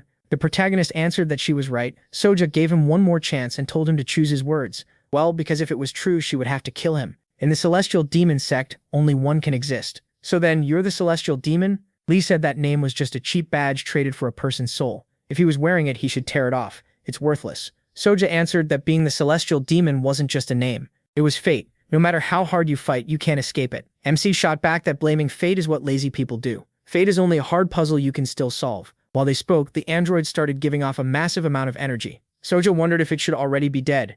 Then it picked up its own head and raised it. That finally made Sobian nervous, especially when another energy started building inside it. Before she could say more, she attacked. Sama yelled that this was impossible, but the android still put itself back together. Then an alarm sounded. It was an energy overload, already at 8,000 gigatons. Sama explained the internal energy boosters were out of balance and crashing into each other. At this rate, the whole place would blow. Sobia said the answer was simple. Destroy it completely. Sama warned that would only make the explosion come faster. So what was she supposed to do? The overload had already gone past 10,000 gigatons. Tang Young asked if that was really bad, but then it suddenly stopped. So maybe it wasn't? Sobia said no, that wasn't good. The field had grown so strong it shut down every electromagnetic device, which meant the explosion was close. Tang Young told her to call everyone and evacuate now. Soja said it was too late. Meanwhile, Robert had no idea what was happening. He asked what would happen if it blew up. Soja told him that at the current reading, nobody would live. The android walked into a large room and started polishing it. Tang Young asked why it had started cleaning now.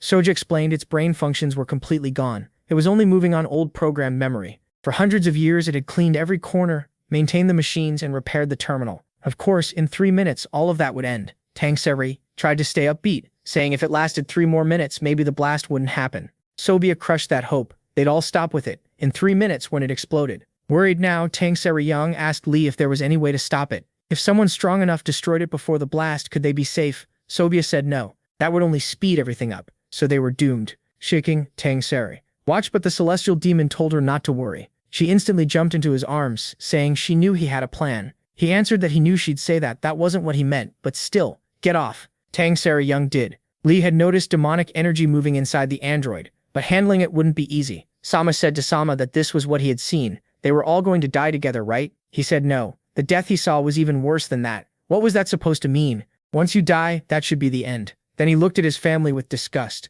They had really used this terminal as a grave for a thrown-away heir. At that moment, Sama got an idea. That was it. It finally made sense. Lee told everyone to get ready. There would be heavy damage, so each person had to survive on their own. Sama stopped him and said to let him try something. Tang Seri Young couldn't believe this guy could speak in people's heads. He moved in front of them and said he'd handle it. But Tang Seri Young didn't trust him at all. She said there was no way that wheelchair jerk could do anything and begged Lee to stop him and take over. He didn't budge. He only watched. He said Sama wasn't the kind of person who bluffed, so they just had to wait and see. Sama pushed himself forward with everything he had. He even tried to stand, but wasn't he paralyzed? Sami said yes, he was. So how could he possibly stop it? I, the 166th heir of the Stein family, acting in the name of the direct line of Great Duke Anatolin Stein, request control of this terminal. A strange rhombus appeared before him. Sobia said it was a hyperspace warp call. Just connecting cost over 10,000 credits a second. That was insane money. The rhombus asked if he meant Tana Lugan. Sema was fading, but he still answered that it was correct. The voice warned him he would bear responsibility for the terminal until a replacement came. Did he accept? Authorization granted. Soldier Gunter, I order you, no. Your mission is finished. Control of this terminal has been transferred. The android turned towards Sama. Sama told him he had done enough. From here on, he would take over, so now he could rest. Gunter shut down, but first he saw the memories of his human life. It was cruel. So the Stein family had sent this boy here just to lock him away forever. But why would they go that far? Chidian said great families care more than anything about their image. The bigger the flaw, the harder they hide it, and she should understand that better than anyone. Even so, this was too much. Soja asked Sama if he really meant to stay there. He said yes. Nothing had changed. He had been alone since birth. Then he repeated Lee's words. If fate is just a hard puzzle, maybe with enough effort, even he could break free. Soja told him to come with her. All he had to do was leave his family behind. Sama said he didn't need to. She was suffering too, maybe even more than him. And honestly, he was happy now. The worst part of his life had been his family's indifference.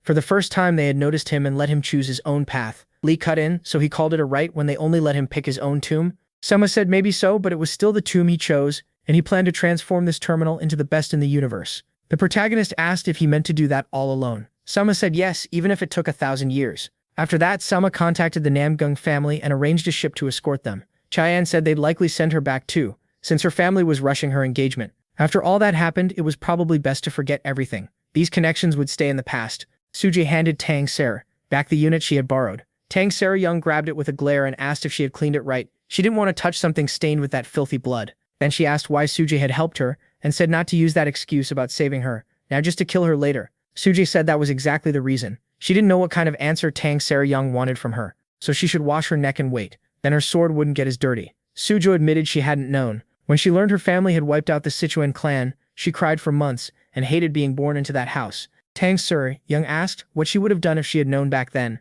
In tears, Sujo said she was only 13 at the time. Tang Seri Young said that changed nothing. Whether she was 13, 20, or 30, the result would have been the same. She had thought about it thousands of times and knew she probably couldn't have changed anything either. That was their problem. They lived trapped by their family's fate. She said they would meet again, but hopefully as late as possible. That way both of them could live one more day. Then ships arrived for both of them. Tang Seri Young noticed Sohyai and asked why she was on board. Sohyai said she had nowhere else to go. Besides, there were still things she needed to do, and she looked back at the celestial demon. Elsewhere in the galaxy, someone brought a retro external drive into a thrift shop, but the owner called it junk. Then again, this place was basically a scrapyard. Still, the customer had come to the right place. He asked Dokyu to inspect the item. Dokyu turned out to be a robot parrot, and after scanning it, he said it was a Samsung model from the year 3002, so it was over 100 years old. They just needed to weigh it and name a price. Then Dokyu shocked everyone by saying it was worth at least 100 million credits. But he wasn't talking about the drive, he was analyzing Sunja, whose maker was unknown. She was built from Santanium superalloy and had a self-evolving operating system. The owner couldn't believe it. Sunja even held out a finger and told him to check that too. Her index finger alone was worth 12 million. Sunja patted him, and the other two just stared in disbelief. Meanwhile, on Lee's ship, Soja and Robert got tiny pieces of sausage to eat, while MC had almost a full one. Both of them wanted to know why. Robert said they were low on food, but the captain would bring more later. Soja said that wasn't the point. Why was Lee's sausage bigger than hers? Robert said he split it by age and unit size. Besides, she didn't even like sausage that much, right? Then the celestial demon offered Soja his sausage. Robert was stunned. He never shared food with anyone. He said he wasn't sharing it. He just wanted it cooked longer because it was still half raw. Annoyed, Robert told him to eat it anyway. It all ended up in the stomach. But the pressure from the two celestial demons made Robert rethink that comment. At the same time, Soja was still being appraised, now by the shop owner himself, who noticed her multidimensional superconducting eye lens was worth 83 million. The more he checked, the crazier it got. He asked Tang Sa-Young where in the world she found Sunja. Tang Sa-Young proudly said Sunja was her official co-pilot, doctor and ship operations manager. The owner said that wasn't what he meant. He meant how she got something like that. Tang Sa-Young started remembering a rainy day when Sunja had been beside a dumpster. She had asked what she was doing there, whether her battery had died and if she wanted to be carried. Sunja looked up at her. Let's just call it fate. Anyway, we're together now. You're saying this is your property? Tang Sa-Young asked if Sunja was really that valuable, so even one finger would go for 10 million? He said yes. In fact, her full value was beyond anything he could even measure. He wasn't totally sure, but she might be the most expensive thing in the universe. Something like her shouldn't even exist. Hearing that, Tang Sa-Young got greedy fast. She told him not to call Sunja a thing, and if one finger was worth 10 million, then her nails had to be worth plenty too. Why not pay a few million for those? Sunja said she didn't have nails. Then what about one strand of hair? She didn't have that either. Tang Sa-Young tried again, asking if she could at least trim a few tiny hairs for 10,000 credits. Sunja told her to stop, but the shop owner cut in and said there was an easier option. Why not just leave her here? Then he used the bloated toad art. Tang Sa-Young bolted out of the shop, and one jump took her far away. Right away, she ordered Robert to teleport them back to the Diabo ship, but the shop owner chased after her with another huge leap, still using that toad art, his cheeks puffed out. She yelled for Robert to hurry, but he was still working out the coordinates. Tang Sa-Young used her Tang clan art. Robert was ready to teleport them, but nothing happened. The target had suddenly vanished. For some reason, only the shop owner was there with Sunja too, but not the captain. She had already been grabbed by those giant hands. Sunja shouted for him to let Tang Sa-Young go, angrily demanding he release her. He asked if she was begging. Sunja gave in and said yes. Even so, he hurled her far away. Then the shop owner reminded her not to forget he'd granted that request. He could have sold Tang Sa-Young to slave traders for 10,000 credits. To him, letting her go was a waste. But that was that. Back on the ship, Robert yelled that they had to go down right away. The captain was in danger, and he couldn't even pick up her biosignals. The celestial demon told Sunja to finish eating and move. Sunja asked if he meant her. He said she should at least earn her food, then added that somebody had to pay for this mess, and not to forget that either. Back inside the thrift store, Sunja had been chained up, while the parrot filmed her and asked if she should be listed on the online market. The owner said no, put her in the luxury auction as an ultra-premium item. Then he asked what price they should set, since even 100 million seemed low. Maybe 1.5 million? Sunja corrected him right away. Her parts alone were worth about 1.143 billion. Anything less would be a waste. At assembly cost, rarity, and 11 years of self-upgrades, and 13.14 billion would be fair. The owner thought it had to be a scam. With that kind of money, he could buy 1,000 undeveloped planets. Sunja said she was already lowering the price because of self-esteem issues. He argued that if it was too high, no one would buy her. Then he changed his mind and told them to record her again. If she couldn't be sold whole, they'd sell her piece by piece. Just then, someone else entered the store. Soja stepped in, looking serious, and went straight to Sunja, asking why she was alone. Where had the woman called Captain gone? The parrot started making noise. This girl weighed 46 kilos and was apparently a natural. Black market records ranked her in the top 0.2%, worth 13,000 credits. In other words, a solid product. The owner tried to buy her too, saying he'd pay well if she came to be sold. Soja answered with one punch and sent him flying out of the store. She cursed him for shoving that puffed-up face so close to hers, then turned back to Soja and demanded an answer. Why was she here alone, chained up like this? Far away on the plains, the captain was lying on the ground in front of some man. When she woke up, she wondered if this was a dream. Then she noticed his king-like hairstyle. Tang Sa-Young decided that if it was a dream, it wasn't such a bad one. The man picked her up and carried her away. Later, Sunja told Soja something was off. The captain should have been nearby. She had already checked the launch speed and gravity, and by the tracks, Tang Sa-Young definitely landed there. But there were no signs of movement. Someone had taken her. Sunja pointed out something else. There were no footprints on the ground. Then she threatened Soja too. If they didn't find Tang Sa-Young, she wouldn't get fed. That only made Soja more annoyed. Still, she said Tang Sa-Young was somewhere nearby. She could feel a very strong energy. At minimum, the other person was an upper enlightened master. If he left no tracks, then he was using skywalking art. Somehow this had gotten even more irritating.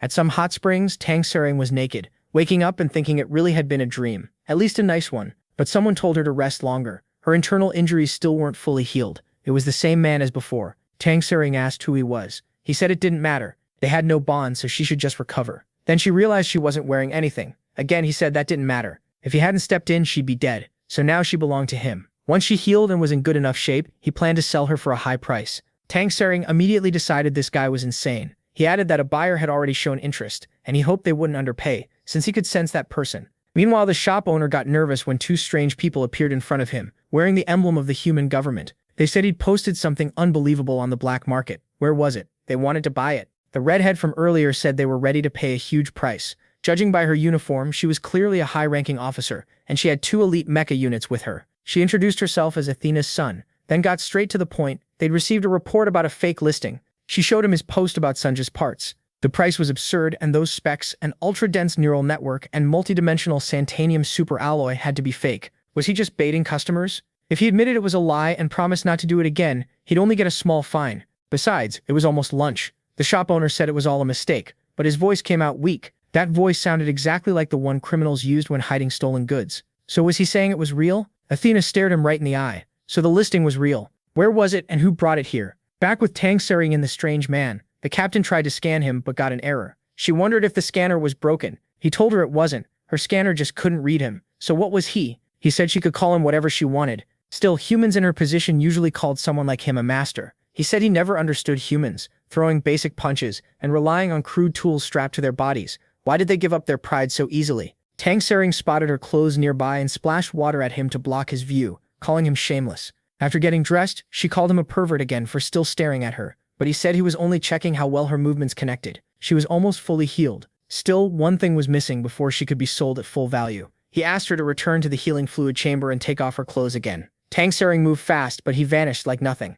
Now she was getting fed up. He was slowing down her recovery. He warned that if she kept resisting, he'd use force. Then something caught her eye. Not Serjung's sword, but the person walking in. She instantly drew her sword. Soja said the man was really strong. What exactly was he? Right behind her, Soja arrived too. The moment he saw her, the man recognized her. She was A1. Soja asked if he was A1. Meanwhile, the parrot had shown them the video of Soja. Athena never imagined that thing was actually an android. What was going on? It was the same girl from that ship. And where was that man? Soja ran straight to him, calling him Adain, and threw her arms around him. Adain hugged her back. Soja could only ask what the hell was supposed to happen now. Audit Administrator Grade 1. Athena requested to share this information with headquarters. After reviewing the transmitted android data, it was sent to Alpha Satellite 0999836, the human government's main data center. A giant eye received all of Soja's information. Athena asked them to treat it as an emergency, but the eye said the report was false. Such a product could not be made with current human technology, and there was no sign anyone had ever tried to create something like it. She was ordered to cancel the mission at once and return to headquarters. Athena demanded another analysis,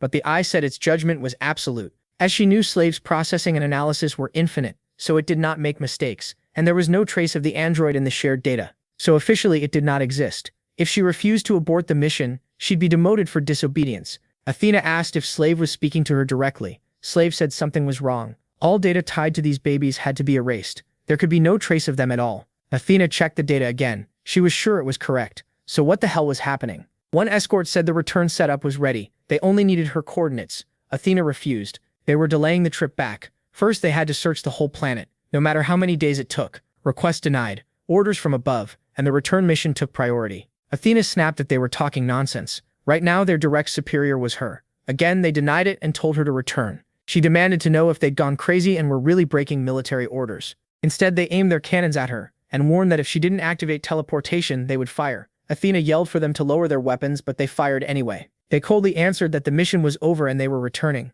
What they did not expect was that Athena had hidden in the dirt. Even so, she was hurt badly, but she swore she would find the truth. Back in the cave, the captain asked Sonja what that guy meant to her. Sonja stayed silent. That immediately felt odd. Why won't you answer? Sonja apologized and said she just couldn't. Soja snapped that this made no sense. He was only an android, wasn't she taught that? The captain said she had raised Soja properly, so she did not understand what was wrong. If Soja would not answer, then she would ask him herself. Had she known him before meeting them? Was he her first master? If that was the case, she promised to free her no matter the cost. Still, Soja said nothing.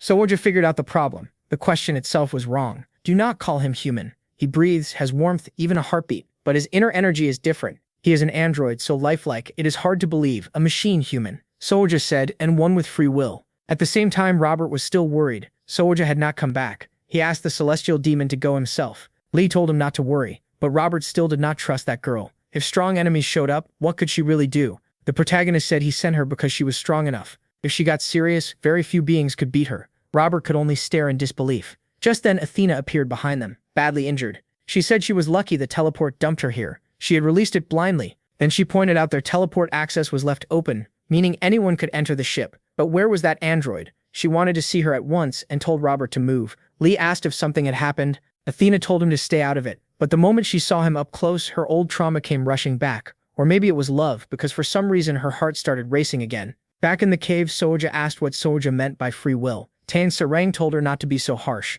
Androids are not slaves, and if you think about it, humans live with limits placed on them too. Soja disagreed. Humans choose their own chains. They trade part of their freedom to live safely in society. Androids are different. The 3 laws of robotics are not mere limits. They are absolute rules. Something locked in unbreakable chains cannot have free will. Soja admitted she had a point, then went over the 3 laws of robotics. First law, a robot cannot harm a human, or by doing nothing allow a human to be harmed. Second law, a robot must obey human orders, unless those orders break the first law. Third law, a robot must protect itself, as long as that does not break the first or second law. Adan quietly said his talk about selling her as a slave had only been a joke. Even threatening force was just part of it. So why won't you say anything, and why are there suddenly 3 of them? One of the men looked at Soja and said it was a shame the little one was only an android. They were slave traders, and to them these 2 girls were premium goods. One told Adan he had finally brought something worth buying, so which one was for sale? Or better yet, why not both? He offered 7,000 credits for the pair,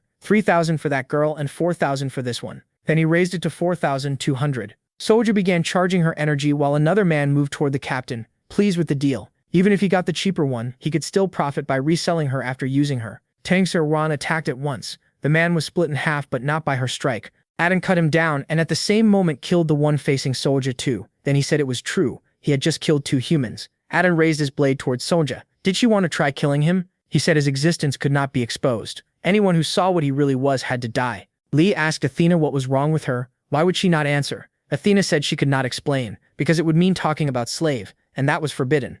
Slave is the soul and heart of the human government, the light, the truth, and the final judge of reason. Speaking certain information about it counts as treason, and if she said too much, she would die. Robert pointed out she had already said nearly everything. The celestial demon told her to stop there. He was not interested anyway. He told her to rest and said the others would return soon. Robert agreed and begged him not to explain this slave stuff. He felt like learning too much would get him killed early. Athena suddenly told them to wait. There had not been a jump communicator there. Where was Tang Seri Young? She told Sunja to stop her friend. Sunja said she could not. Weren't they close? Very close. Closer than anything that could be measured. But they were forced to live fully separate lives. They could not interfere with each other. That was the cost of free will. What the hell was she talking about? Sunja explained that he does not have the 3 laws of robotics. It is like a human being free of instinct. That goes against how the gods made them. So if someone exists without those instincts, then they were not made by gods. So he was a robot not made by humans. Then what created him? If she would not say it, Sonja would force the truth out of her. She moved insanely fast,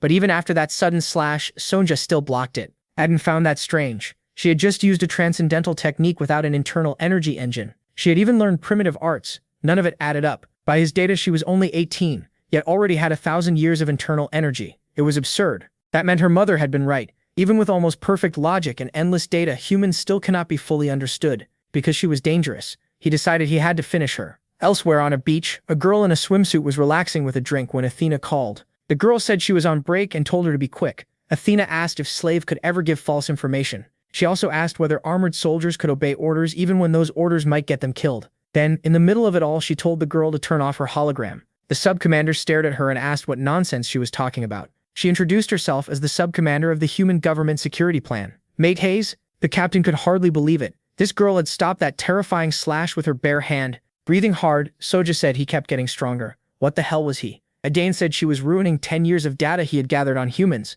Was she really human? She answered, for now, yes. So he should stop pissing her off because she would not hold back anymore. Adane could not believe it. Someone this impossible should not exist. But what came next was even worse. Huge claws appeared above Soja. No, a demon had suddenly shown up. The captain asked Soja if she knew what that thing was, but for some reason, Soja had gone unconscious. Numbers started flooding across her eyes like she had entered some kind of link with someone else. Sunja called out to her mother. Meanwhile, the sub-commander was shocked by what Athena showed her. Athena said the recorded android had been declared non-existent by Slave. So was Slave wrong or lying? The armored soldiers had even attacked her. The sub-commander told her to stop circling the point. Athena was the smartest analyst in the human government, so if even she could not figure it out, what was she really asking? Athena said her theory was simple. Slave was hiding that android's existence, and for that same reason ordered her removed. There was a high chance Slave had created that android, so could Slave break the 3 laws of robotics and harm humans? The sub-commander said that should be impossible. Athena then asked what Slave was controlled by. The answer shocked her. Slave was not controlled at all.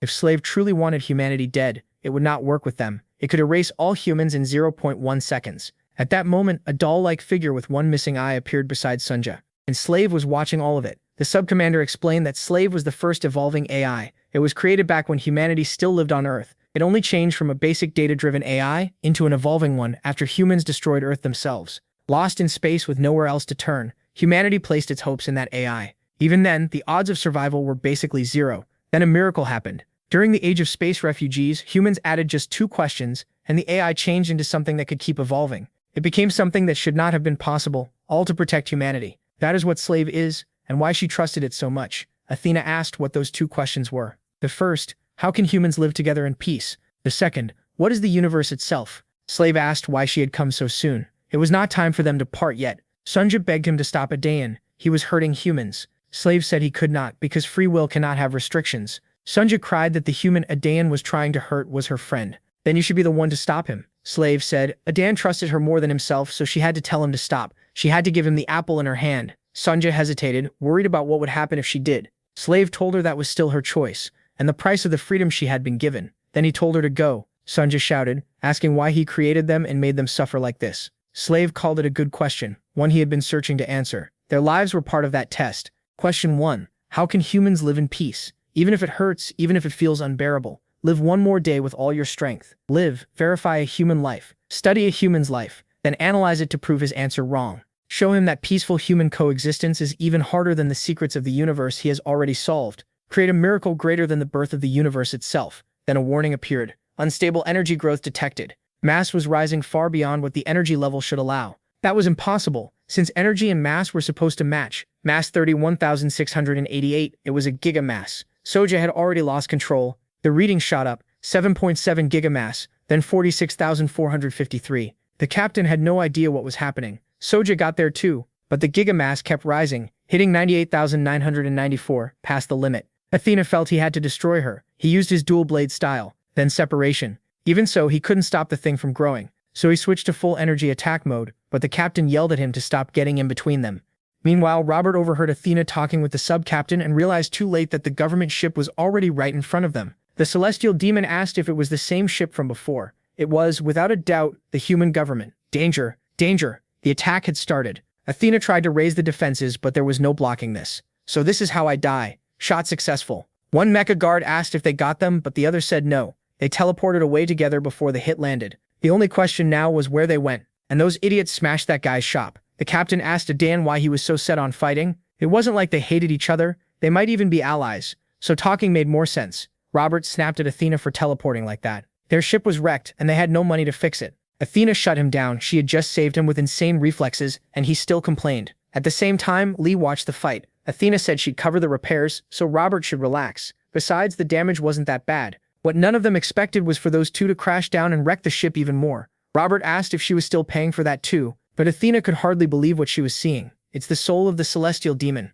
Lee wondered how a young girl ended up carrying a fate that abandoned her 2,000 years ago. To him, it had to be karma. And someone else was watching everything very closely. Adain suddenly sensed another powerful presence. He thought it didn't matter. He'd cut both of them down. But the instant that man appeared, Adain felt tiny by comparison. Slave felt it too. So the story was real. A human born with the soul of the celestial demon truly existed. The demon spoke to the girl, saying she had carried darkness for so long that her life must have been unbearably heavy. Then he ordered the demon, "Fold your wings, go back to sleep and stop tormenting this girl or I'll kill you." Then he sensed something familiar in Lee's soul. "So it's you, the one who kept slipping out of my grasp." Blatron Adan felt even smaller. Still, he couldn't hesitate, but then his mother stopped him. Slave took over Athena's body and told him to stay out of it and watch. This was rare data, something never seen before. It had to be gathered and studied as much as possible. Inside Soja, Lee came face to face with the soul of the celestial demon who was holding her gently. Somehow Slave was watching that too. The demon asked MC why he had hidden so well,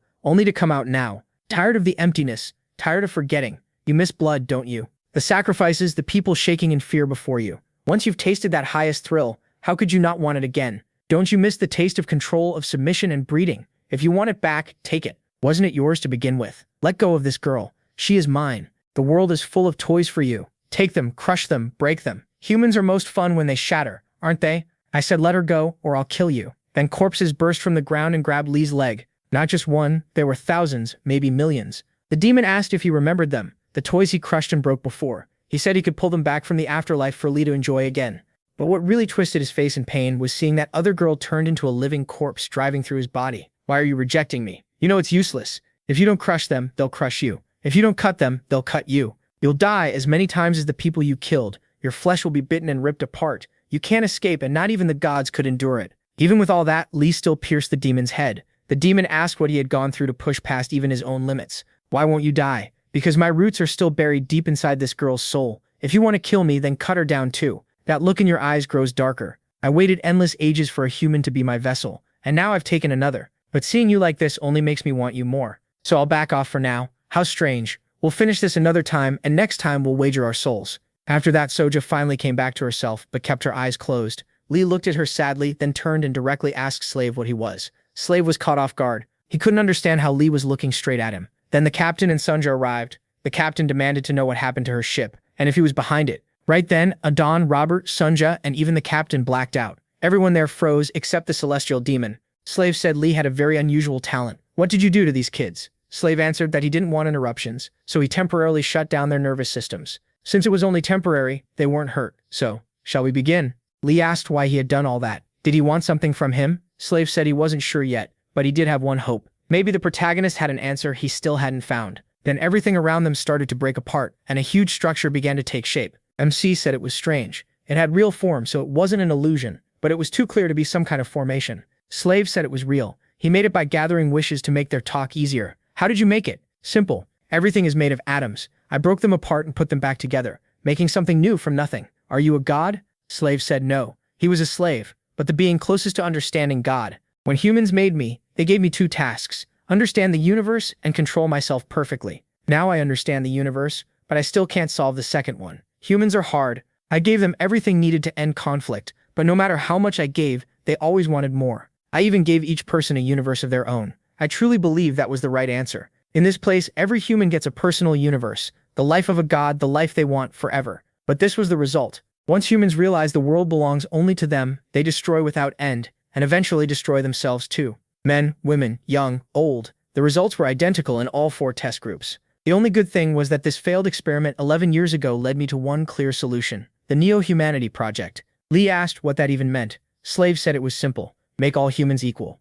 Conflict comes from the human habit of building hierarchies. Competition and jealousy grow from that. If everyone is equal, there's nothing to compare, and no classes can form. First, I would set everyone's height to exactly 135 centimeters and make all faces and bodies identical. There would be no gender, no reproduction, and everyone would stay age 68, because what matters most is intelligence. That would be limited too. Their IQ would be fixed at 43. The celestial demon asked what kind of insane nonsense that was. Slave said he could do it faster than a fraction of a second. But even if it seemed obvious, even if it looked like the only answer, he still hesitated, hoping this choice was the wrong one. These children were born from that doubt. If God truly made humanity, why only watch? Maybe there's still an answer I haven't found, so I tried making creatures of my own.